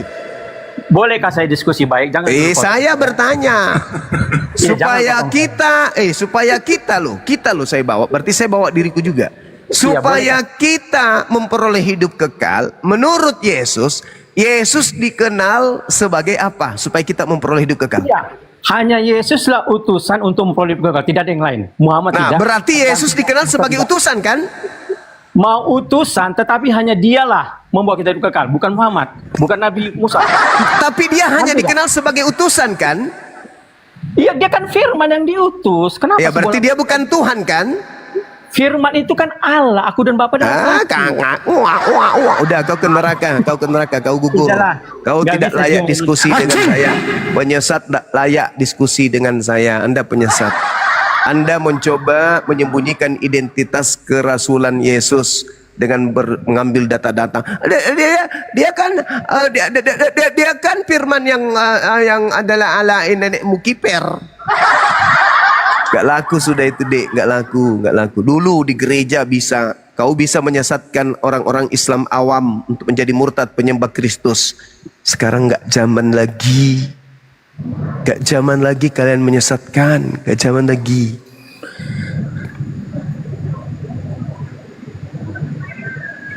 Ya, Evita, selamat malam Evita.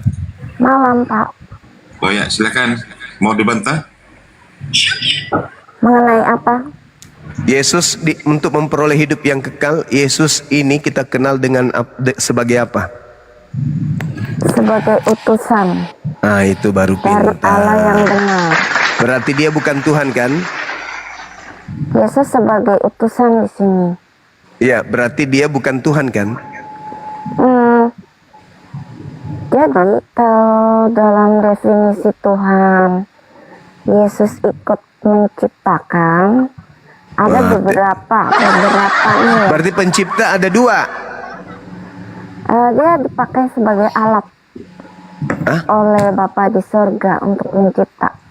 Di mana itu dalilnya Yesus dipakai alat untuk mencipta? Sementara Yesus itu nanti menjadi daging setelah dia di dunia. Kejadian 1 ayat 26-27. Astagfirullahaladzim, ya Allah ya Kolose Karim. 1 ayat 15-17. Ya Allah ya Karim. Nabrak sana, nabrak sini.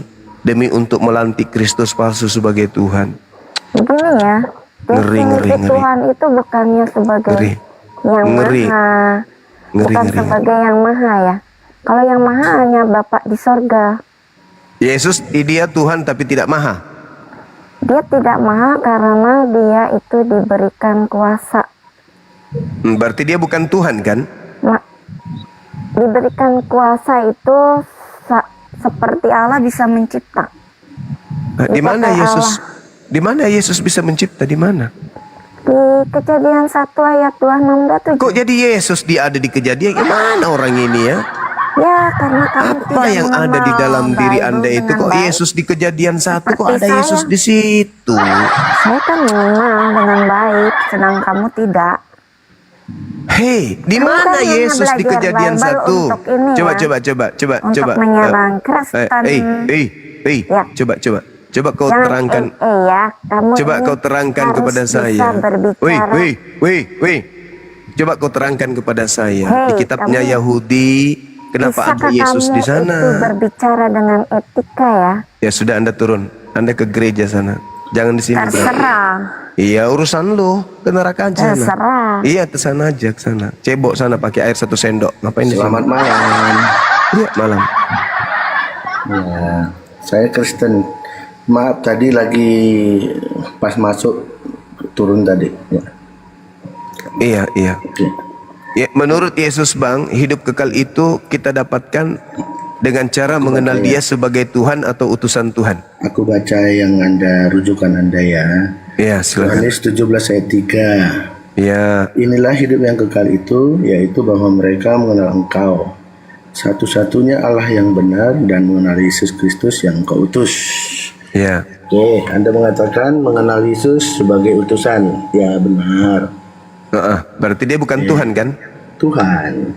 Jawabannya utusan saya atau berikan Tuhan? hasil. Dalil. Utusan atau Tuhan ini? Saya yang kasih mana? dalil ya.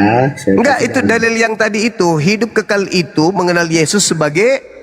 Ya, ada dalil yang lebih jelas. Enggak. Hidup kekal. Hidup kekal itu mengenal Yesus sebagai... Saya membaca hidup kekal juga, Pak. Jadi Oke, silakan Anda tunjukkan di mana dalilnya selain itu. Silakan.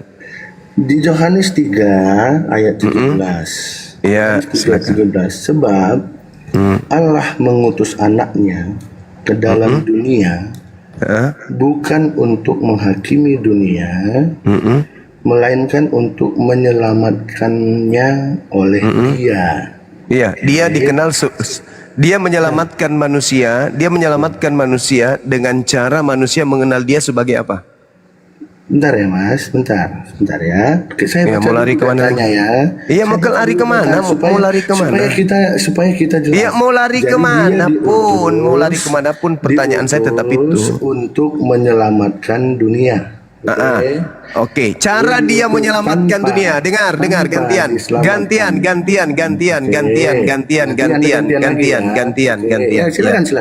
Cara dia menyelamatkan dunia dengan cara dunia mengenalnya sebagai utusan Tuhan atau mengenal dia sebagai Tuhan. Mengenal dia sebagai utusan itu bukan menyelamatkan manusia. Loh, itu tadi hidup kekal tadi itu apa? Salah, berarti pengertian Anda yang salah. Loh, hidup kekal itu apa? Hidup kekal itu apa? Ya, Yesus itu diutus. Hidup kekal itu ada karena Yesus diutus, gitu maksudnya. Oke, hidup kekal itu, Yesus nggak ada hidup kekal. Bicara, gitu, kasih turun Mas. orang ini, kasih turun. Dia nggak bisa diskusi. Anda ke gereja, Bang, ke gereja. Takut ya, Mas. Enggak. Saya hanya mengatakan data yang tertulis. Anda mutar ke sana kemari karena Anda ingin menjual Yesus yang keluar dari kubur itu. Padahal Yesus sendiri yang mengatakan untuk memperoleh hidup yang kekal, dia harus dikenali sebagai utusan Tuhan. Anda kemana-mana, lari ke Yohanes 3 nomor 17, entah lari kemana lagi nanti. Ujung-ujungnya, Yesus memberikan hidup kekal itu dengan cara orang-orang mengenal dia sebagai apa? Sebagai Tuhan atau sebagai utusan Tuhan? Pasti ujungnya ke situ. Sayangnya Anda nggak bisa sabar kemudian berdiskusi dan menggunakan akal sehat. Anda ingin menjual makhluk yang keluar dari kubur yang Yesus asli nubuatkan sebagai penyesat, sebagai Tuhan. Maaf ya teman, sabar aja sedikit untuk jujur terhadap kebenaran. Anda tidak diturunkan. Sayangnya Anda nggak mau sabar, Anda mau menjual Yesus palsu di sini. Silakan. Iya Bang, halo Bang Joma. Halo juga saudara. Apa Bang pertanyaannya? Hidup kekal itu menurut Yesus dikenal sebagai utusan Tuhan atau sebagai Tuhan? Sebagai utusan Bang. Oke, berarti dia bukan Tuhan kan? Bukan Bang. Alhamdulillahirrabbilalamin. Udah selesai. Jadi saudara-saudara, iya. Jadi saudara-saudara Kristen kita yang menuhankan Yesus berarti tidak memperoleh hidup kekal, bukan? Iya, bukan. Tidak memperoleh hidup kekal kan mereka? Iya. Berarti mereka ke neraka Kristen ini. Oh, kalau itu nggak tahu, Bang. Lah, kan hidup kekal harus mengenal dia sebagai utusan Tuhan. Iya, Bang. Sebagai utusan. Berarti mereka yang tidak mengenalnya sebagai utusan Tuhan memperoleh hidup kekal atau tidak? Tidak, Bang. Oke, berarti Kristen mayoritas ke neraka atau ke surga? Kalau untuk ke neraka nggak tahu, Bang. Itu ke neraka, Bang. Matius 7 nomor 22-23. Orang yang memanggil Yesus Tuhan, bernubuat pakai nama Yesus, mengusir setan pakai nama Yesus, bermujizat pakai nama Yesus, diusir Yesus ke neraka.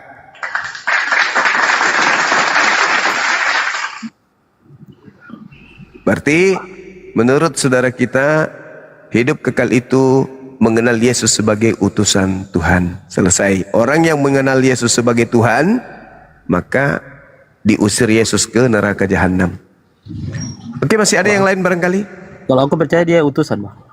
Iya, sama. Saya juga percaya kalau Yesus yang datang lahir tanpa ayah, mengajarkan hikmat dan Injil ke tengah Bani Israel, itu adalah utusan Tuhan. Yesus Tuhan, bukan utusan. Memang Yesus. Yesus utusan, Bang. Kan itu ada ayatnya, Bang. Iya, dia diutus tapi dia Tuhan gitu loh. Iya. Berarti ada dua ini Tuhan, Bang. tunggu dulu, Pak Aldi Kristen atau Islam nih? Tunggu dulu Pak Aldi. Katolik, Bang. Katolik. Waduh, kacau nih, Katolik dari mana itu? Katolik yang menggunakan akal dan berdata. Ah, salah kamar. Enggak dong, dalilnya kan begitu. Yang salah paham. Dalilnya begitu kok. Yesus yang berkata. Yesus berkata, hidup kekal itu adalah mereka mengenal Engkau satu-satunya. Kalau yang disebut satu-satunya nggak boleh Anda tambahkan masuk ke dalam makhluk lain. Cuman satu-satunya, nggak boleh masuk Yesus di situ. Makanya dia Yesus. Gini loh, Bang Juma. Yesus itu gambaran Elohim karena manusia nggak bisa. Iya, dia itu Elohim. Masa Elohim punya nonot, gimana sih orang ini? Gini, tunggu dulu Bang Juma. Makanya karena nggak ngerti konsep Tritunggal ini. Jadi Tritunggal. gitu Yesus mengajarkan Tritunggal nggak? Enggak, tapi kan ya kita iya, bisa menafsirkannya berarti karanganmu gitu sendiri loh. berarti. Ngapain kau perkenalkan sesuatu yang Yesus sendiri tidak ajarkan? Ngapain? Makanya kan udah saya bilang. Jadi ketika Yesus menyatakan diutus, memang dia diutus Bapa. Jadi Yesus itu adalah berarti dia gambaran bukan Bapa. Gimana sih? Dia Maksudnya bagian dari gambaran Bapa. Bapa gimana? Berarti Bapa memiliki apa? Kembaran gitu maksudnya? Bukan kembaran. Tuhan Lalu apa? satu gitu loh. Kalau kembaran berarti dua dong. Iya, terus apa? Dia kan utusan. Iya, dia firman menjadi daging, menjadi manusia. Dia itu firman itu Tuhan gitu loh. Firman menjadi daging. Firman menjadi daging. Firman ini apa? Ya Tuhan, ya Elohim itu. Terus kenapa Yesus masih menerima firman? Berarti dia menerima Tuhan. Berarti dia menerima Tuhan di sorga. Ngaco sudah ini. Ngaco. Silakan Pak Agur. Ini Muslim atau Kristen Pak Agur? Silakan Pak Agur. Saya Kristen, Bang. Protestan atau Advent? Saya Kristen. Iya. Gereja mana? Tritunggal atau Gereja HKBP, gimana? HKBP. Oh, HKBP. Sama kita. Ya udah, abang Agur lah. Saya pun HKBP saya. Silakan Bang Agur. Hidup kekal menurut Yesus itu, Yesus dikenal sebagai utusan Tuhan atau Tuhan? Kita buka Yohanes 3 ayat berapa ya? 17. Sebab Allah mengutus anaknya ke dalam dunia bukan untuk menghakimi dunia, melainkan untuk menyelamatkannya. Berarti Yesus itu utusan Allah. Berarti dia utusan kan? Betul, utusan Allah. Berarti dia bukan Allah. Oke, saya terangkan ya, ini agak susah ini ya kalau nggak memahami. Di situ saya mengutus Agur bin Yake. Oke. Saya di sini namanya Udin. Saya utus Agur bin Yake. Makanya Bang Juma mengenal saya dengan suara saya. Oke. Saya utus Agur bin Yake, padahal saya posisinya di Jakarta, Bang. Begitu, Bang. Agur bin Yake dan saya Udin di Jakarta itu sama. Oke. Sama ya. Jadi kalau jadi kalau misalnya Anda mengatakan bahwa Agur bin Yake itu adalah Anda karena itu adalah suara Anda. Ini saya rekam di YouTube, Bang. Betul. Jadi suara Anda yang ada di YouTube itu adalah Anda. Betul. Jadi kalau suara Anda ini kemudian dimusnahkan, Anda juga ikut musnah? Tidak. HP ini kalau dimusnahkan, saya kan di Komal ini kan menggunakan fasilitas HP. Kalau HP ini saya matikan, saya musnahkan, itu Agur bin Yake akan kembali ke saya sebagai pemilik, yaitu Bang Udin di Jakarta. Silakan. Berarti suara Anda adalah Anda gitu maksudnya? Betul sekali, Anda sudah mulai mengerti. Terima kasih. Oke ya. Oke, terima kasih. Oke. Iya. Baik. Nah, sekarang kalau Anda mengatakan nih, Gimana kok keluar dia? Kabur. Kok cepat kan? Oh, kabur. Karena takut dia terjebak dengan ucapan sendiri. Jadi suara kita itu bukan kita. Suara kita itu adalah pribadi baru yang keluar dari kita. Contoh, misalnya kita bersuara kucing. Kalau Anda mengatakan bahwa suara Anda adalah Anda, berarti kucing yang keluar dari mulut Anda tadi itu adalah Anda.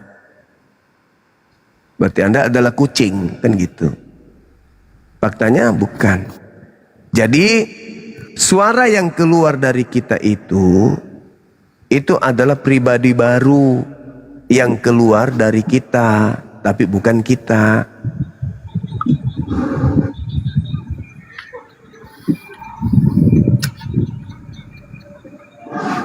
Sama seperti kentut yang keluar dari pantatnya saudara.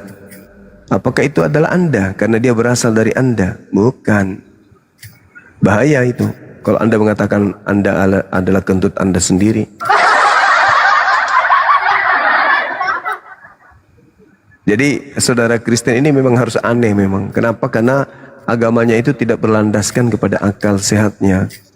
Kristen beragama Kristen hanya berdasarkan yakini aja, percayai aja. Pokoknya inilah yang benar, tanpa melalui filter akal. Itulah agama Kristen. Kalau dia menggunakan akal, pasti dia nampak keislaman. Seperti saudara Aldi, apakah Yesus itu Tuhan atau utusan Tuhan? Utusan Tuhan, berarti dia bukan Tuhan, bukan Tuhan. Nah itu, berarti dia sudah menggunakan akal itu. Selangkah lagi dia itu bisa syahadat itu. Bahkan dia sudah mengakui sendiri, orang yang tidak mengakui Yesus itu sebagai utusan Tuhan, maka ya itu orang sesat. Apakah masuk neraka? Tidak berani dia, nggak tega dia menyebut itu. Tapi akalnya mengatakan ya jelas, kalau bukan hidup kekal berarti mati kekal. Cuman ada dua. Nah, hidup kekal diperoleh dengan cara mengenal Yesus sebagai utusan Tuhan. Itu orang bisa peroleh hidup kekal tuh. Jadi kalau itu si Aldi Islam itu nggak mungkin dia Katolik mengatakan Yesus bukan Tuhan, nggak boleh itu gitu. dalilnya dia berdasarkan dalil. Kan Yohanes 17 nomor 3 itu kan juga Katolik punya. Jelas. Apa isi itu? Kau menyebutkan aku guru dan Tuhan, itulah aku. Yohanes 13. Mungkin si Aldi nggak membaca itu Yohanes 13 ayat 13 gitu loh. Alfa dan Omega. Filipi 25 sampai 11. Yesusnya berkata, siapapun yang diserahi tugas untuk menyampaikan firman, maka dia adalah Allah, dia adalah Elohim. Jadi siapapun. Jadi kalau dia misalnya diutus untuk menyampaikan firman, maka dia bisa mengaku saya adalah Elohim. Kenapa? Karena dia sedang membacakan firman Tuhan. Sama seperti Musa. Akulah Tuhan, tidak ada Tuhan selain engkau, sembahlah aku untuk mengingatku. Itu Musa yang mengatakan itu. Berarti apakah Musa Tuhan? Enggak. Begitu juga Yesus ketika dia berkata, Cuma Yesus itu udah langsung bertemu dengan saya gitu loh, udah berbicara dengan saya, Tuhan Yesus itu gitu loh. Nah, dengarkan. Yesus berpesan kepada murid-muridnya yang asli, kalau ada orang mengaku bertemu dengan aku, jangan kau percaya, itu adalah setan. Karena aku ketika aku datang akan dibarengi dengan tanda-tanda, langit bergemuruh kuasanya, matahari menjadi gelap, bulan tak bercahaya, bintang-bintang berjatuhan. Jadi kalau ada orang mengaku bertemu dengan saya, jangan kau percaya, itu pasti setan. Itu kata Yesus tuh. Beda. Gini itu loh, kata Yesus. Bang Juma. Saya itu pernah, kata Yesus. Gini loh Bang Juma, saya pernah bertemu dengan si Bilisis, dengan Tuhan gitu loh. Lah, kamu tidak percaya kepada Yesus berarti? Bukan. Maksudnya, Yesus berkata, kalau ada orang berkata bertemu dengan aku, jangan kau percaya. enggak, dia udah mengatakan, aku Tuhan, aku berkenan kepadamu, Kepas katanya. Coba. Loh, apa bedanya iblis yang datang kepada Yesus? Dia mengaku Tuhan juga. Ketika iblis datang kepadaku, dia nggak pernah mengaku Tuhan.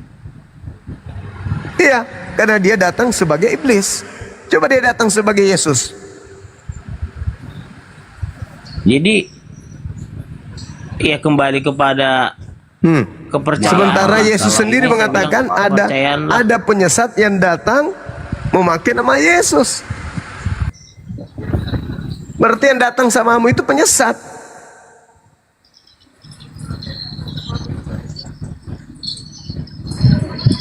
Silakan, Jun.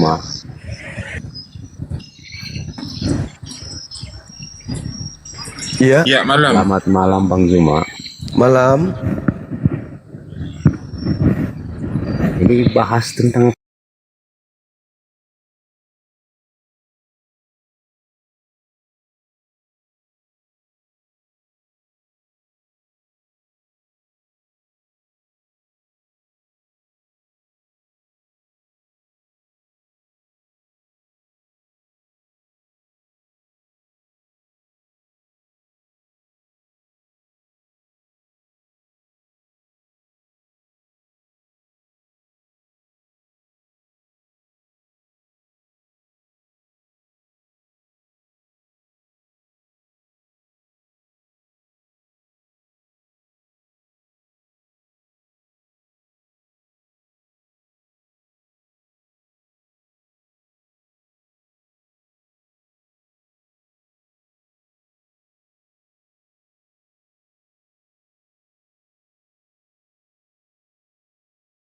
dalilnya Bang, dia menikahi di bawah umur. Aisyah dinikahi Nabi Muhammad itu umur berapa tahun Bang? Beliau diinformasikan dalam hadits itu usia 6 tahun.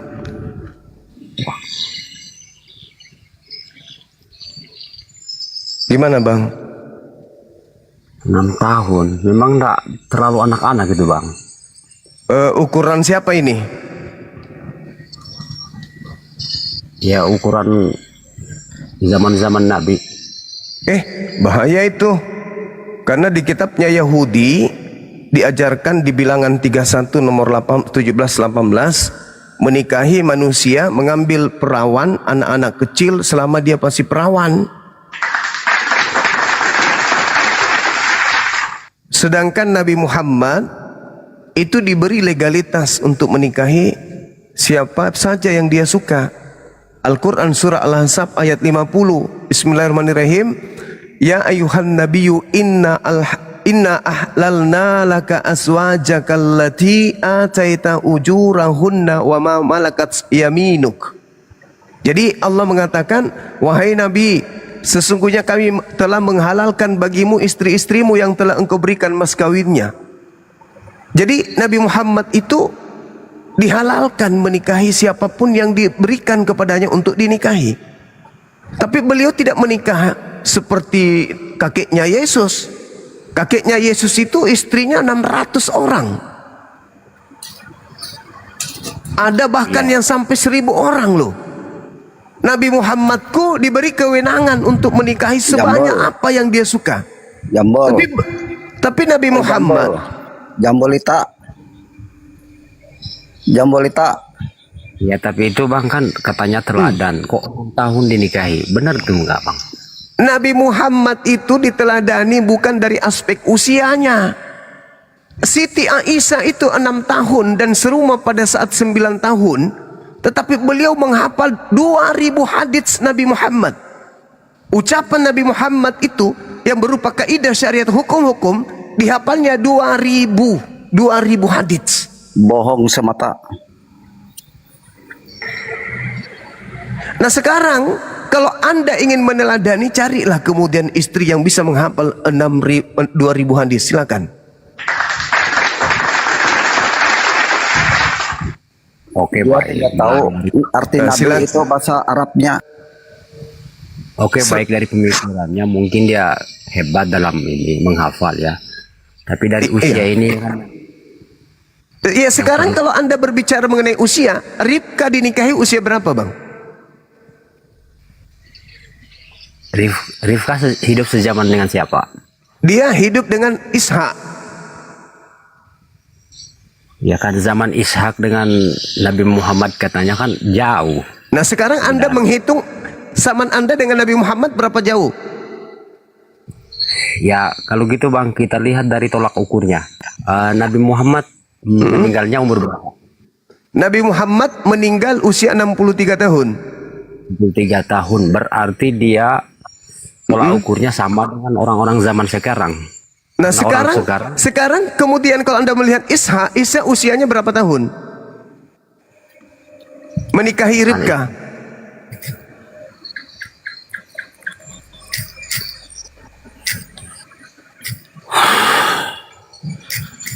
Anda kenapa sewot sih? Kenapa Anda sewot dengan pernikahan Nabi Muhammad? Orang di zamannya tidak ada yang sewot, keluarganya tidak sewot, lagian dia dinikahi bang. Dia tidak dicabulin, dia dinikahi.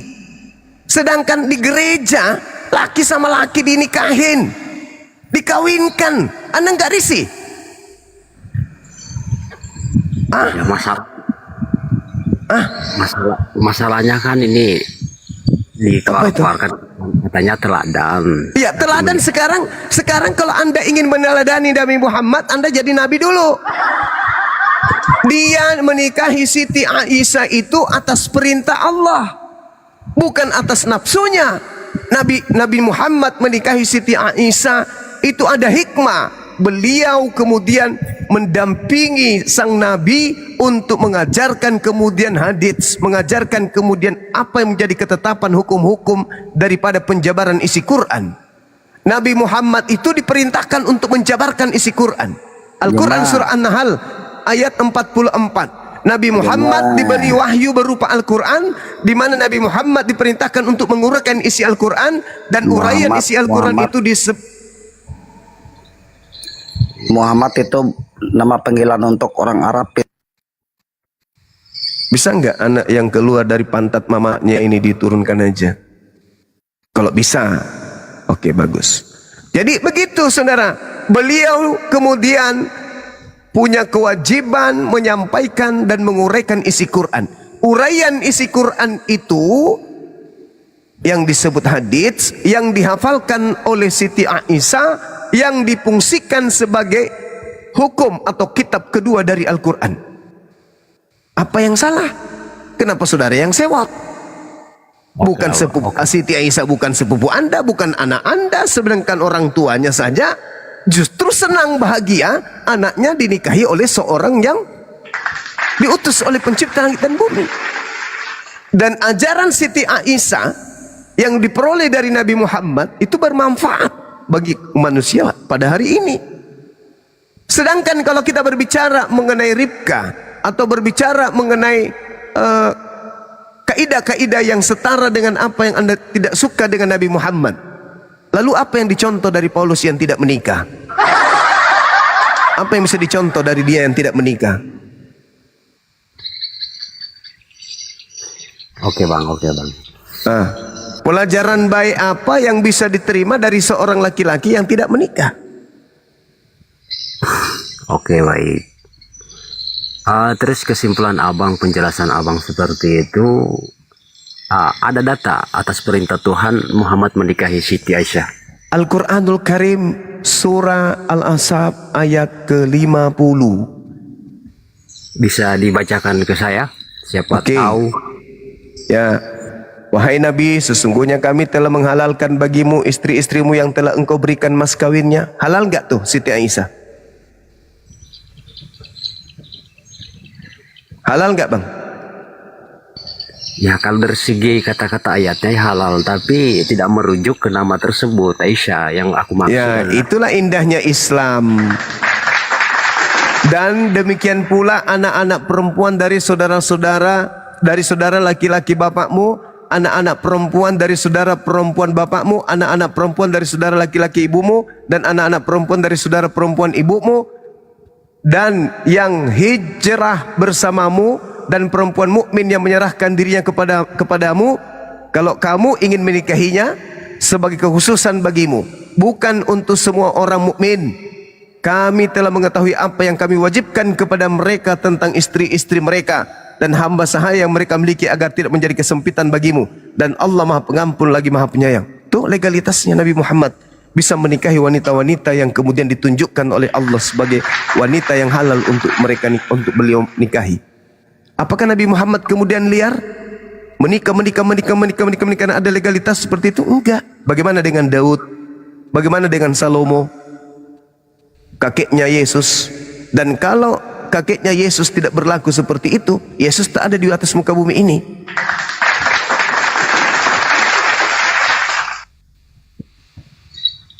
Kirain bang ada datanya yang real merujuk ke Aisyah untuk Muhammad.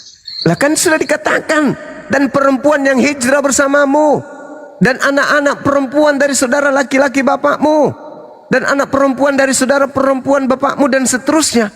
Kan sudah ada dalilnya ini. Jadi siapa? Itu tujuan dalil tersebut itu merujuk ke Nabi atau merujuk ke umatnya Nabi? Kepada Nabi. Sebagai kekhususan bagimu, kan dijelaskan ayat itu.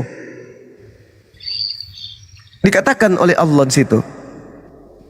Khalisatan laka.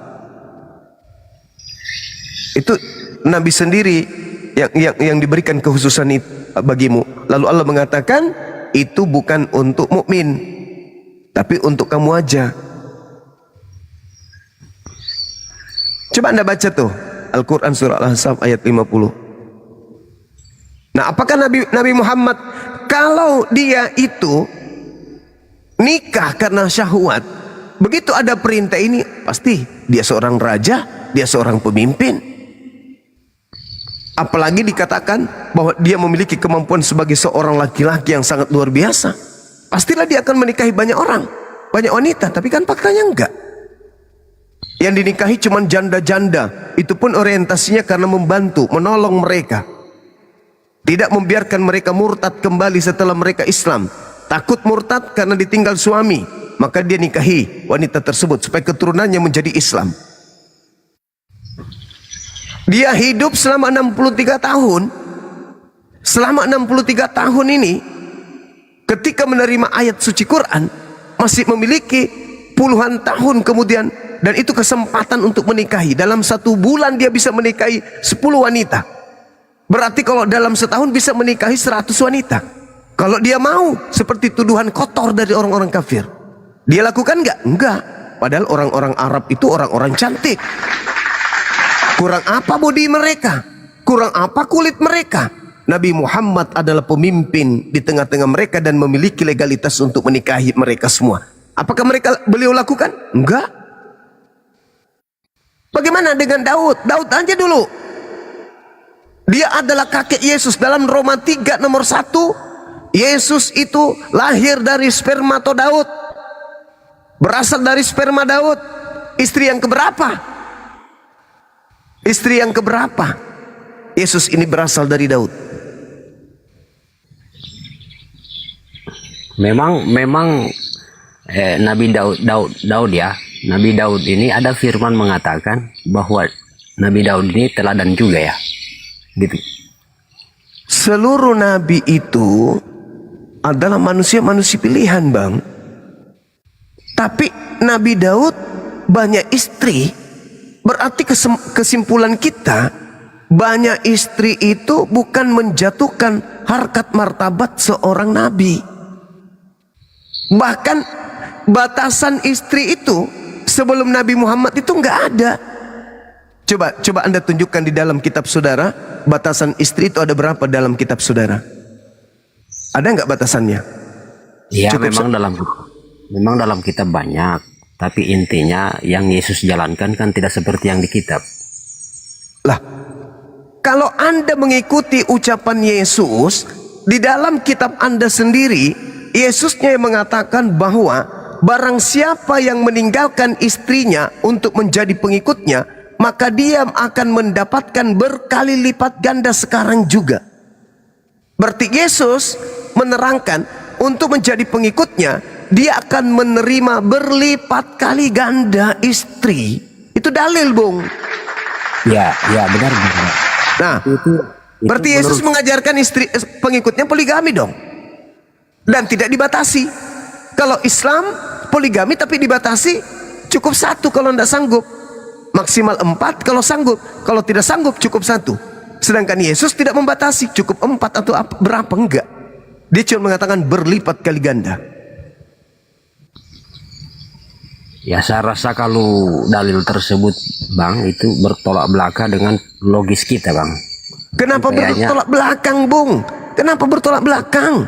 Kita ambil kesimpulannya dari Yesusnya kan. Kenapa? Ada apa dengan Yesus? Ya kan dia nggak beristri kan. Maksudnya? Ya, si pengucap dan yang diucapkan tidak sesuai kan. Lah, ini untuk pengikutnya, bukan untuk Yesusnya.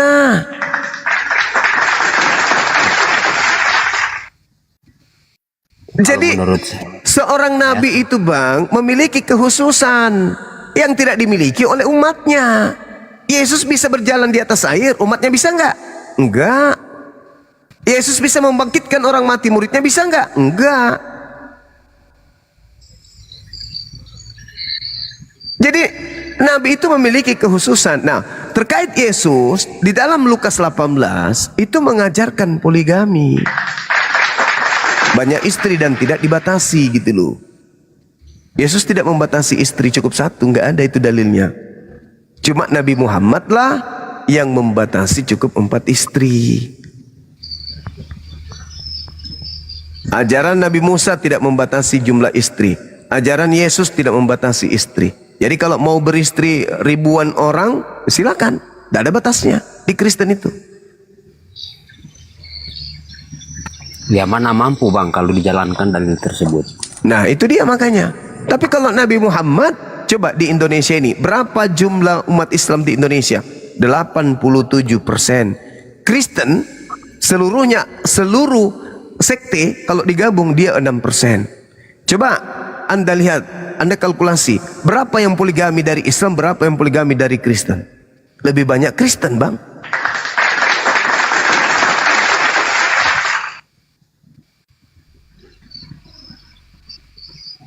Ini di Makassar ini 93% umat Islam di Makassar, di kota Makassar ini. Berapa persen yang berpoligami? Kristen cuma berapa persen? Hitung berapa yang berpoligami?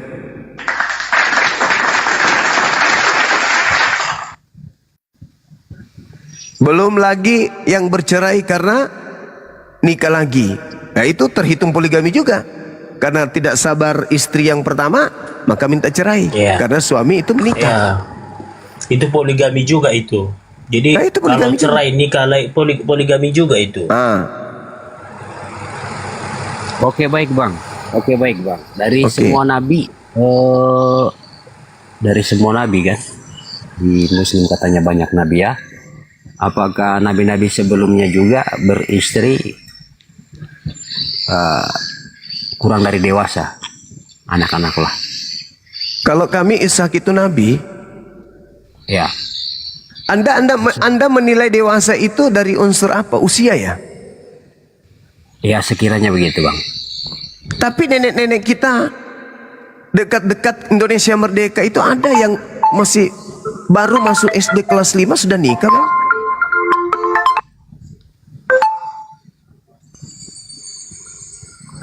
Ini wanita Arab Bang, wanita Arab 1400 tahun silam.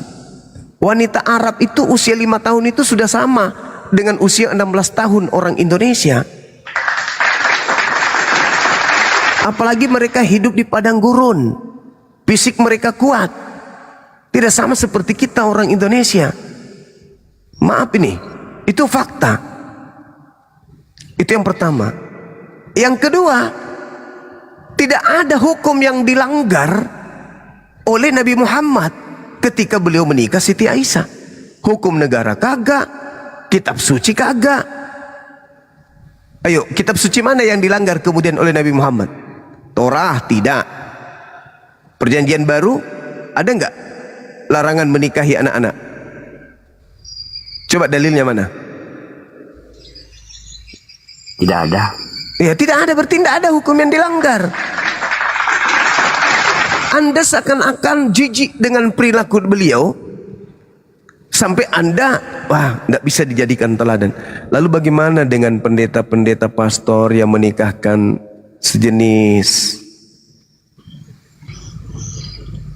Katanya orang suci, tapi menikahkan laki sama laki, perempuan sama perempuan, bahkan kepada sama binatang dinikahkan juga. Nabi Muhammad itu kan kita kalau mengambil kesimpulan ke sana Bang, itu kan ya hukum dibuat manusia, bukan Tuhan yang buat. Nah, sama sekarang yang Anda katakan ini itu adalah sesuatu yang diatur oleh Tuhan, tapi Anda bantah. Sedangkan kalau Anda berbicara kemudian apa yang ada di dalam agama Anda, itu juga dalilnya ada di dalam Bible Anda sendiri. Bukan dibuat pendeta asal-asalan, tidak. Tapi memang ada kemudian pengajaran yang didapatkan di dalam Bible-nya bahwasanya laki sama laki itu boleh. Coba Anda baca Galatia 3 nomor 26 sampai nomor 29. Ketika orang itu berada dalam Kristus, maka tak ada lagi laki-laki, tak ada lagi perempuan, semuanya sama. Jadi kalau kalau saya atau Pak Bom Bom lah menjadi Kristen, maka Pak Bom Bom ya tidak boleh lagi membedakan mana laki mana perempuan, semuanya sama. Itu dalil. Maka dasar pijakan dalil inilah yang menyebabkan orang-orang Barat menikahkan laki-laki, karena itu tidak lagi dipisahkan, dibedakan antara laki perempuan. Anda baca dalil saudara. Sebelum dikatakan begini dalam kitab saudara gini. Sekarang iman itu telah datang, karena itu kita tidak berada lagi di bawah pengawasan penuntun. Sebab kamu semua adalah anak-anak dewa atau anak-anak Theos, karena iman di dalam Yesus Kristus. Karena kamu semua yang dibaptis dalam Kristus telah mengenakan Kristus. Dalam hal ini tidak ada orang Yahudi atau orang Yunani, tidak ada hamba atau merdeka, tidak ada laki-laki atau perempuan, karena kamu semua adalah satu di dalam Yesus Kristus. Tuh, itulah dalil yang dipakai untuk kemudian mereka meminta pemberkatan di gereja, karena gereja telah menyatakan bahwa laki perempuan itu sama saja. Yang penting mereka berada dalam iman kepada Kristus Yesus. Oke, baik Bang. Jadi gini, ada pertanyaan lagi Bang. Iya. Baik.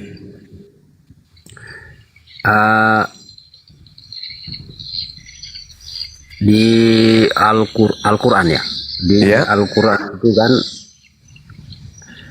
tentang pernikahan itu batas usianya berapa kalau di Islam? Kalau berbicara mengenai Al-Quranul Karim, menikah itu harus balik, tidak bisa tidak balik. Itu Al-Quran yang menjelaskan itu. Wajib hukumnya kami menikahi wanita itu dalam keadaan balik, dalam keadaan sadar, dalam keadaan waras. Itu Al-Quran surah An-Nisa ayat 6 atau di An-Nur ayat 32.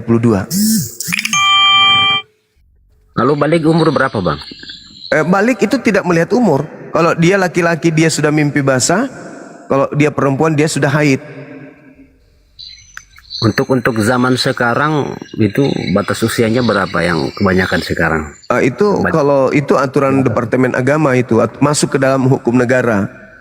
Tapi kalau kami di Islam, menikah itu sudah bisa ketika mereka balik, sudah mencapai usia balik itu sudah bisa menikah. Tapi ingat, tapi di Islam itu menikah itu wajib, itu hukumnya apabila dia secara lahir, secara batin itu sudah bisa bertanggung jawab, baik bertanggung jawab sebagai istri maupun bertanggung jawab sebagai suami, bukan hanya sekedar balik. Makanya perintahnya itu apabila engkau bisa berlaku adil, artinya dia sudah tak ada lagi unsur kekanak-kanakan di sana. Meskipun dia sudah balik, sudah mimpi basah, tapi kalau dia masih kanak-kanakan, belum bisa menanggung beban sebagai seorang bapak atau sebagai seorang ibu, itu belum memenuhi syarat. Belum memenuhi syarat wajib untuk menikah. Terus gini, Bang, kalau kita mampu untuk apa ya? Untuk adil ya. Dikatakan mampu untuk adil. Terus kalau pasangan kita sebisanya tidak terima, apa Anda merasa berdosa atau gimana itu, Bang? Ya berarti tidak boleh. Itulah susahnya di Islam. Susahnya menikah lebih dari satu. Karena harus adil, itu syaratnya. Kalau kamu tidak bisa adil, cukup satu, fawahidah. Berarti sama halnya kita ini dilarang berpoligami. Cuman bohong. Daripada berzina, mending menikah. Gitu, Bang. Ya terus kalau pasangan kita ndak setuju menikah lagi, sakit hati, apakah ndak? Berarti kita tidak adil kalau kita menikah. Karena harus adil. Tidak bisa tidak. Ya karena di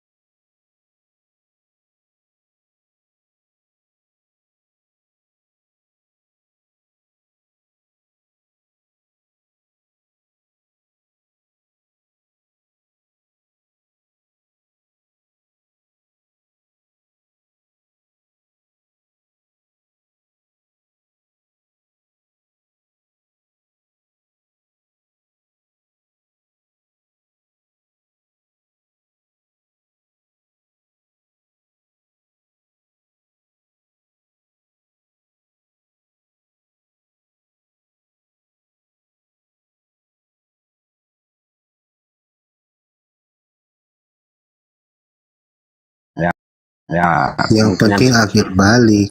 Ya, di mana dalilnya? Di mana dalilnya itu, Bang? Ben, kau ditanya itu.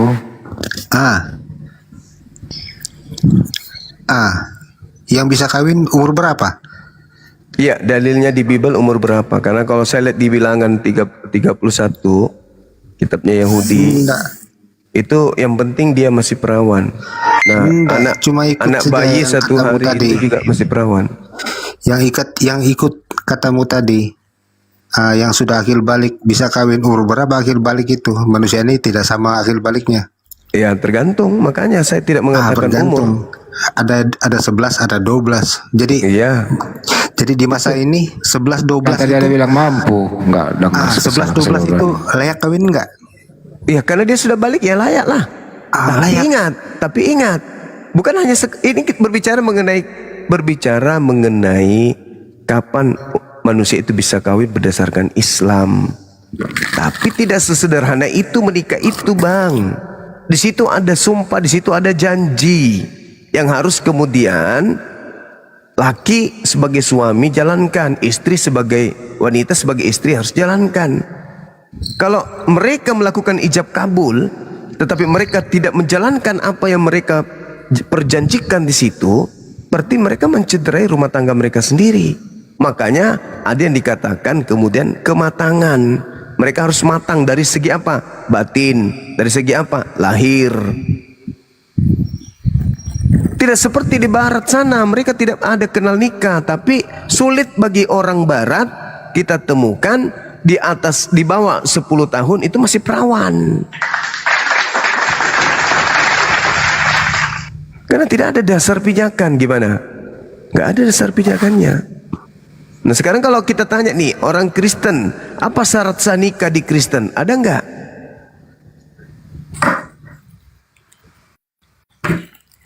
Nggak ada. Ente suka saya suka ente, punya anak, disebutlah suami istri. Prosesi, pesta-pesta itu hanya niru-niru Yunani. Di Bible itu nggak ada. Nggak ada itu syarat sah nikah di Bible itu nggak ada. Cuma dikatakan orang laki-laki meninggalkan orang tuanya, perempuan meninggalkan rumahnya untuk dipersatukan. Nah, tapi syarat sahnya apa? Yaitu dipersatukan aja. Siapa yang persatukan? Ya diri mereka sendiri. Nggak ada itu, Bang. Bahkan nikah pun tidak dikenal di Kristen, yang ada kawin. Nikah itu ajaran Islam.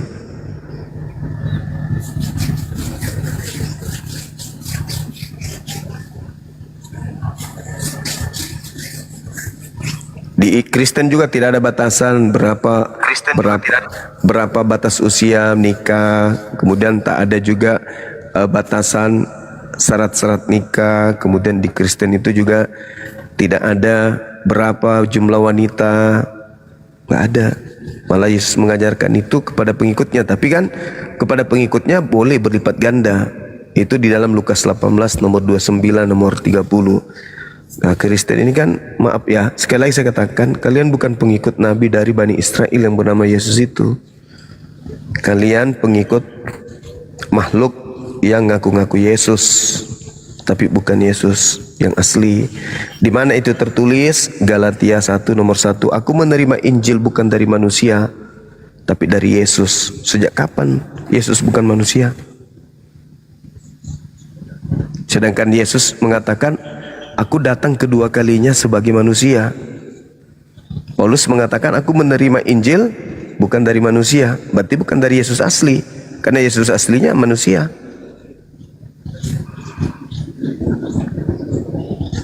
Yesus sendiri mengatakan, waspadalah kepada penyesat yang datang kepadamu dengan memakai namaku dan berkata, akulah Kristus. Nah, yang datang kepada Paulus mengaku Yesus Kristus, tapi bukan manusia. Berarti bukan Yesus anak Maria dong. Dan dia akan menyesatkan banyak orang. Nah, pengikut Kristus yang banyak itu siapa? Itu kan Roh Kudus, Bang, yang datang ke dia. Roh Kudus, gimana ceritanya Roh Kudus ngaku Yesus? Iya, kan Yesus kan Roh Kudus juga. Di mana dalilnya itu Yesus adalah Roh Kudus?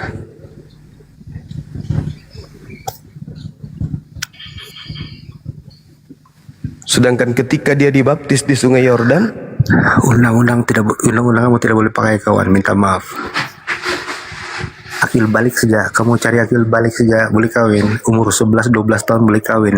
Kalau zaman ini umur 12 tahun boleh kawin. Sorry lah, kawan. Nah, sekarang di kitabmu berapa tahun? Dikenakan tindakan undang-undang, kawan. Oke, sekarang di kitabmu berapa tahun bisa nikah? di kitab kami masih valid kawan sampai sekarang. Kami tidak simpan, sebab itu kami tidak simpan berapa. Ikut pandangan manusia saja. Manusia ini mana yang layak kawin, mana yang tidak layak kawin, itu saja. Oh, berarti nggak Tapi ada kalau batasan kamu- berarti. Nggak ada batasan walaupun sampai di bawah. Oh, syukur Berpikir sendiri alhamdulillah, berarti secara- masih bagus di berpikir Islam sendiri. dong. Di Islam ada batasan kalau dia sudah balik. Asal laki balik kan. Pantasan aja di barat tak ada lagi, jarang sekali anak-anak kecil yang masih perawan.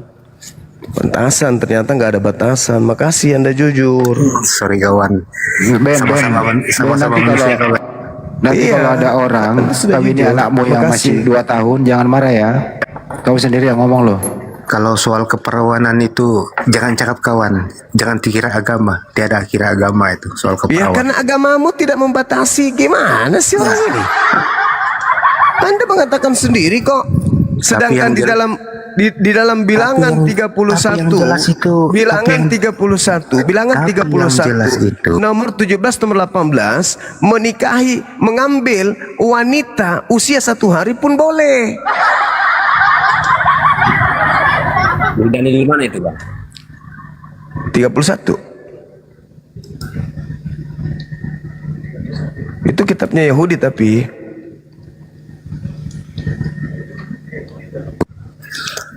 Sedih aku kawan dengan gayamu ini, dengan caramu ini, sedih aku. ya aku lebih sedih lagi karena di Kristen menikahi anak 3 hari bisa. Gimana dong? Kamu sedih sama aku? Sedih kawan. Nggak ada di kami gayamu begini. Loh, Kalau gaya mana begini, dalilnya di dalam agamamu batasan usia menikahi wanita? Ada? Nggak ada, berarti usia 1 jam boleh. Lucu ente ini.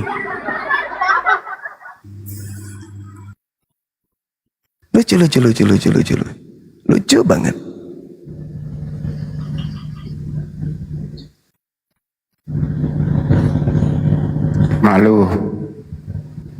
Malu jadi orang Kristen ya. Nggak ada aturan ya. Nggak ada. Nah, sebenarnya Ben salah ngomong itu, Bang. Malu aku sama tetangga. Malu aku sama tetangga aku sebelah kawan. Iya, saya punya tetangga juga. Maaf nih tetanggaku. Mungkin mereka nyimak. Saya saksi hidup melihat anak-anak perempuan mereka. Ini belum apa-apa, ini sudah berapa kali ganti suami. Maaf. Ini tetangga saya non Muslim. Maaf, karena di sini ada yang mengatakan itu, maka saya ungkap di sini. Ini rumah saya, boleh kalian lempari batu kalau itu tidak benar. Ayo. Sama kawan. Mereka perempuan sudah berapa kali ganti suami. Coba. Anaknya berhamburan di mana-mana. Coba, maaf nih, astagfirullahaladzim ya Allah. Ya, terpaksa saya buka. Mau kayak mana itu fakta real. Sama itu, kawan. Kalau itu Bang, dari semua agama itu pasti ada yang begitu. Oh, enggak bisa. Kalau kami harus balik. Kalau di kami harus balik. Ya, oke. Ya, kalau kawan. Mana dalilmu? Mana dalilmu harus kau balik? Kok sama-samain lagi? Kok kamu ikut-ikutan? Sedangkan di dalam kitab yang kau gak pakai. Mana juga dalilmu kawan? Di bilangan 31, di bilangan 31 di situ dikatakan semua anak-anak kecil di antara perempuan yang belum pernah bersetubuh dengan laki-laki harus kau biarkan hidup untukmu. Sekarang kita berbicara keadaan semasa kawan. Ya. Maaf kawan, kita bercerita keadaan semasa. Keadaan semasa gimana cerita lu? Keadaan semasa yang terjadi sekarang ini. Yang terjadi sekarang ini Kristen tidak ada batasan umur. Jadi di Islam ada batasan umur. Kan tadi dikatakan balik. Kalau kita berbicara mengenai Departemen Agama, syaratnya itu 17 tahun ke atas. 17 tahun ke atas, balik 17 tahun ke atas. Apa orang ini? Tidak berarti kalau ada orang balik langsung menikah, kuclo. Emang ayam? Kan saya ditanya tadi. Saya yang ditanya loh. Tapi bukan berarti begitu balik anaknya orang langsung kok ambat. Dasar cabul, otak cabul. Syarat sah. Salah satunya syarat sah, dan syarat sah nikah itu bukan cuma satu syaratnya, kuclo. Dasar anak durjana. Inilah kalau manusia lahir dari kloset. Otak nggak pakai, nggak malu, hina agama orang sementara agama sendiri nggak punya aturan. Ditanya tentang agamanya nggak mau jawab. Apa batasan umur? Berapa batasan umur di agamamu menikah? Ada nggak dalilnya? nggak ada. Lah, kalau nggak ada berarti bebas. Makanya jangan selalu tidur sama babi. Otakmu itu otak babi. Islam itu mengatur semua sistem, di mana asas Islam itu bisa dipakai sebagai asas negara. Nah, agamamu yang bisa dipakai dalam asas negara apa? Ada nggak dari kitabmu itu yang satu data aja yang bisa dipakai sebagai asas negara? Ada nggak? Tunjukkan apa? Kasih musuhmu, hancur. Apa yang bisa dari kitabmu? Satu saja yang dari kitabmu yang bisa dijadikan asas bernegara. Ada nggak? Satu aja nih, saya minta. Apa? Ada. Nggak ada. 2 Yohanes 1 nomor 10 sampai 11. Mati hancur. Yang ada perang-perangan kalau pakai itu. Musuh-musuhan manusia. Saling membenci satu sama lain. Kenapa? Karena mereka tidak bisa menerima tamu orang Islam. Tidak bisa juga bersalaman dengan orang Islam. Kalau itu mereka praktekkan. Nggak bisa. Ketuhanan yang Maha Esa harus dirubah. Ketuhanan yang Maha Tunggal. Ya apa? Tritunggal. 3 dalam 1.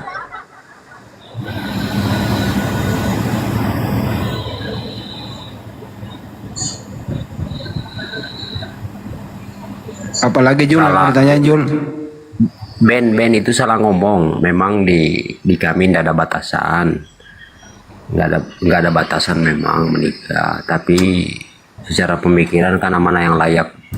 Sudah waktunya nikah itu.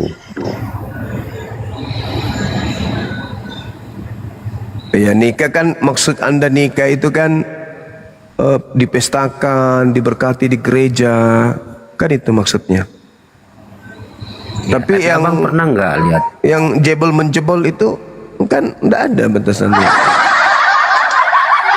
Abang pernah lihat nggak yang di bawah umur? Kenapa? Abang pernah lihat nggak orang Kristen nikah di bawah umur? Kalau melihat menikah di bawah umur belum pernah, tapi kalau selaput darah robek di bawah umur itu banyak kali. Ya, itu bukan merujuk ke Kristen saja, Bang. Itu dari semua sisi agama pasti ada pernah yang gituan. Tapi kalau di Islam jelas sekali diajarkan la taqrabuz zina, jangan kau mendekati zina. Itu di Islam. Tidak ada dalil di Bible, di kitab Islam itu pergilah bersundallah. Tapi kalau di kitab saudara itu yang digunakan perintah bersundal itu banyak sekali. Bahkan seorang istri ketika suaminya pergi dalam perjalanan jauh boleh mengajak laki-laki untuk melakukan senggama sampai pagi. Itu di Bible saudara tuh. Makanya anak-anak itu harus dihindarkan untuk membaca Bible. Karena di situ banyak ajakan-ajakan porno. Ajaran persudalan. Tapi apakah orang Muslim mengikuti dalil tersebut semuanya? Lah, kenapa jadinya kami? Dalam Al-Quran itu la taqrabus zina, jangan engkau mendekati zina. Itu kalau ada oknum yang melakukan zina berarti dia melanggar kitab sucinya. Tapi kalau di kitab saudara, coba Anda buka tuh kitab saudara. Perintah-perintah mencabuli, memperkaos itu bertaburan di kitab saudara. Bahkan ada yang dikatakan dalam kitab saudara, 2 orang perempuan memperkaos ayahnya sendiri. Oke, baik. Apakah di Muslim tidak ada yang begitu kah? Nggak ada di Islam itu perintah di dalam Al-Quran. Contoh ada perempuan memperkosa bapaknya itu nggak ada, Bang. Ya benar, kalau di kitab mungkin aja tidak ada, tapi fakta yang terjadi apa ada nggak? Nah, berarti oknum. Ya makanya. Ya, kenapa makanya? Kalau kalian juga. Kalian kitab yang mengajarkan. Kalau kami kitab kami melarang. Betul, kitab yang mengajarkan. Tapi apakah penganutnya ikut kayak gituan semua? Kalau di Barat iya. Kalian tidak melakukan itu karena kalian malu hidup di tengah-tengah kami. Coba tengok ke Barat. Yang lebih dulu Kristen dari kalian. Tengok kepada mereka. Bagaimana hidup mereka. Jangankan laki perempuan. Laki sama laki aja. Itu berpesta pora mereka. Bahkan mereka dibuatkan khusus Bible. Untuk golongan mereka tuh. Di Indonesia karena kalian hidup berdampingan dengan kami. Kalau kalian yang mayoritas, oh sudahlah, hancur. Kalian masih malu-malu karena kalian berada pada mayoritas umat Islam yang menjaga ketat, kemudian hal-hal persinahan itu jangan dilakukan. Tapi kalau kalian hidup di tempat mayoritas kalian mayoritas, nggak usah terlalu jauh bang, lihat aja ke barat. Kenapa penyakit AIDS itu berasal dari negara-negara yang mayoritas Kristen? Kenapa? Karena kitab sucinya kemudian itu yang isinya cabulnya itu lebih banyak daripada nasihat-nasihat yang baik. Bayangkan aja itu. Terlalu. Nah ini ahlinya kalau yang begitu. Silakan Ahi, saya bikin kopi dulu sebentar. Silakan. Lanjut. Iya Ahi, lanjutlah. Saya udah berapa jam ini? Udah 3 jam lebih. Iya lanjut, Bang. Bahkan di dalam kitab Anda itu Tuhan mau mengadakan adegan seks di tempat umum itu gimana itu Bang? Ya oke baik. Kenapa Anda selalu mengkulik-kulik yang ada di kitab? Pertanyaan saya itu. Karena Anda telah menipu kami. Kau katakan kitab Anda itu kitab firman dari Tuhan. Padahal jelas-jelas bukan. Mungkinkah Tuhan? Ya mungkinkah kalau itu dari Tuhan lalu Tuhan itu memerintahkan untuk ngesek di tempat umum? Seperti yang tertulis di dalam 2 Samuel 12 ayat 11 sampai 12. Beginilah firman Tuhan, bahwasanya malapetaka akan aku timpakan ke atasmu yang datang dari kaum keluargamu sendiri. Aku akan mengambil istri-istrimu di depan matamu dan memberikan kepada orang lain. Orang itu akan bersetubuh dengan istri-istrimu di siang hari. Sebab engkau melakukan secara tersembunyi, tapi aku akan melakukan hal itu secara terang-terangan di depan mata seluruh orang Israel. Ini gimana ini? Ini firman Tuhan kayak gini.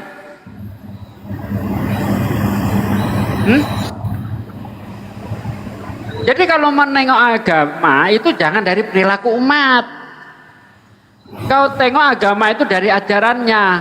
Coba carikan deh di dalam Al-Quran ataupun hadis yang ada perintah seperti dalam Bible itu.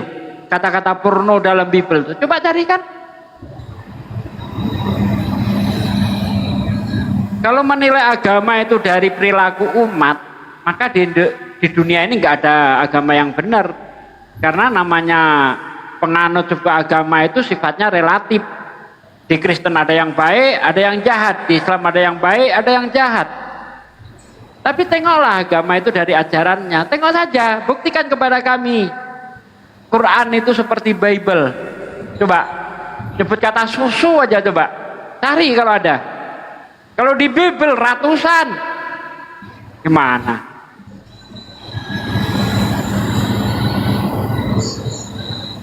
Silakan, apa komentar Anda?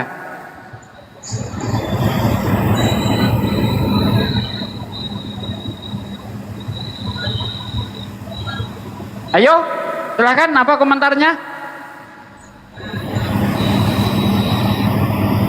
Ya, kalau memang itu diperintah kalau memang itu perintah di kitab, ya kenapa? Apanya yang salah, Bang? Kalau begitu apa bedanya Tuhanmu dengan sutradara film porno? Apa bedanya coba? Ini Tuhan kok perbuatannya cabul kayak gitu? Mau mengadakan adegan seks di tempat umum ini? Apa ini Bang? Otak Anda normal enggak sih? Coba dibacakan dulu ayatnya. Dalilnya seperti apa? Dalam 2 Samuel 12 ayat 11 12. Ya. Beginilah firman Tuhan, nggak perlu baca saya. Bahwasanya malapetaka akan aku timpakan ke atasmu yang datang dari kaum keluargamu sendiri. Aku akan mengambil istri-istrimu di depan matamu dan memberikan kepada orang lain. Orang itu akan tidur dengan istri-istrimu di siang hari. Sebab engkau melakukan secara tersembunyi, tapi aku akan melakukan hal itu secara terang-terangan di depan seluruh mata orang Israel. Itu bunyinya ayat begitu. Coba, oke baik. Coba dibaca ayat sebelum itu, Bang. Ayat sebelum itu misalnya kalau kita lihat ayat 8. Telah kuberikan isi tuan rumahmu, istri-istri tuanmu ke pangkuanmu. Kalau masih belum cukup akan kutambahkan ini dan itu kepadamu. Tuh. Kau baca dari pasal 11 biar tahu apa kronologinya. 2 Samuel dari pasal 2 Samuel 11, kau baca dari situ mulai dari Daud ngintip cewek mandi itu, ya, istrinya Uria yaitu Batseba lagi mandi diintip sama Daud. Karena kemuliaan tubuhnya, karena kecantikannya, maka Daud menginginkannya. Sehingga siapa namanya istrinya Uria itu, Batseba itu hamil. Setelah mengetahui istrinya istrinya Uria itu hamil, Uria disuruh maju ke medan tempur yang sangat dahsyat supaya mati. Nah, atas perbuatan itu Tuhan menghukum Daud, ngomong melalui Nabi Nathan. Paham enggak sih, Bang? Jangan kan cuma ayat sebelumnya, dari pasal sebelumnya saya tahu, Bang.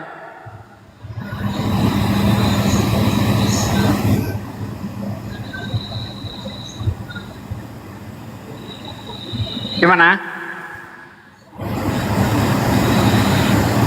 Ya, gimana mau jawab Bang kalau sesuai dengan yang di kitab begitu? Jadi kau imani itu sebagai firman Tuhan. Itu lebih tepatnya firman Tuhan apa firman hantu? Bagaimana mungkin Tuhan mau melakukan sesuatu yang abnormal ya, merusak moral kayak gitu? Hukuman. Kalau memang Bang ayat-ayat yang tidak bisa diterima dengan akal, tidak bisa diterima dengan akal, ya kenapa kita harus pakai? Nah, sekarang yang jadi masalah kan semua orang Kristen semua mengakui Tuhan itu maha suci kan, maha mulia kan. Mungkinkah Tuhan yang maha suci, ya, maha benar. mulia tapi perbuatannya cabul?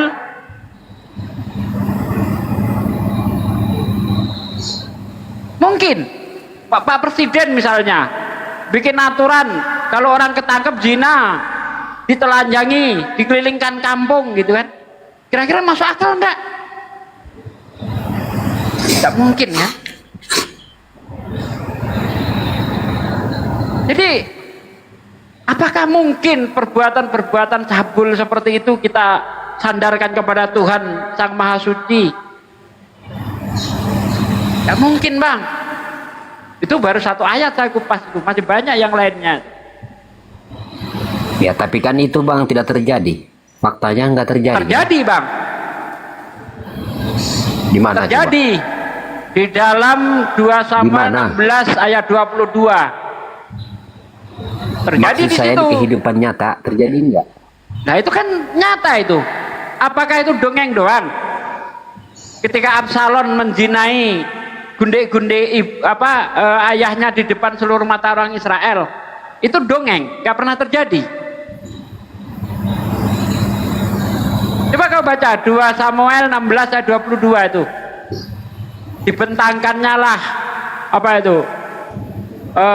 Sotoh itu. Coba kau baca itu.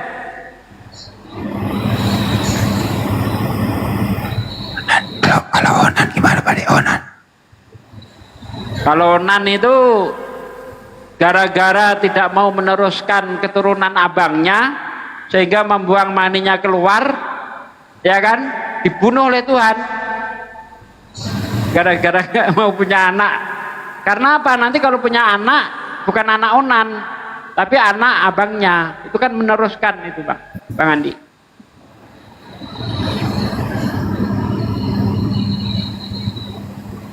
Al-Quran subhanallah, Al-Quran itu suci mulia, tidak ada kata-kata yang boros, tidak ada kata-kata yang cabul, tidak ada kata-kata yang tidak mendidik.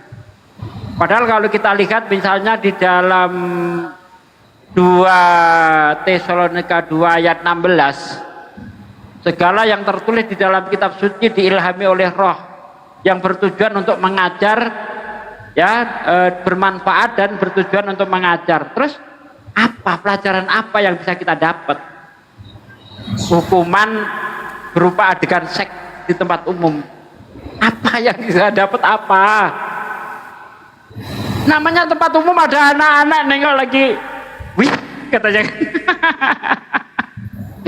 Gimana coba? Katanya segala yang tulis itu berdasarkan ilham Roh Kudus. Tapi kok ada ayat seperti itu?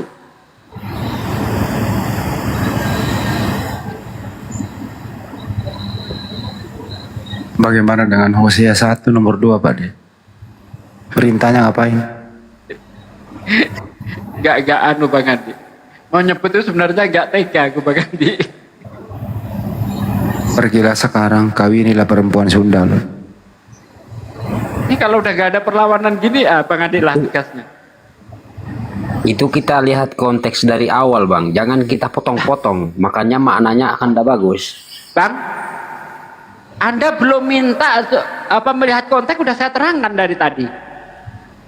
Dari pasal 11 kau baca konteksnya itu apa, kronologinya itu seperti apa, sehingga terjadi hukuman itu. Kalau Daud dihukum nggak ada masalah sebenarnya, tapi hukumannya ini kok tidak mendidik. Hukumannya kok seperti apa? Hukuman apa Bang? Apa bagusnya ada hukuman perbuatan prot-prot di tempat umum nih? Apa baiknya? Apa manfaatnya? Kalau itu dianggap bagus, jangan salahkan dong. Sutradara film porno itu jangan salahkan. Apa coba? Oke baik. Memang di Quran ada ayat-ayatnya tidak ada kontradiksi ya? Yakin? Carikan kalau bisa. Carikan satu aja ayat Al-Quran berkontradiksi dengan yang lain. Ya. Kalau ada satu kontradiksi di dalam Al-Quran, saya murtad hari ini. Saya kencingi Al-Quran, saya buang ke tempat sampah. Kalau ada kontradiksi di dalam Al-Quran terjamin Bang. Belum ada satu pakar pun bisa membuktikan Al-Quran kontradiksi antara ayat satu dengan ayat yang lain. Belum ada. Tapi kalau Bible, oh banyak banget.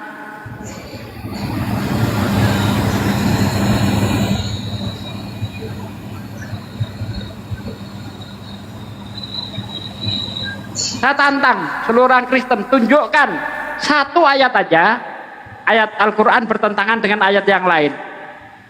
Karena Al-Quran itu dari Al-Fatihah sampai ke Al-Baqarah, ya Al-Fatihah sampai Al-Baqarah, seluruh isi ayat yang ada di Al-Baqarah tidak akan bertentangan dengan surah Al-Fatihah. Kemudian kita gabung lagi Al-Fatihah dengan Al-Baqarah dengan ayat yang lainnya, misalnya An-Nisa misalnya, antara Al-Fatihah, Al-Baqarah tidak akan bertentangan dengan seluruh ayat yang ada di dalam surah An-Nisa. Terus sampai seperti itu. Dari surah Al-Baqarah sampai nanti surah An-Nas, ya, tidak ada yang bertentangan satupun. Tunjuklah satu ayat saja bertentangan antara ayat yang satu dengan ayat yang lain. Misalnya ayat ini kok bertentangan dengan ayat ini, tarikan kalau ada. Tapi kalau Bible misalnya, kalau dapat, saya murtad sambil ngesot, saya murtad datangin pendeta, ya, live di TikTok sambil ngesot saya. Tuh. Pegang kata-katanya Bang. Betul, ya. saya pegang. Nanti saya carikan. Saya pegang, carikan ayat apa dengan ayat apa yang menurut Anda bertentangan.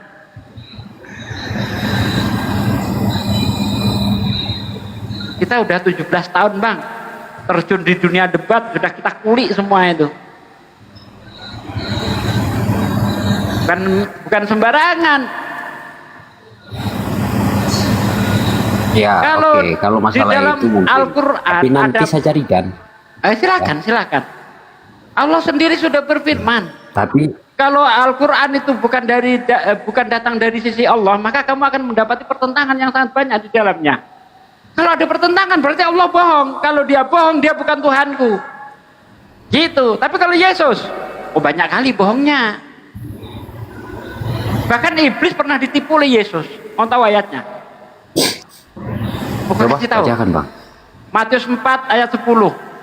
Yesus berkata, "Nyalah iblis, sebab ada tertulis, engkau harus menyembah Tuhan Allahmu dan hanya kepadanya saja engkau berbakti." Buktikan kepada saya iblis diperintah nyembah Tuhan di mana? Tertulis di mana ini? Memang dari segi apanya yang salah ayatnya itu Bang? Yesus berkata, "Nyalah iblis sebab ada tertulis, engkau harus menyembah Tuhan Allahmu dan hanya kepadanya saja engkau berbakti." Carikan kepada saya ada tertulis iblis disuruh nyembah Tuhan. di dalam Bibelmu? Coba carikan. Kalau tidak ada tertulis berarti dia bohong. Ayo carikan. Di mana ada iblis disuruh nyembah Tuhan? Ya kalau di Bible ya tidak ada memang. Itu kan Tidak perintah ada, pada saat berarti itu. Yesus pembohong. Berarti apa yang saya katakan tidak salah. Satu lagi misalnya, Yesus berkata di dalam Yohanes 8 ayat 24, iblislah bapakmu, bapak segala dusta, pembunuh manusia sejak semula. Tunjukkan dusta iblis apa dalam Bible. Apa dusta iblis? Saya tantang kemarin ke seluruh orang Kristen, buktikan iblis itu pernah berdusta dalam Bible, di dalam perjanjian lama. Mana? Apa dusta iblis? Terutama mengenai masalah Adam makan buah itu. Gimana iblis itu bohongin Adam? Apanya yang bohong? Pembunuh manusia sejak semula. Kapan iblis membunuh? Membunuh manusia kapan? Bukankah Tuhanmu yang membunuh manusia? Di dalam 1 Samuel 15 ayat 3, pergilah kalahkanlah orang Amalek, bunuhlah semua laki-laki dan perempuan, anak-anak dan kanak-kanak yang masih menyusu, kambing, domba dan keledai, disuruh bunuh semua. Mana iblis ada perintah membunuh? Ulangan 20 ayat 10 sampai 15 misalnya. Apabila engkau mendekati suatu kota untuk menguasainya, ya, maka tawarkanlah perdamaian. Apabila kota itu membuka gerbangnya untuk berdamai denganmu, maka seluruh orang yang ada di kota itu untuk menjadi budak dan kerja rodi. Tetapi apabila kota itu melakukan perlawanan, maka bunuhlah semuanya dengan mata pedang. Kapan iblis pernah bunuh orang? Kapan? Tuh, Yesus bohong lagi tuh. Iblis pembunuh manusia, pendusta sejak semula katanya. Mana? Iblis pernah bunuh. Ini bukan saya bela iblis loh ya.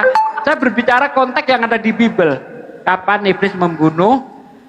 Kapan iblis dusta? Kalau enggak, Yesus bohong lagi, ini ketahuan. Abang ini jangan selalu kata-katain bohong ya. Nah, ini banyak yang dengar ini, Bang. Silahkan anda bantah kalau bisa. Saya akan berhenti mengatakan Yesus bohong kalau ada yang bisa bantah saya. Kira-kira kalau Saya open camp nih Bang. Muhammad dikatakan Open bohong, camp, nggak ada takut-takutnya saya. Kalau ada data, saya nggak ada takut-takutnya. Saya tidak berani fitnah, tidak berani menghujat. Ingat, ini saya, silahkan screenshot. Saya tidak pernah menghujat, tidak pernah berdusta, tidak pernah fitnah, tidak pernah memelintir kitab orang. Yang saya sampaikan ya seperti itu. Nah, kalau tidak terima, mari kita diskusikan. Tidak ada tadi ngaling-ngaling. Ini tetangga saya Kristen semua nih, depan Kristen, samping Kristen. Takut saya? Enggak, ini data. Apa yang saya takutkan? Open camp saya. Apa yang saya takutkan, Bang? Tidak ada. Intang surullah yang surkum bayu sabit agamaku. Jika kamu bantu itu Islam, agama Allah, maka Allah akan permudah urusanmu dunia akhirat. Alhamdulillah, mudah hidup saya.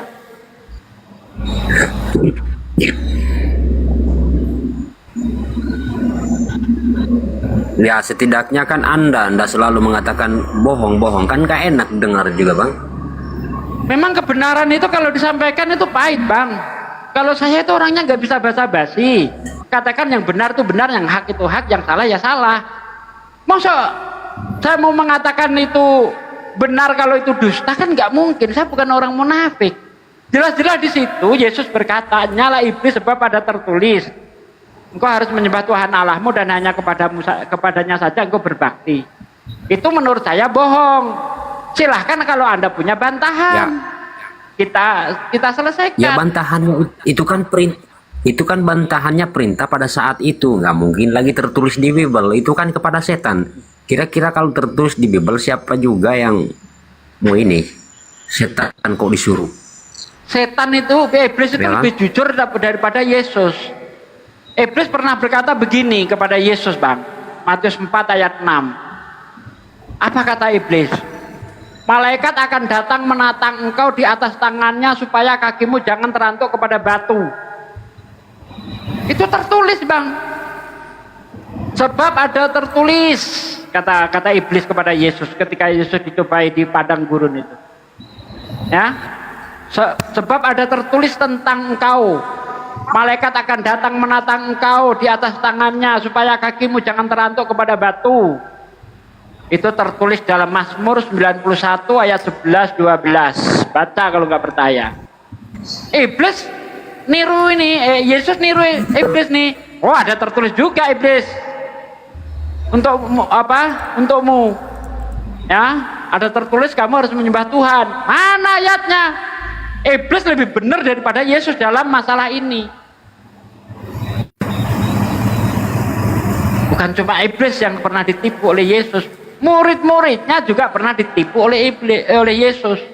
Di mana? Lukas 24 ayat 44 sampai 46. Kata Yesus harus digenapi semua yang tertulis di dalam kitab Taurat dan kitab para nabi. Nah, harus digenapi yang tertulis tentang aku di dalam kitab Taurat dan kitab para nabi, juga kitab Mazmur.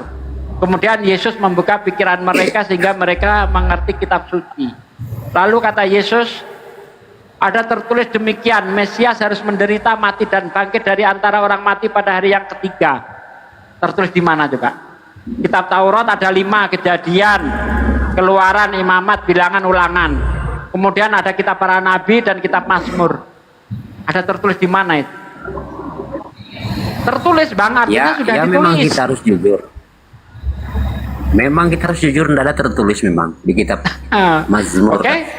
Makanya kalau nggak ada tertulis jangan keberatan kalau saya katakan Yesus pembohong. Apa artinya tertulis, Bang? Sudah ditulis, termaktub atau tersurat. Itu namanya tertulis.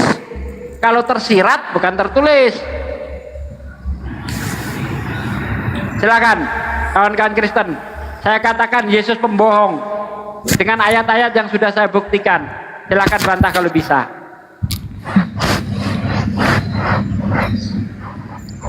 Halo, ya saya sedikit kali. Siapa tadi? Kecil suaranya, kecil, Bang. Ya saya sedikit kali. Bang Sugi, coba dibaca ayatnya itu yang Bang Sugi angkat tadi. Yang mana tuh? Yang ketika Yesus dicobai oleh iblis tadi itu. Matius 4 ayat 10. Coba dibaca. Nyala iblis, sebab ada tertulis, engkau harus menyembah Tuhan Allahmu dan hanya kepadanya sajalah engkau berbakti. Terus Bang Sugi menganggap itu Yesus berbohong. Ya, karena nggak ada tertulis seperti itu. Iya, tidak ada tertulis di mana? Ya tentu di dalam kitab perjanjian lama dong. Emang di zaman Yesus ada kitab apa? Adakah Yesus katakan tertulis di dalam kitab perjanjian lama? Atau tertulis di dalam sekarang Taurat? Tertulis di mana? Tertulis di mana? Sekarang tertulis di mana? Jangan ngeles, Bang. Ketika Yesus berkata ada tertulis, kalau Anda mau bantah gitu. Sama-sama seperti halnya iblis pernah ngomong sama Yesus, sebab ada tertulis tentang engkau. Ini iblis nggak ngomong ada tertulis dalam perjanjian lama, nggak perlu ngomong seperti itu. Tapi kita bisa membuktikan apa yang dikatakan iblis. Sebab ada tertulis tentang engkau, malaikat akan datang menatang engkau di atas tangannya supaya kakimu jangan terantuk kepada batu. Iblis nggak ngomong ada tertulis dalam kitab perjanjian lama, enggak gitu. Tapi ada tertulis di dalam kitab perjanjian lama. Nah, Yesus juga begitu. Ada tertulis. Artinya Yesus tidak berbohong. Yesus mengatakan ada tertulis. Tertulis tidak. Hanya kita tidak tahu tertulis di mana. Kan kita berarti tidak Yesus tahu pembohong tertulis karena nggak bisa. Berarti Yesus asalnya lemong. Asal Maksud orang lain ketika begini, Bang, analoginya. Ketika ada seseorang bicara, kita tidak tahu di mana kejadiannya, tempatnya, lantas kita akan katakan dia berbohong. Padahal kita yang tidak Abang tahu. ini banyak kaca, kan? Tertulis di mana? Ada enggak? Ada enggak? Iya, Yesus tidak katakan terus di mana. Bukan enggak. Gimana? Tadi sudah saya kasih contoh loh. Tertulis. Sudah. Oke. Yesus juga pernah ngomong begini. Ada tertulis, jangan engkau mencobai Tuhan Allahmu. Itu ada sudah tertulis. selesai. Ada tertulis, Bang. Di dalam kitab Ulangan 6 ayat-ayat 9 seingat saya. Yesus nggak perlu ngomong, ada tertulis di dalam kitab Perjanjian Lama, enggak. Tapi Yesus pernah ngomong, ada tertulis jangan mencobai Tuhan Allahmu. Itu betul ada tertulis. Kalau ada tertulis saya katakan ada tertulis. Berarti ketika Yesus ngomong ada tertulis itu konteksnya di dalam Perjanjian Lama. Tidak mungkin Yesus itu ngomong ada tertulis tapi di luar kitab, itu nggak mungkin. Karena Yesus seorang nabi. Maka yang dibicarakan Yesus tentu seolah sebuah kitab. Nggak mungkin Yesus itu ngomong ada tertulis tapi tertulis di catatan rentenir. Itu nggak mungkin. Ngerti enggak sih? Ini cara ngeles yang anak-anak itu. Dia udah jawab, Ade, ada tertulis tapi dia nggak tahu di mana. Berarti Yesus asal mangap kalau nggak tahu tertulisnya di mana.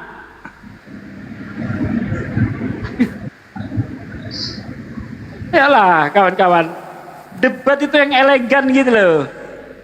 Jangan kayak anak-anak lah debat.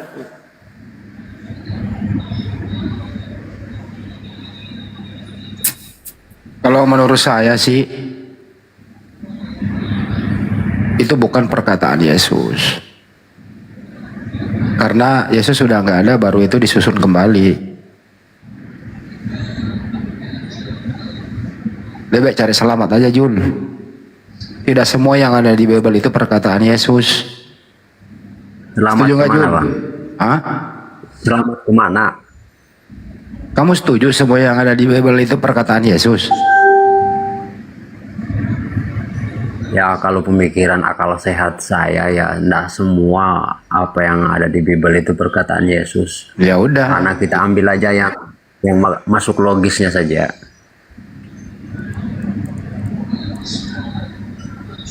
Ya kalau itu jawabanmu berarti kamu berpikiran sehat.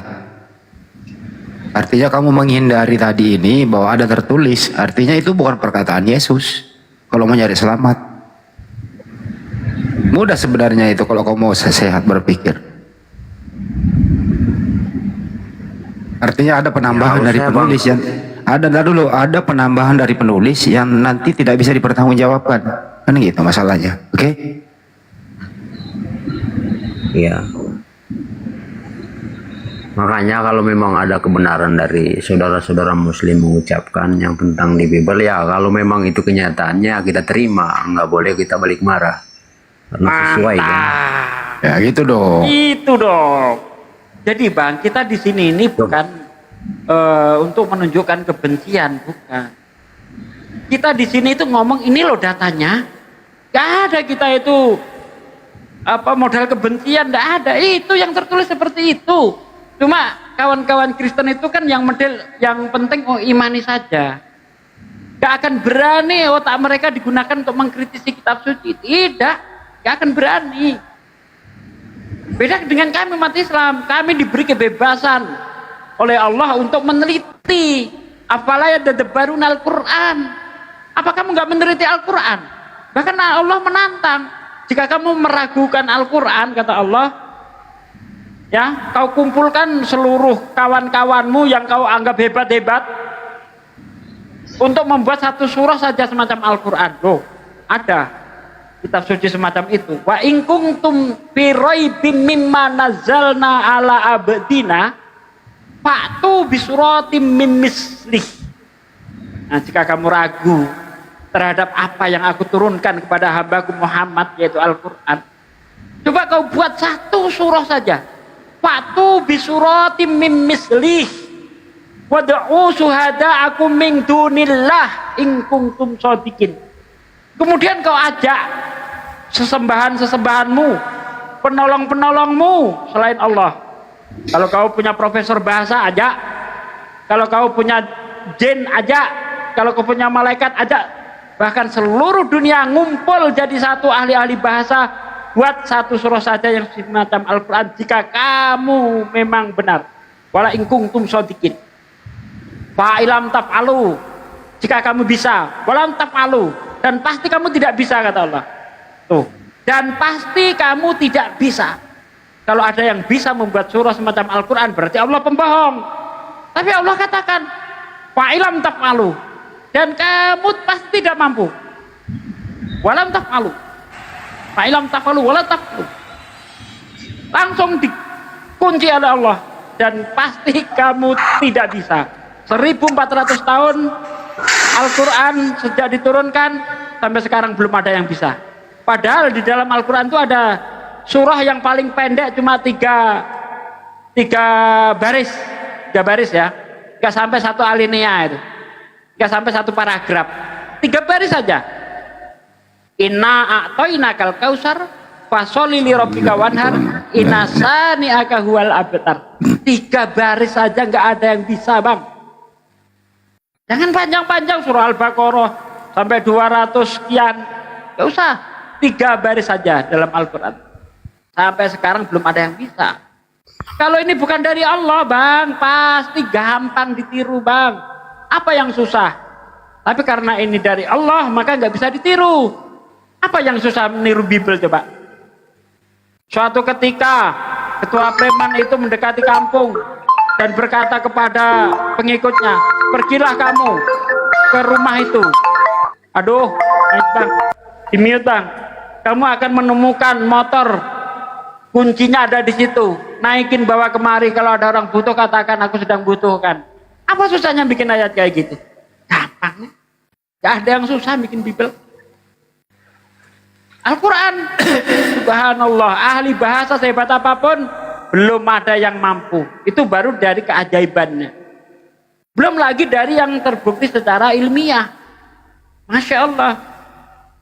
Semua ayat Quran yang bercerita tentang penciptaan jagat raya belum ada yang bertentangan dengan ilmu pengetahuan.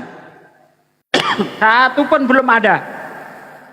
Allah mengatakan dalam surah Al-Anbiya ayat 30, awalam yarol ladina kafaru anas samawati wal ardu kanat taratqam fafatanahuma.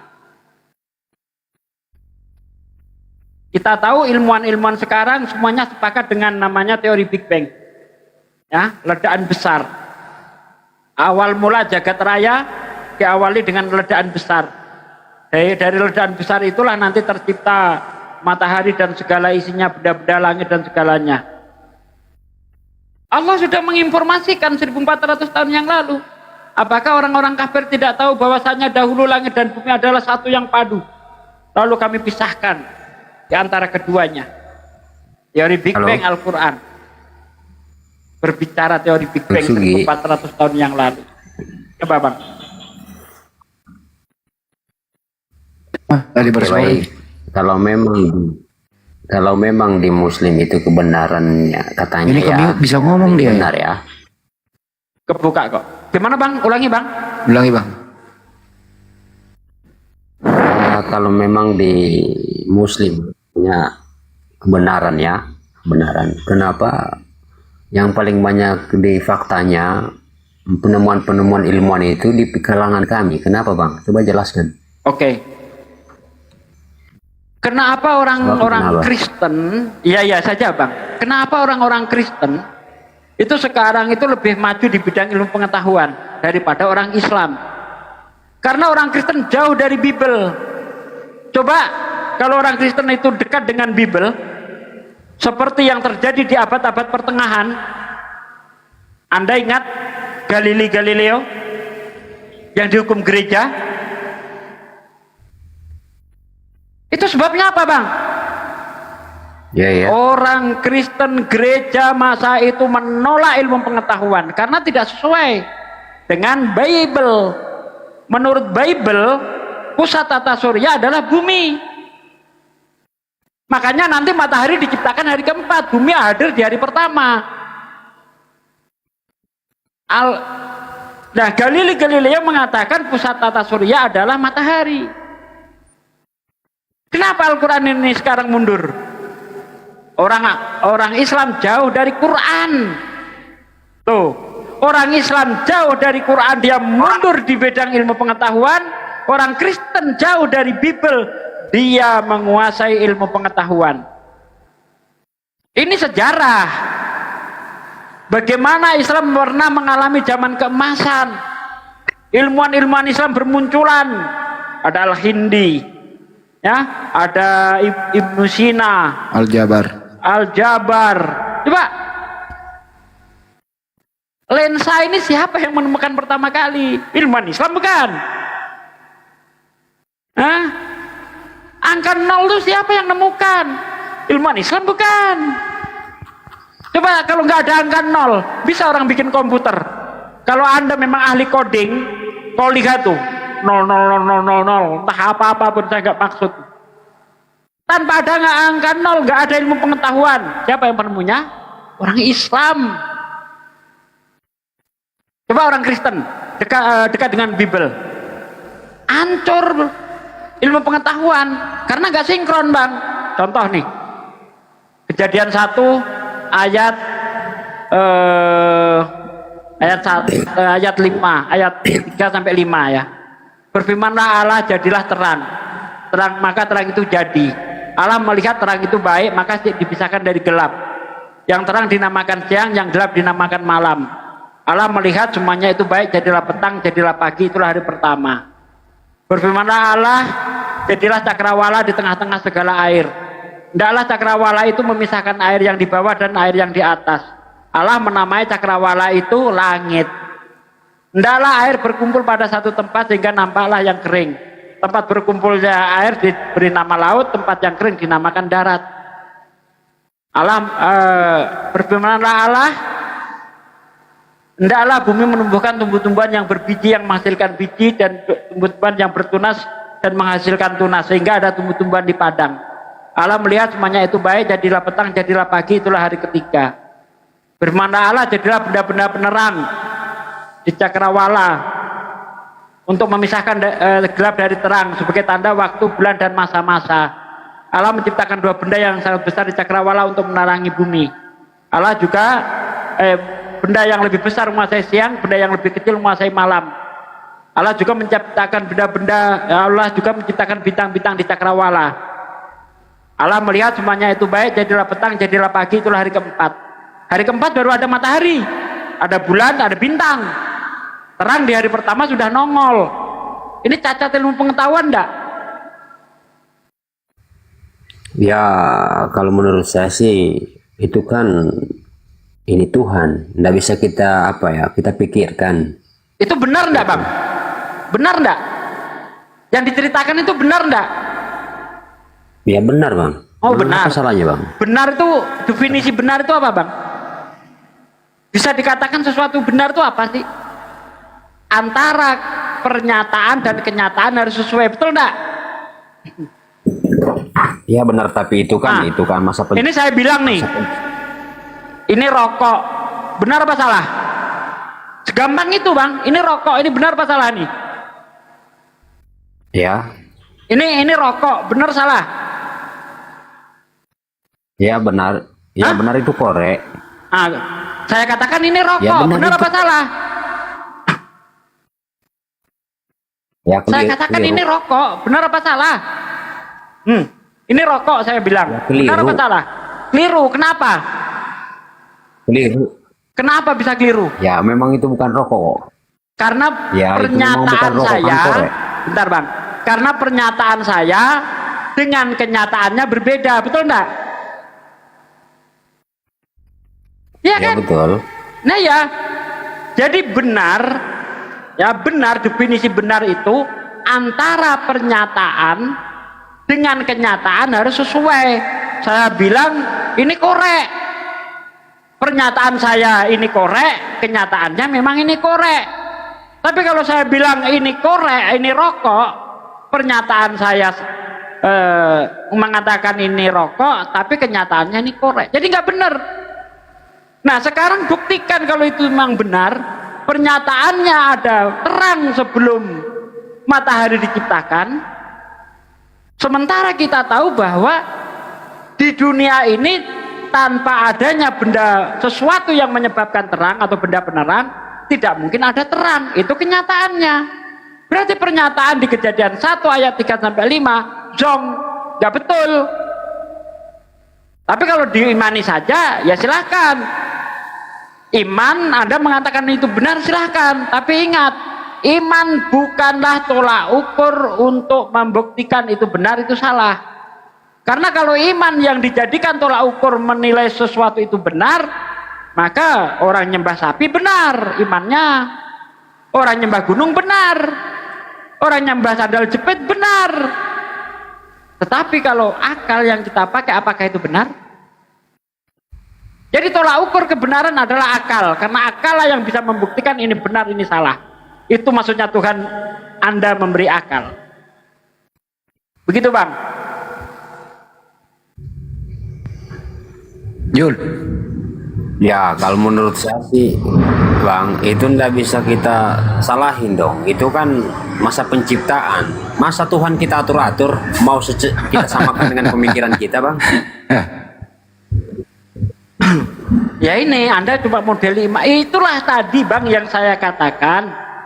Orang Kristen maju karena jauh dari Bible. Kalau Anda dekat dengan Bible, nggak maju-maju. Nggak akan maju. Jadi ilmu setinggi apapun orang Kristen itu sekolah, ketika ilmunya itu dibenturkan dengan Bible, babak belur. Kalau dia lebih berat kepada ilmu pengetahuan, imannya hancur. Kalau dia lebih kuat di imannya, berarti ilmu pengetahuannya hancur. Sekolahnya sia-sia. Beda dengan kami di Islam. Sekolah semakin tinggi kita belajar tentang ilmu pengetahuan, maka semakin sinkron dengan dengan Al-Quran. Itu hebatnya di Islam. Kalau ada kitab suci yang bisa sinkron antara ilmu pengetahuan dan kitab suci, untuk apa kita memilih kitab suci yang enggak jelas, yang bikin kita bodoh? Coba kau percaya itu? Bodoh Bang. Ada tumbuh-tumbuhan hidup di hari ketiga, mataharinya diciptakan hari keempat. Tumbuhan apa yang bisa hidup tanpa matahari seperti yang diceritakan di dalam kitab Kejadian itu? Tumbuh-tumbuhan yang berbiji menghasilkan biji, tumbuh-tumbuhan bertunas yang menghasilkan tunas. Tumbuhan apa ini? Bukankah tumbuh-tumbuhan itu dia hidup kalau ada matahari? Karena perlu yang namanya proses fotosintesa. Oke Bang, oke. Aku bertanya Bang, memangnya pada saat penciptaan Adam langsung makanan juga ada Bang?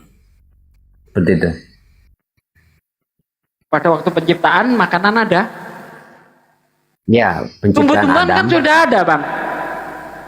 Enggak, maksudnya penciptaan Adam itu, penciptaan Adam sudah ada makanan. Ya sudahlah, hewan diciptakan terlebih dahulu, tumbuh-tumbuhan diciptakan terlebih dahulu.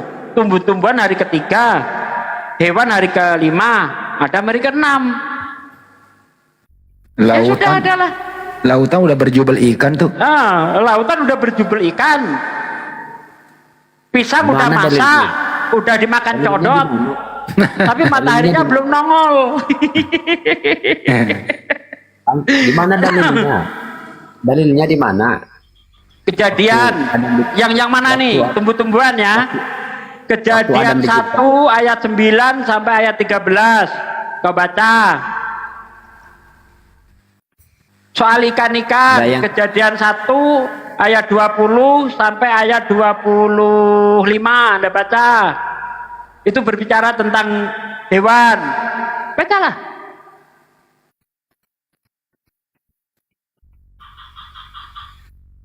Durian udah jatuh, pisang udah dimakan codot. Mataharinya belum nongol juga Bang Andi. Gimana coba? Tapi di situ memang, tapi di situ saya ada benarnya dikit. Manusia diciptakan terakhir hari ke-7 Tuhan istirahat. Gak sinkron sama sekali Bang. Coba carikan ayat-ayat Quran yang tidak sesuai dengan pengetahuan mana sih ketika berbicara tentang penciptaan. Misalnya Allah menceritakan tentang embriologi di dalam surah Al-Mu'minun ayat 12. Itu jelas tuh ya. Kemudian dari setitik air mani itu kami jadikan sesuatu yang mirip lintah. Ilmu biologi modern menjelaskan manusia ketika ibu hamil antara 15 sampai 25 hari, ya, ketika kita masih berbentuk zigot, itu masih berupa lintah. Cek kalau nggak percaya itu perkembangan manusia di dalam rahim itu, ceklah. Sementara menurut Bible ayat 10 ayat 10, benarkah engkau Tuhan? Bukankah engkau Tuhan yang mencurahkan aku seperti susu dan mengentalkan aku seperti keju? Emang ilmuwan mana yang mengatakan bahwa manusia itu awalnya seperti keju? Al-Quran lebih benar. Coba. Masya Allah, Al-Quran, subhanallah. Udahlah jauh, kalau mau pintar jauhilah itu tadi. Kalau mau pintar, Ya, kalau menurut iman dan kalau akal menurut sesuai, jauhi Bible. Kalau menurut saya Bang tadi itu hanya salah keliru penempatan ayat tersebut. Bukan hanya salah penempatan ayat, Bang. Salah cerita. Bukan salah penempatan ayat, salah cerita. Jadi Memang di muslim, bukan Tuhan. di muslim ada enggak? Apa tuh? Apa? Apa, Bang? Muslim ada enggak apa sih, Bang? Woi, Maksudnya di muslim ada enggak cerita seperti itu awal mula kejadian? ya kan tadi sudah saya sebut ayat tuh. Bagaimana awal mula terciptanya jagat raya ini? Diawali dengan Big Bang. Nah, kalau ingin ayat selanjutnya yang bercerita tentang periode-periode itu di dalam surah An-Naziat ayat 27 sampai ayat 30, ingat ayat 33. Nah, itu baca di situ tuh. Gak ada yang bertentangan dengan ilmu pengetahuan, gak ada. Terus menurut Anda itu salah semua? Ya. Di Bible total salah. Coba. Yang benar Bang kalau ngomong. Iya, saya tanya sama Anda. Masalah penciptaan Anda tadi. tahu penyebabnya, apa yang menjadi penyebab terjadinya siang dan malam? Menurut ilmu pengetahuan. Apa, Bang? Jawab dong, matahari dan bulan, jawab. Kenapa ulang resek-resek di sini? Apa yang menyebabkan terjadinya siang dan malam? Ya matahari lah. Bukan, Bang. Bumi berputar pada porosnya. Tapi kalau menurut Anda matahari yang menjadi penyebab apa yang memisahkan siang dan malam? Gimana matahari bisa betul. memisahkan? Bumi berputar pada porosnya. Benar. Kurang dengar tadi Bang. Bumi Ya, berputar terus. Nah, itu nanti terjadilah pergantian siang dan malam berganti-ganti. Rotasi. Ya. Nah, terjadinya rotasi itu disebabkan oleh gaya gravitasi. Bagaimana ada gaya gravitasi di hari pertama mataharinya belum nongol? Bukankah gaya gravitasi itu terjadi adanya dua benda besar yang saling mengeluarkan gaya tarik menarik, ya kan? Tolak menolak. Gimana bisa terjadi gravitasi di hari pertama? Sehingga terjadi siang dan malam, mataharinya belum nongol. Ada aku mau nanya dia pada Jul, apa yang menerangi siang dan malam di hari pertama, Jul? Cahaya. Ya. Cahaya Cahaya dari mana? Memang Tuhan tidak bisa menciptakan cahaya Ingat, Bang, selain matahari. di dunia ini tidak bisa terlepas dari hukum aksi dan reaksi. Kalau kita dulu belajar fisika ya, itu SMP lah kalau nggak salah itu. Ada namanya hukum aksi reaksi itu. Sebab akibat. Bisa. Dunia ini terlepas dari itu. Sebab akibat. Nggak bisa, Bang. Sebab ada benda penerang, akibatnya ada terang. Terus kalau kuasa Tuhan itu Anda mau atur-atur gimana sih Bang? Kuasa Tuhan apa? Ini bodoh ini bang, ini bukan kuasa Tuhan. Ini ilmu bro. Ini ilmu. Kalau caramu Ya, kalau begini menurut- bang, kamu bisa nggak ngalahin ateis? Ateis juga percaya Tuhan tuh. Kristen mampu mengalahkan ateis. Kalau begini caranya, wah itu kuasa Tuhan. Pret, katanya saya nggak percaya Tuhan. Untung kamu dialog sama saya yang masih percaya Tuhan, masih agak nimbang-nimbang dikit. Tapi kalau kau bicara sama ateis, Habis kau. habis. Tapi Islam bicara sama ateis, ayo. Saya Habis tanya dia. misalnya, ateis saya tanya, sejak kapan manusia mengetahui bumi itu selain berrotasi dan berevolusi? Dia jawab 100 tahun yang lalu, 200 tahun yang lalu. Tapi tidak ada 1400 tahun yang lalu.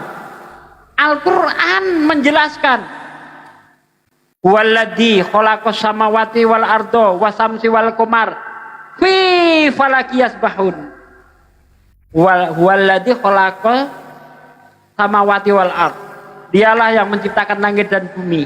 Wasamsi wal qamar, matahari dan bulan. Fi falaki yasbahun. Dari kata sabaha yang artinya bergerak. Mereka beredar pada garis edarnya masing-masing. Bibel ada kayak gitu. Ada bos. Ateis bisa bantah? Nggak bisa. Sejak kapan manusia mengetahui bulan itu memantulkan cahaya matahari? Silakan ateis jawab.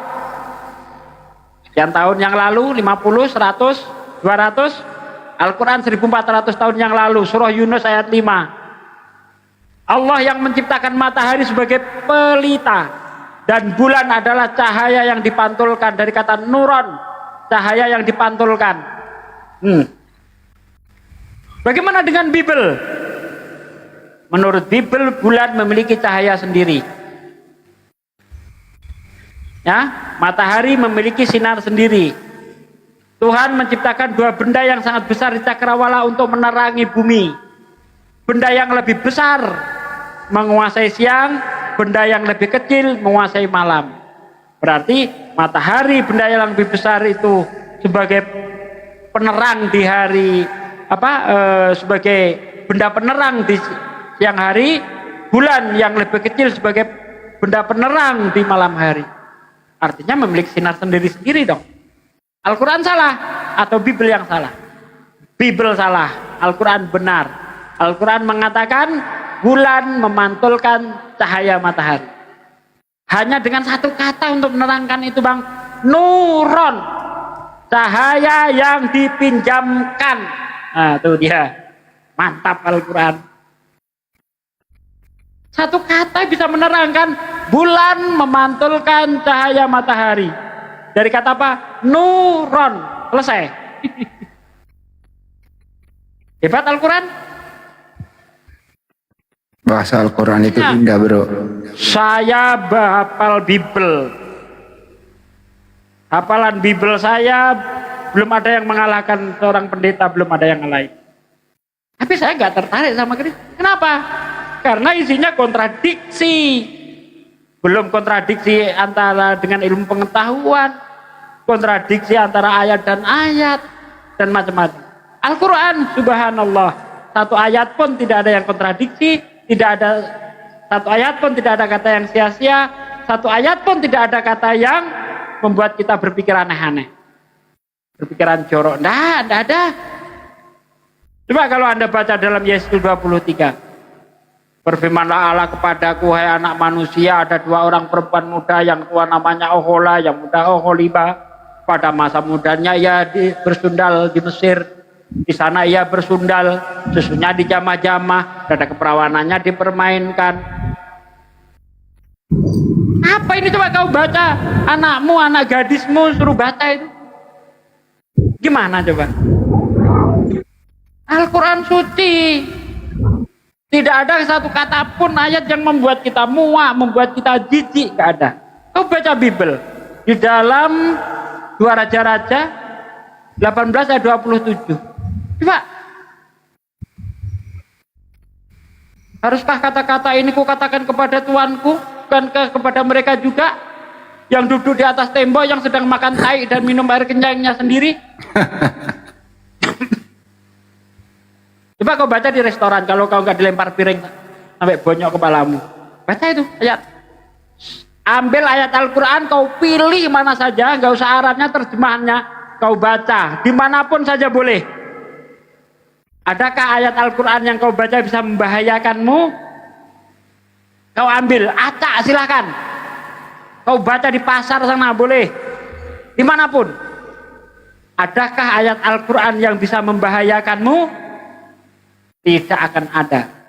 Tapi siapa orang Kristen berani baca ayat yang baru saya sebut? Baca di restoran, apakah Anda aman? Paling tidak Anda diusir. Nggak sampai dilempar piring, diusir lah kau. Wah, pergi. Bikin jijik aja kau kan. Buktikan kepada saya, Al-Quran dibaca dimanapun aman. Bibel kau baca itu bang, nggak aman kau. Kau Jangan baca sama anak perempuanmu, mental anakmu nggak aman. Drop itu mentalnya.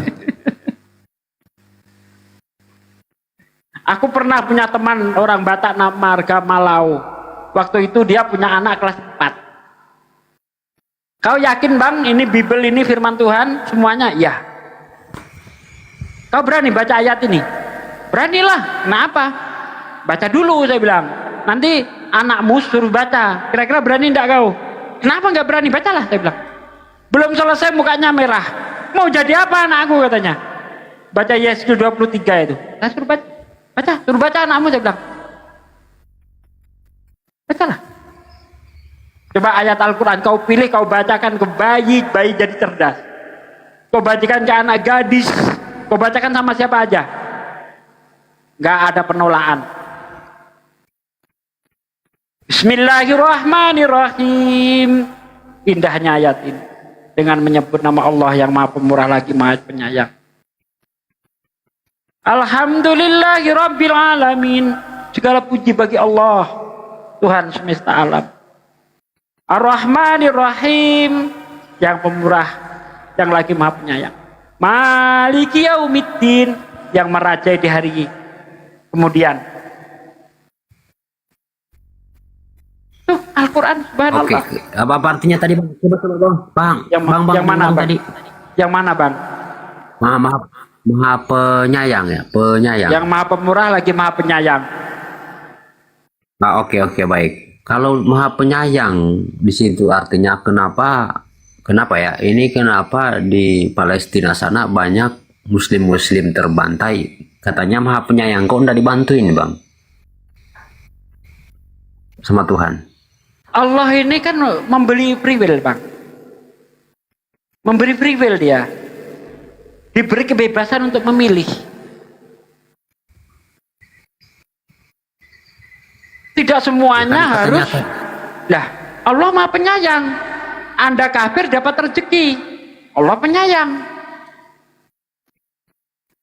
Semua makhluk di dunia ini dapat rezeki dari Allah. Disayangi oleh Allah. Ya kan? Anda mau beribadah, tidak beribadah, Anda tetap dapat rezeki. Nggak perlu kita sampai minta-minta makan, nggak perlu bang. Ya, atas nama Bapa kami yang ada di surga, dikuduskanlah namamu, dimuliakanlah engkau seperti di bumi, di surga. Berilah aku makan hari ini secukupnya. Nggak perlu sampai minta makan orang Islam.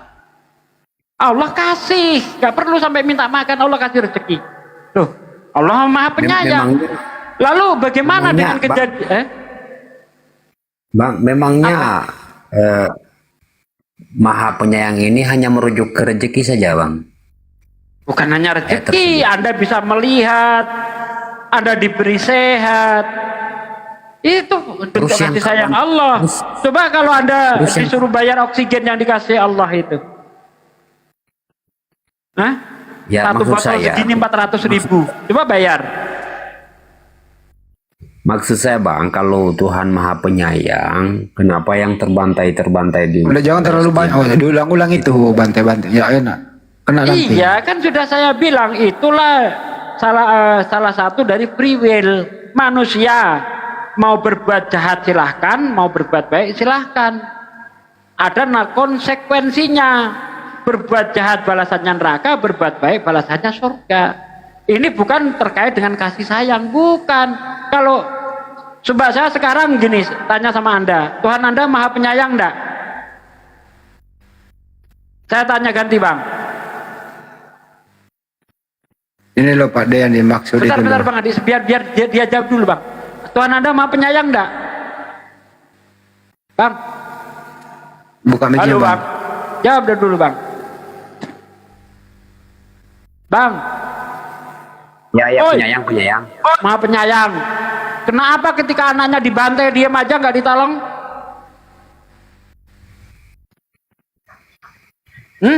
Orang Palestina bukan anak Tuhan Bang, nggak ditolong wajar. Ini anaknya sendiri. Yesus Itu kan katanya anak sudah Tuhan, dibantai kok nggak ditolong Bang? Itu kan sudah dinubuatkan dia mati seperti itu. Bukan, saya nggak berbicara masalah nubuatan, kita berbicara masalah kasih sayang. Orang Palestina bukan anak Tuhan, wajar mereka nggak ditolong. Sekarang anaknya sendiri ditelanjangi, diludahi, dipermalukan, salib sama orang-orang kafir Roma itu, kenapa nggak ditolong? Katanya maha penyayang. Ya kan sudah dinubuatkan. Apa Yalah Pak De, nggak ada ilmu kalau ditanya dia Pak De, percuma. Saya jawab free will. Sesuai. Ya kalau untuk Palestina itu, lu jangan pikir orang yang mati itu mati beneran, hidup. Mereka itu ajang syahid, dan mereka itu takdirnya seperti itu, dan sudah menjamin mati syahid surga tempatnya. Ya, jadi bukan berarti tidak menyayangi, ada jalannya masing-masing bro. Ya, untuk saudara kita yang ada di sana ya. Jadi di sana itu syahid. Itu bro. Ya kalau berbicara takdir seperti itu berarti juga Yesus ditakdirkan seperti oleh dirinya sendiri. Ya kenapa nggak bisa?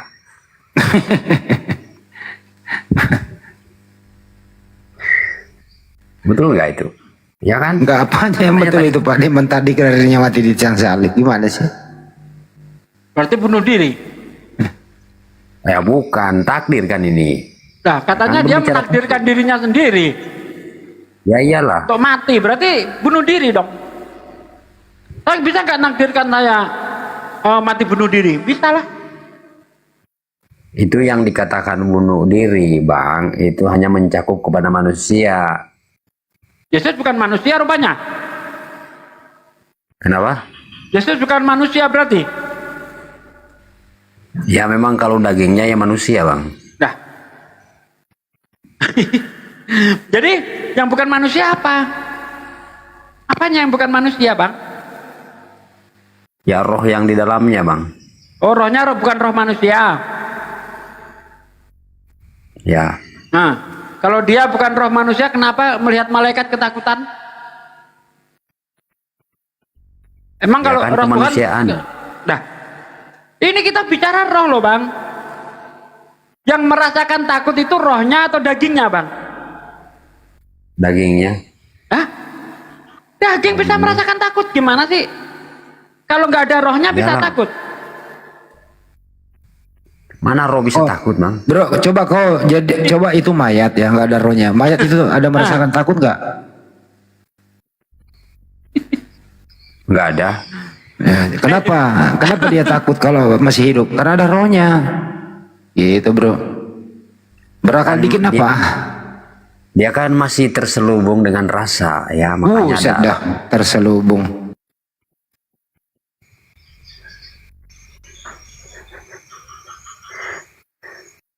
Lanjutlah Bang Andi. Berakal dikit bro, jangan terlalu beriman buta Malu Udah berapa Kurang contoh iman. tadi dikasih Pak Desugi lu kok kamu nggak mau berakal dikit? Ya, memangnya kami dari kalangan kami nggak berakal kan? Berakal, Bang. Yakin kamu berakal? Iya, yakin berakal. Saya coba cek ya, boleh ya? Silakan. Ya, masuk akal nggak Tuhan turun ke bumi? Bisa-bisa saja. Lewat mana itu? Ya itu kan atas kemauannya sendiri. Kenapa Ya lewat kita mau mana? ini? Lewat mana? Ya lewat manusia. Nggak mungkin asbabnya lewat pohon kan? Oke. Itu artinya Manusia Anda itu nggak berakal, Bang. nggak berakal itu. Manusia itu Manusia siapa? yang Silakan Pak. Saya tanya deh, Bang. Kenapa? Bisa enggak entitas lain melahirkan entitas yang berbeda? Tuhan itu kan entitas kan? Ya, ya, Manusia entitas. ya. Nah, Terus bisa enggak manusia itu melahirkan Tuhan? bisa atas kemauan Ah, Tuhan. berarti kau nggak berakal. Bisa nggak sapi melahirkan kucing? Kalau memang dikawinkan ya bisa, Bang. Hah? Nah, ini Anda betul-betul nggak berakal, Bang. Hati-hati. Entitas yang berbeda walaupun dikawinkan tidak mungkin bisa menghasilkan keturunan. Kau Bisa, kawin Bang. sama sapi, Bang. Kau kawin sama sapi betina. Gak mungkin lahir setengah sapi setengah manusia, Bang. Anda belajar enggak sih? Jangan ngawur lah, Bang. Inilah, Bang, Anda itu apa ya, mengimani sesuatu yang salah sehingga dampaknya itu sistemik, jadi bodoh, Bang. Tapi, Mana sapi Pade, bisa memperanakan kucing? tapi Dada paling aja, itu anak sapi nanti Pak De. Waktu dia lahirkan ya bentuk sapi Pak De. Tapi pas yang punya pulang dia begini, pa, gitu. Pak Jul, nggak bener lu Jul, pakai akal bro ah. Ya, nah ini pakai akal, Bang. Emangnya pakai apa? Manusia kalau nggak berakal pasti mati. Ya kan? Enggak. Orang gila itu nggak pakai akal tuh, nggak mati malah sehat tuh, Bang. Kenapa nggak pakai akal? Kalau dia nggak berakal, kenapa dia lapar? Itu naluri, Bang. Hewan nggak punya akal juga merasakan lapar, Bang. Kenapa? Siapa bilang hewan nggak punya akal, Bang? Nah, Enggak lah. Oh, hewan punya akal. Kalau hewan punya akal, Bang, dia hidupnya berkembang. dia bisa bikin rumah, Dia bisa bikin dagang. pakaian, bisa bikin mobil. Iya. Gimana sih ini orang ini? Udah lah, Bang, dia orang kayak gini udah habis. Hewan nggak punya akal. Kalau yang bro. kalau yang begitu memang mencakup ke sana, Bang. Itu dibilang akalnya hewan akal tuh yang Tuhan seperti apa lu maksud akalnya hewan buat apa? dia kan berakal kan, dia melahirkan kan, caranya menguak. Itu namanya tadi naluri, kata Pak De, naluri. Itu sistem Apa benar? alam seperti itu. Kalau hewan itu berakal, dia udah bisa masuk TikTok sini bro. Dia beli HP masuk TikTok, debat sama kau itu hewan. Gimana? Justru dengerin ya. Hewan itu nggak berakal. Jadi hewan itu nggak pernah menyerupai manusia. Tapi manusia ini yang nggak berakal menyerupai hewan. Mudah-mudahan bukan kau Jul. Tapi feeling saya sih lu ini malam ini. Karena kau ini manusia ciptaan Tuhan yang paling sempurna, begitu ya. Akalmu nggak ada. Apa bedanya dengan binatang? Bang, siapa bilang nggak ada akal saya? Dari mana anda bisa tahu Coba, akal? tadi kau bilang Tuhan turun menjadi manusia, masuk akal katanya. Ya kalau memang itu kemauan Tuhan, apa kita bisa tahan-tahan? Oke, ya itu namanya iman bukan akal. Coba pusingkan akalmu lagi ya. Waktu Tuhan turun menjadi manusia, siapa yang Tuhan? Kalau kenapa tadi? Ulang. Bang. Waktu Tuhan turun menjadi manusia, siapa yang menjadi Tuhan? Bapak. Kan menjadi manusia dia. Ya kan ada tiga, namanya tri, ada tiga kan. Saya ulang nih, dengerin pakai akal nih, benar kok tes akalmu nih. Tuhanmu turun menjadi manusia, berarti Tuhan menjadi manusia. Waktu Tuhan menjadi manusia, siapa yang menjadi Tuhan? Ya di dalam manusia itu Tuhan. Katanya menjadi manusia. Berarti nggak ada Tuhan. Kasih pertanyaan. Berarti nggak ada Tuhan karena dia jadi manusia bro. Gimana? Akal berfungsi atau tidak nih? Diam. Kalau dilempar ke sana kemari atau saya yang bingung bang kalau digituin. Ya bingung lah karena akalmu nggak mau kau pakai. Coba kau pakai akalmu, pasti kau nggak bingung. Artinya apa? Mustahil. Mustahil itu ya Tuhan itu sedetik tidak menjadi Tuhan. Artinya Tuhan itu menciptakan manusia, bukan Tuhan turun menjadi manusia. Yang mana yang kau pilih? Tuhan yang menciptakan manusia atau Tuhan menjadi manusia? Yang mana yang benar?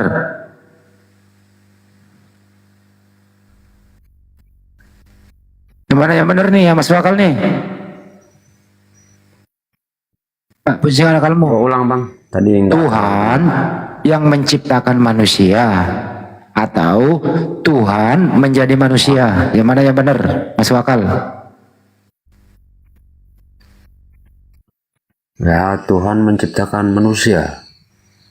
Akalmu berfungsi kalau itu berarti imanmu selama ini Tuhan menjadi manusia dibuang. Setuju? Setuju nggak nih? Ada setuju ada enggak juga bang. Mulai lagi ngaco nih. Udah ya, Jul. Setuju aja bang. Udahlah Jul, pakailah akalmu bro. Tidak ada itu Tuhan. Begini aja deh. Masuk akal nggak Tuhan pernah berhenti menjadi Tuhan? Ya nggak masuk di akal bang. Oke, artinya mustahil Tuhan menjadi manusia, betul? Ya. Ya pintar, tepuk tangan, akal muda ada dikit nih. Artinya Yesus adalah bukan Tuhan, tapi ciptaan Tuhan. Bagaimana cara Tuhan menciptakan Yesus? Dia berkehendak mengutus Gabriel menemui Maria. Maria dipilih karena dia wanita suci pilihan.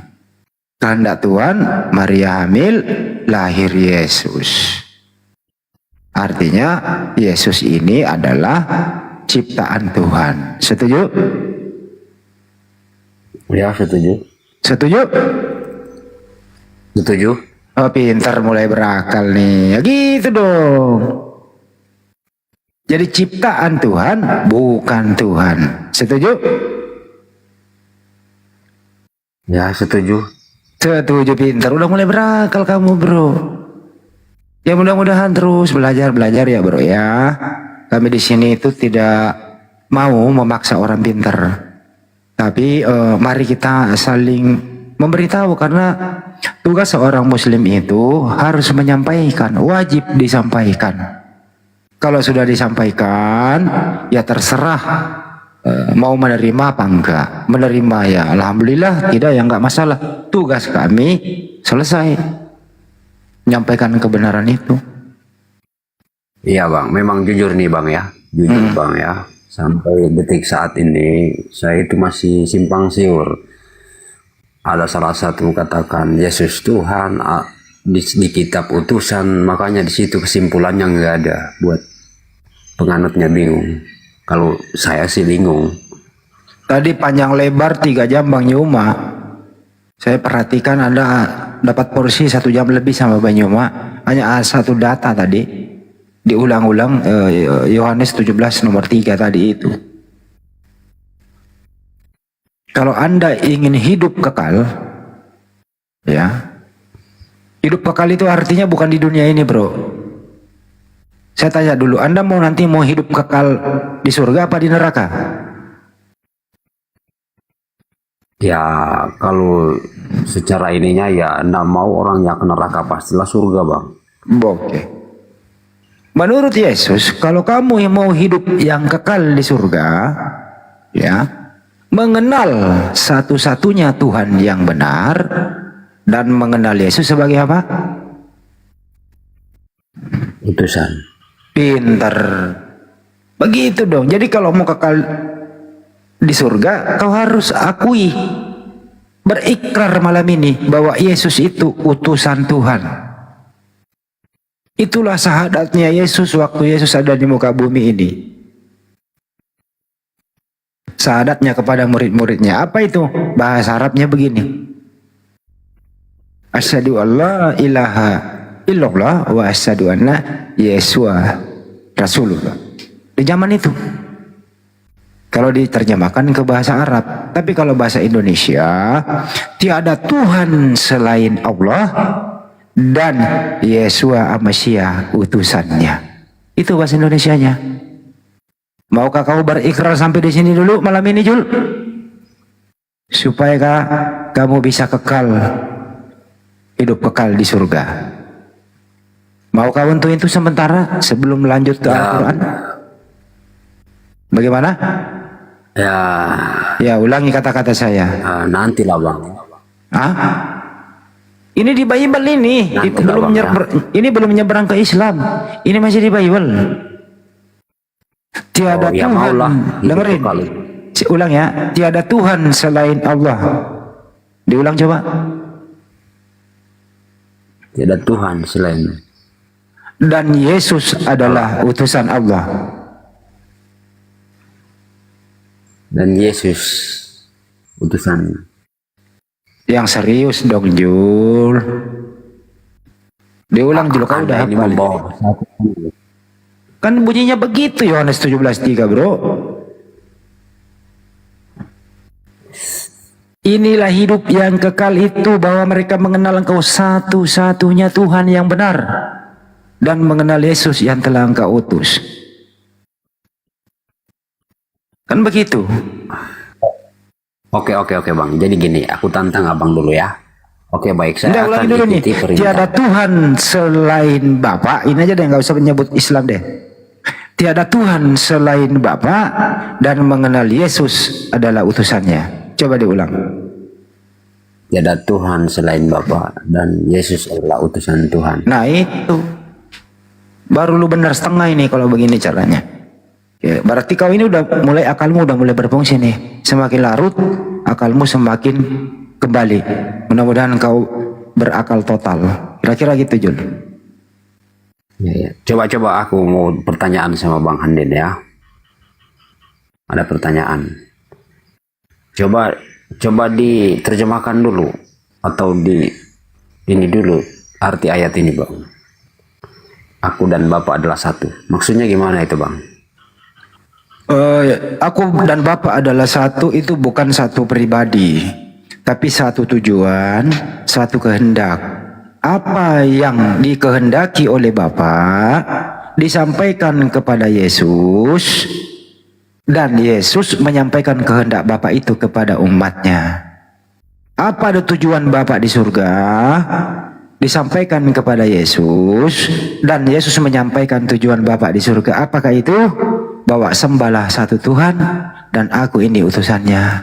Kira-kira begitu jawabannya. Oke baik. Satu lagi Bang. Pada mulanya adalah firman. Coba bisa diinikan ke saya.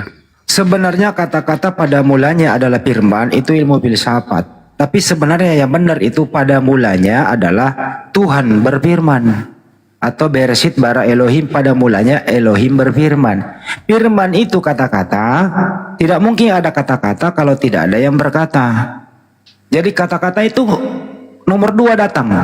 Yang berkata dulu ada, baru kata-katanya keluar. Artinya Yohanes 1 itu filsafat, yang benar adalah Kejadian 1. Pada mulanya Elohim berfirman. Begitu.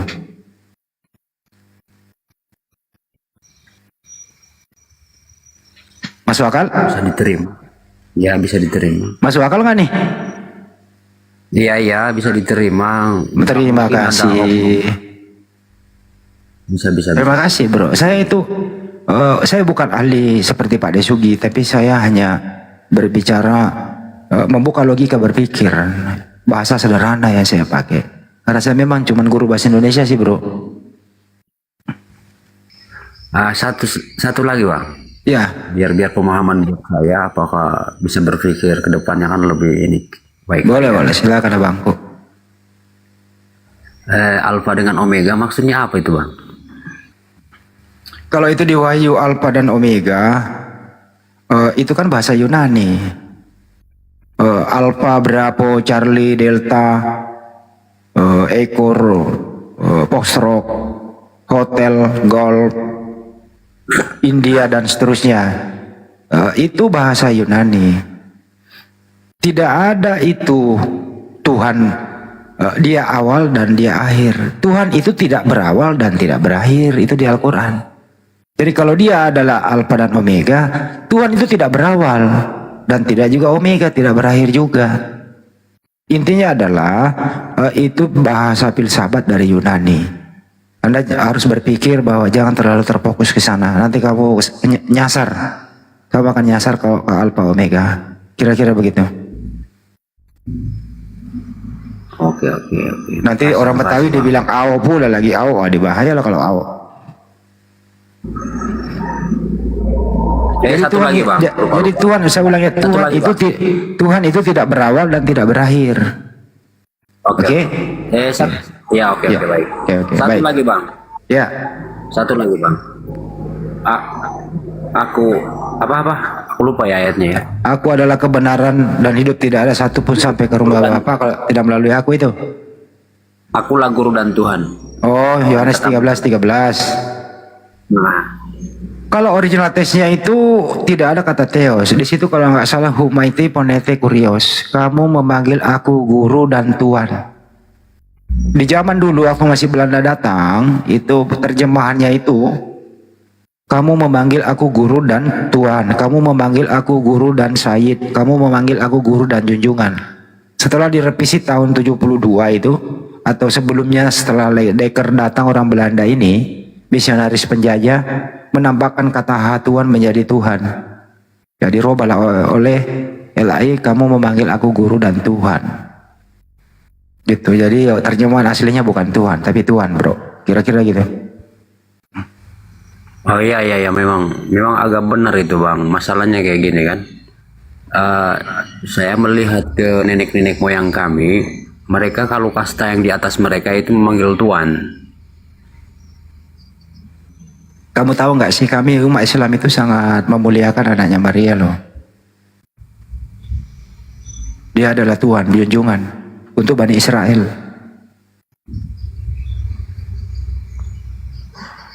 Jadi kalau kamu ingin menghormati, memuliakan dia, panggillah dia Tuhan. Tapi secara keseluruhan Tuhan kan untuk bahasa manusia pada umumnya ya. Kalau untuk utusan Tuhan, nggak boleh dipanggil Tuhan, tapi dipanggil adalah Rasul atau Nabi. Gitu. Kalau manusia pada umumnya orang laki-laki udah dewasa, bolehlah dipanggil Tuhan. Tapi kalau seorang utusan Tuhan, kurang elok dipanggil Tuhan. Anda samakan gelarnya dengan manusia pada umumnya, panggillah dia Rasul, utusan Allah atau Nabi. Itu kira-kira perbedaannya antara para nabi dan kita ini. Masuk akal? Iya, masuk di akal dikit ya. Nah, terima kasih.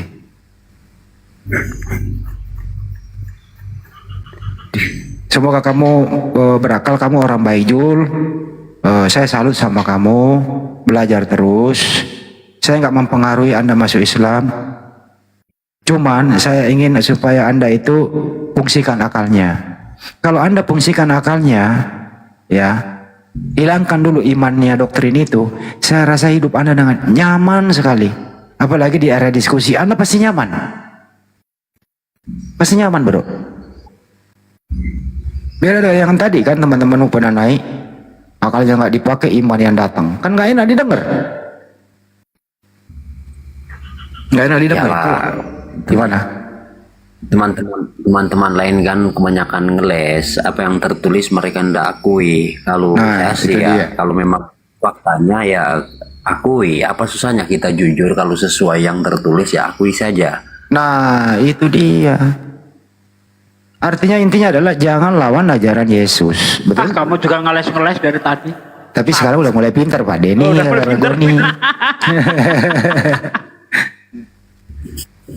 Memang perlu guru bahasa Indonesia sih kayak gini-ginian mah. Kalau Pak D tadi itu ketinggian, jadi saya turunkan ke pelajaran apa ya? Ya masih SD dulu lah kalau saya Pak memang. Gitu. Kalau pada memang ketinggian ilmunya tadi nggak sampai menyerapnya di sana. Karena ini proses pewahyuan tadi dibawa oleh Pak D. Ya bisa kita nyerap bang, cuman bang Sugi ini ya terlalu ini dia ya bilang bohong-bohong Yesus itu yang setidaknya kita nggak bisa terima juga. Nggak, bahasanya sebenarnya itu artinya apa?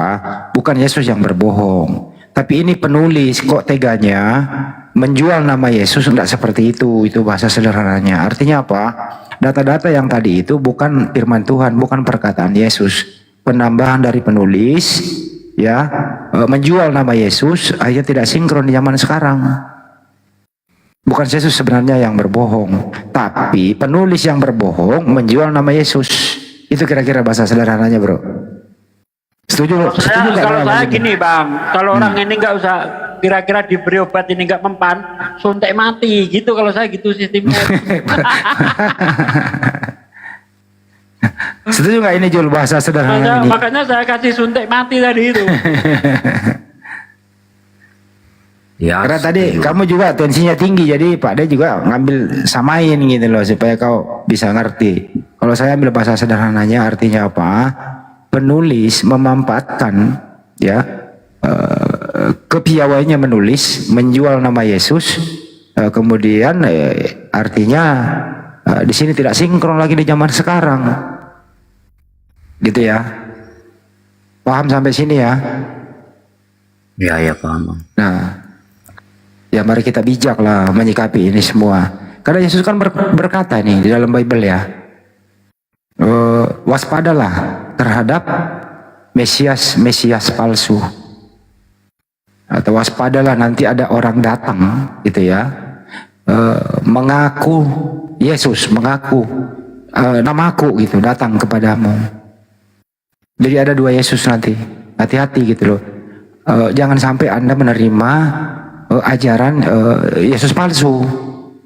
Kembalilah ke Yesus yang asli.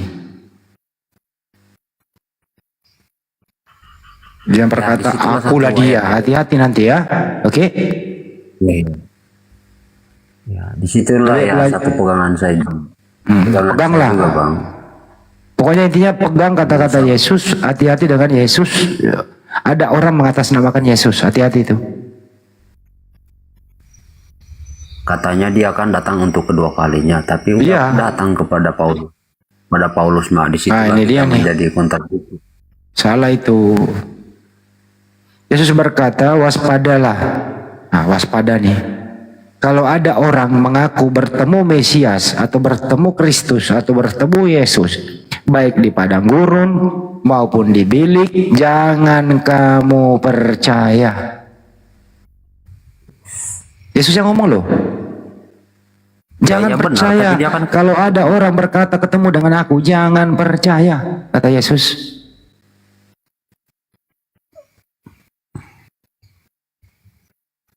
Setuju nggak di kata-kata Yesus nih, bro? Ya kenapa nggak setuju, itu keluar dari lisannya kok. Tapi kalau ada orang lain kayak Paulus berkata, aku ketemu Yesus di padang gurun. Ya, siapakah engkau Tuhan? Akulah Yesus yang telah engkau aniaya itu. Percayakah kau itu suara Yesus asli? Yul? Kalau kita percaya ke Paulus sebenarnya berarti kita membuang perkataan Yesus, makanya bingung kita dibuat. Perkataan Paulus bukan perkataan Yesus, tapi Paulus menjual nama Yesus. Ya, tapi pesan Yesus kan sudah ada, Bang. Makanya di sini kita membuat pesannya Yesus kan udah dibilang tadi, jangan kau percaya kalau ada orang mengaku ketemu dengan aku. Kalau udah percaya itu ya jangan percaya Paulus dong. Paulus kan berkata ketemu Yesus. Ya mana kalau yang percaya? Perkataan Paulus apa perkataan Yesus? Ya Yesus lah, Bang. Nah Yesus lah. Artinya apa yang menurut Paulus ketemu Yesus di padang gurun jangan dipercaya atuh. Pakai akal dong dikit. Katanya tadi kita sepakat harus percaya Yesus, tidak percaya yang lain. Ya, ya sebenarnya memang saya percaya Yesus kok. Ya udah, artinya jangan percaya Paulus. Kalau Paulus berkata, dia ketemu Yesus di padang gurun.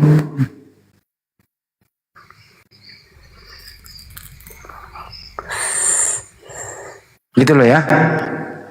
Ya, ya.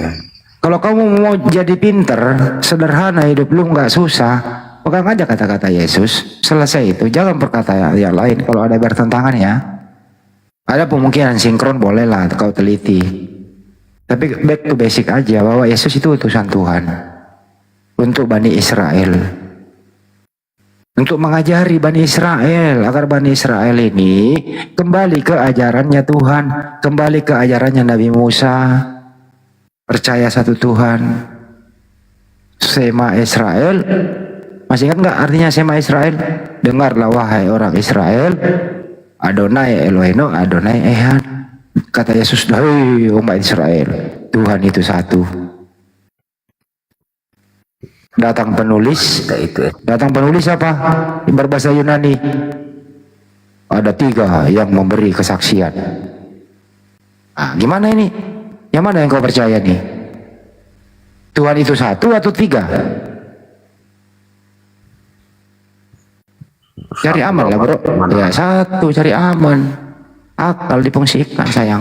Oke ya, Jul ya. Belajar terus ya nak ya. Anak lagi. Belajar terus ya. Iya, iya Bang. Tetap jadi orang Kristen yang baik dulu. Jujur saja. Hidup ini cuma sekali. Penyesalan itu bukan datang dari awal. Penyesalan itu datangnya belakangan. Kalau dari awal itu namanya pendaftaran. Kalau di awal namanya penyesalan. Oke? Iya ya Bang. Jul, kalau boleh tahu kau orang mana sih bro? Kalau akunya sih Sulawesi Bang. Sulawesi mana kamu? Sulawesi Tengah. Oh Palu mana? Daerah Gorontalo sana Bang. Sulawesi Tengah. Gorontalo mah bukan Sulawesi. Gorontalo ya provinsi sendiri ya tuh. Pecahan dari Sulawesi Utara. Maksudnya dekatnya Gorontalo sana. Masih Sulawesi Tengah kalau saya Bang. Ya masih tengah di mana kah? Di Palu apa di Keli apa di mana? Kabupaten Parigi Motong. Parigi, Buol. Oh Buol. Ya udahlah bro, banyak belajar ya. Kita sekampung ini, saya di Palu juga ini saya. Oh di kampung ya Bang? Iya, Mana saya di Palu. Saya di Palu. Palu Barat. Wah, main ke Palu ya. Oke, bukan di Sulawesi Selatan Bang? Bukan ya? Saya memang asli Sulawesi Selatan, tapi saya lagi stay di sini. Ada kerjaan di Sulawesi Tengah. Oh iya Bang. Kalau mau ya follow aja di sini, nanti kita berbagi, kita ketemu ngopi-ngopi. Kau main lah kan, naik bis cepet lah itu, paling 6 jam ya. Kota Palu ya. Berapa jam? Tapi sekarang aku di Bang, bukan di kampung ini, di Kalimantan. Oh, Kalimantan. Lagi rantau. Udah punya keluarga, Jun? Kenapa? Udah punya keluarga? Sudah. Tapi usia masih di bawah 40 ya, betul? 35 kalau nggak salah ya, 35 ya. Oh, udah lah, masih belajar lah. Terus belajar ya bro ya. Iya. Itu aja sih pesan saya. Kalau ada kata-kata tadi kurang berkenaan ya mohon maaf ya. Biasalah dinamika diskusi Jul. Ya nggak apa-apa Bang. Sekali lagi sebelum istirahat, tiada Tuhan selain Allah dan Yesus adalah utusan Allah. Coba diulang. Tiada Tuhan selain Allah. Yesus utusan Tuhan. Nah, Peter, tepuk tangan teman-teman semua.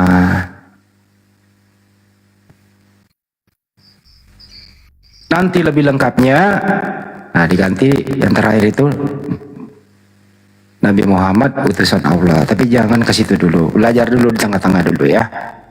Santai dulu, santai dulu. Mudah-mudahan besok malam kamu bisa naik lagi ke sini. Pintu Komal ini terbuka 24 jam untuk sampean. Yang penting Anda datang jujur belajar. Tidak boleh ngeyel. Kalau ngeyel ya di kick dari sini kayak tadi gitu ya. Oke, Bro? Oke, Bang. Oke. Bang Arif, saya juga udah ngantuk kali nih.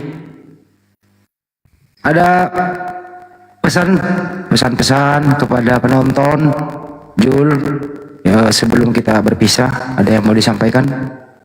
Seperti apa gitu? Silakan. Ya itu pesanan saya aja, kalau kita naik di Komal yang sopan-sopan, bagi yang typing juga di bawah, hargai yang di atas, dan mau hujat di bawah, itu aja kok. Selain itu, misalnya mungkin ada kata-kata kamu keliru, mungkin mau berbagi maaf atau seperti apa? Ya yang intinya itu, pada intinya yang itulah. Kalau ada kata yang kurang enak didengar ya mohon dimaafkan. Oke, Jul. Sebelum kau minta maaf, kami udah maafkan. Kami Muslim maha pemaaf. Kami Muslim itu pemaaf. Kami Muslim itu tidak ada rasa dendam kepada siapapun. Karena tugas kami itu semakin menjauh orang, semakin rasa dekat. Ingin menjadi saudara seiman. Semakin jauh orang membenci Islam, semakin semangat tinggi supaya dia menjadi saudara seiman kami. Itu Jul, prinsip kami itu ya. Semoga besok-besok kamu menjadi saudara seiman dengan kami. Itu harapan kami. Intinya semoga Jul dapat hidayah dari Allah Subhanahu wa taala. Kira-kira gitu, Jul. Iya Bang. Oke, teman-teman yang ada di YouTube saya sudahi dulu ya. Saya juga istirahat besok. Jumat ini harus banyak aktivitasnya karena saya kalau siang gawe nih. Terima kasih buat semuanya ya untuk yang ada di YouTube. Maaf atas segala hilaf. Mudah-mudahan apa yang disampaikan Bang Juma, Pak Desugi, Ustaz Alif, Ustaz Pelik itu bermanfaat buat kita semua. Sebagai seorang Muslim lebih memperkuat iman Islam kita. Untuk yang Pak Jul terutama, semoga dapat hidayah. Terima kasih, sampai jumpa. Assalamualaikum warahmatullahi wabarakatuh.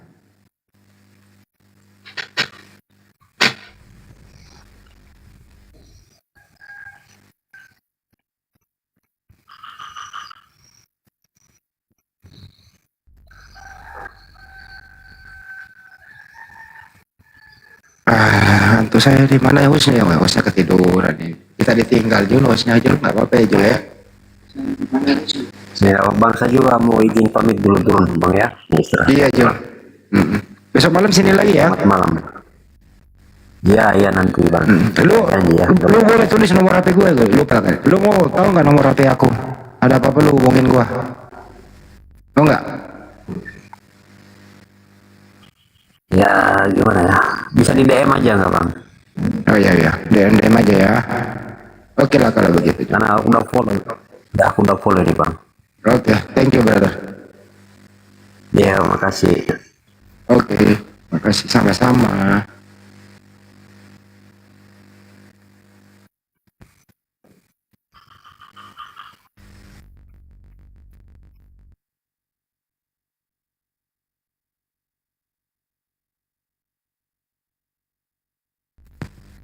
Di mana teman-teman di bawah?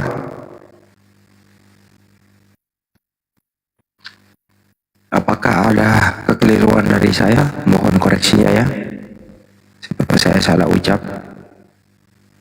Teman-teman di bawah, ada nggak kekeliruan kira-kira dikoreksi buat dari saya? Saya ini bukan ustadz loh.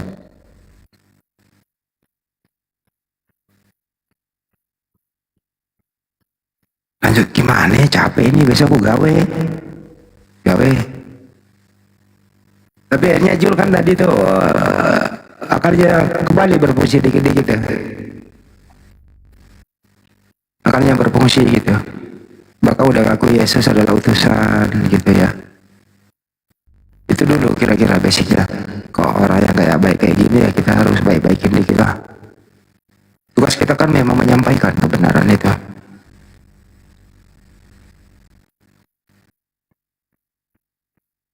Ya, kita tutup semua ya teman-teman ya.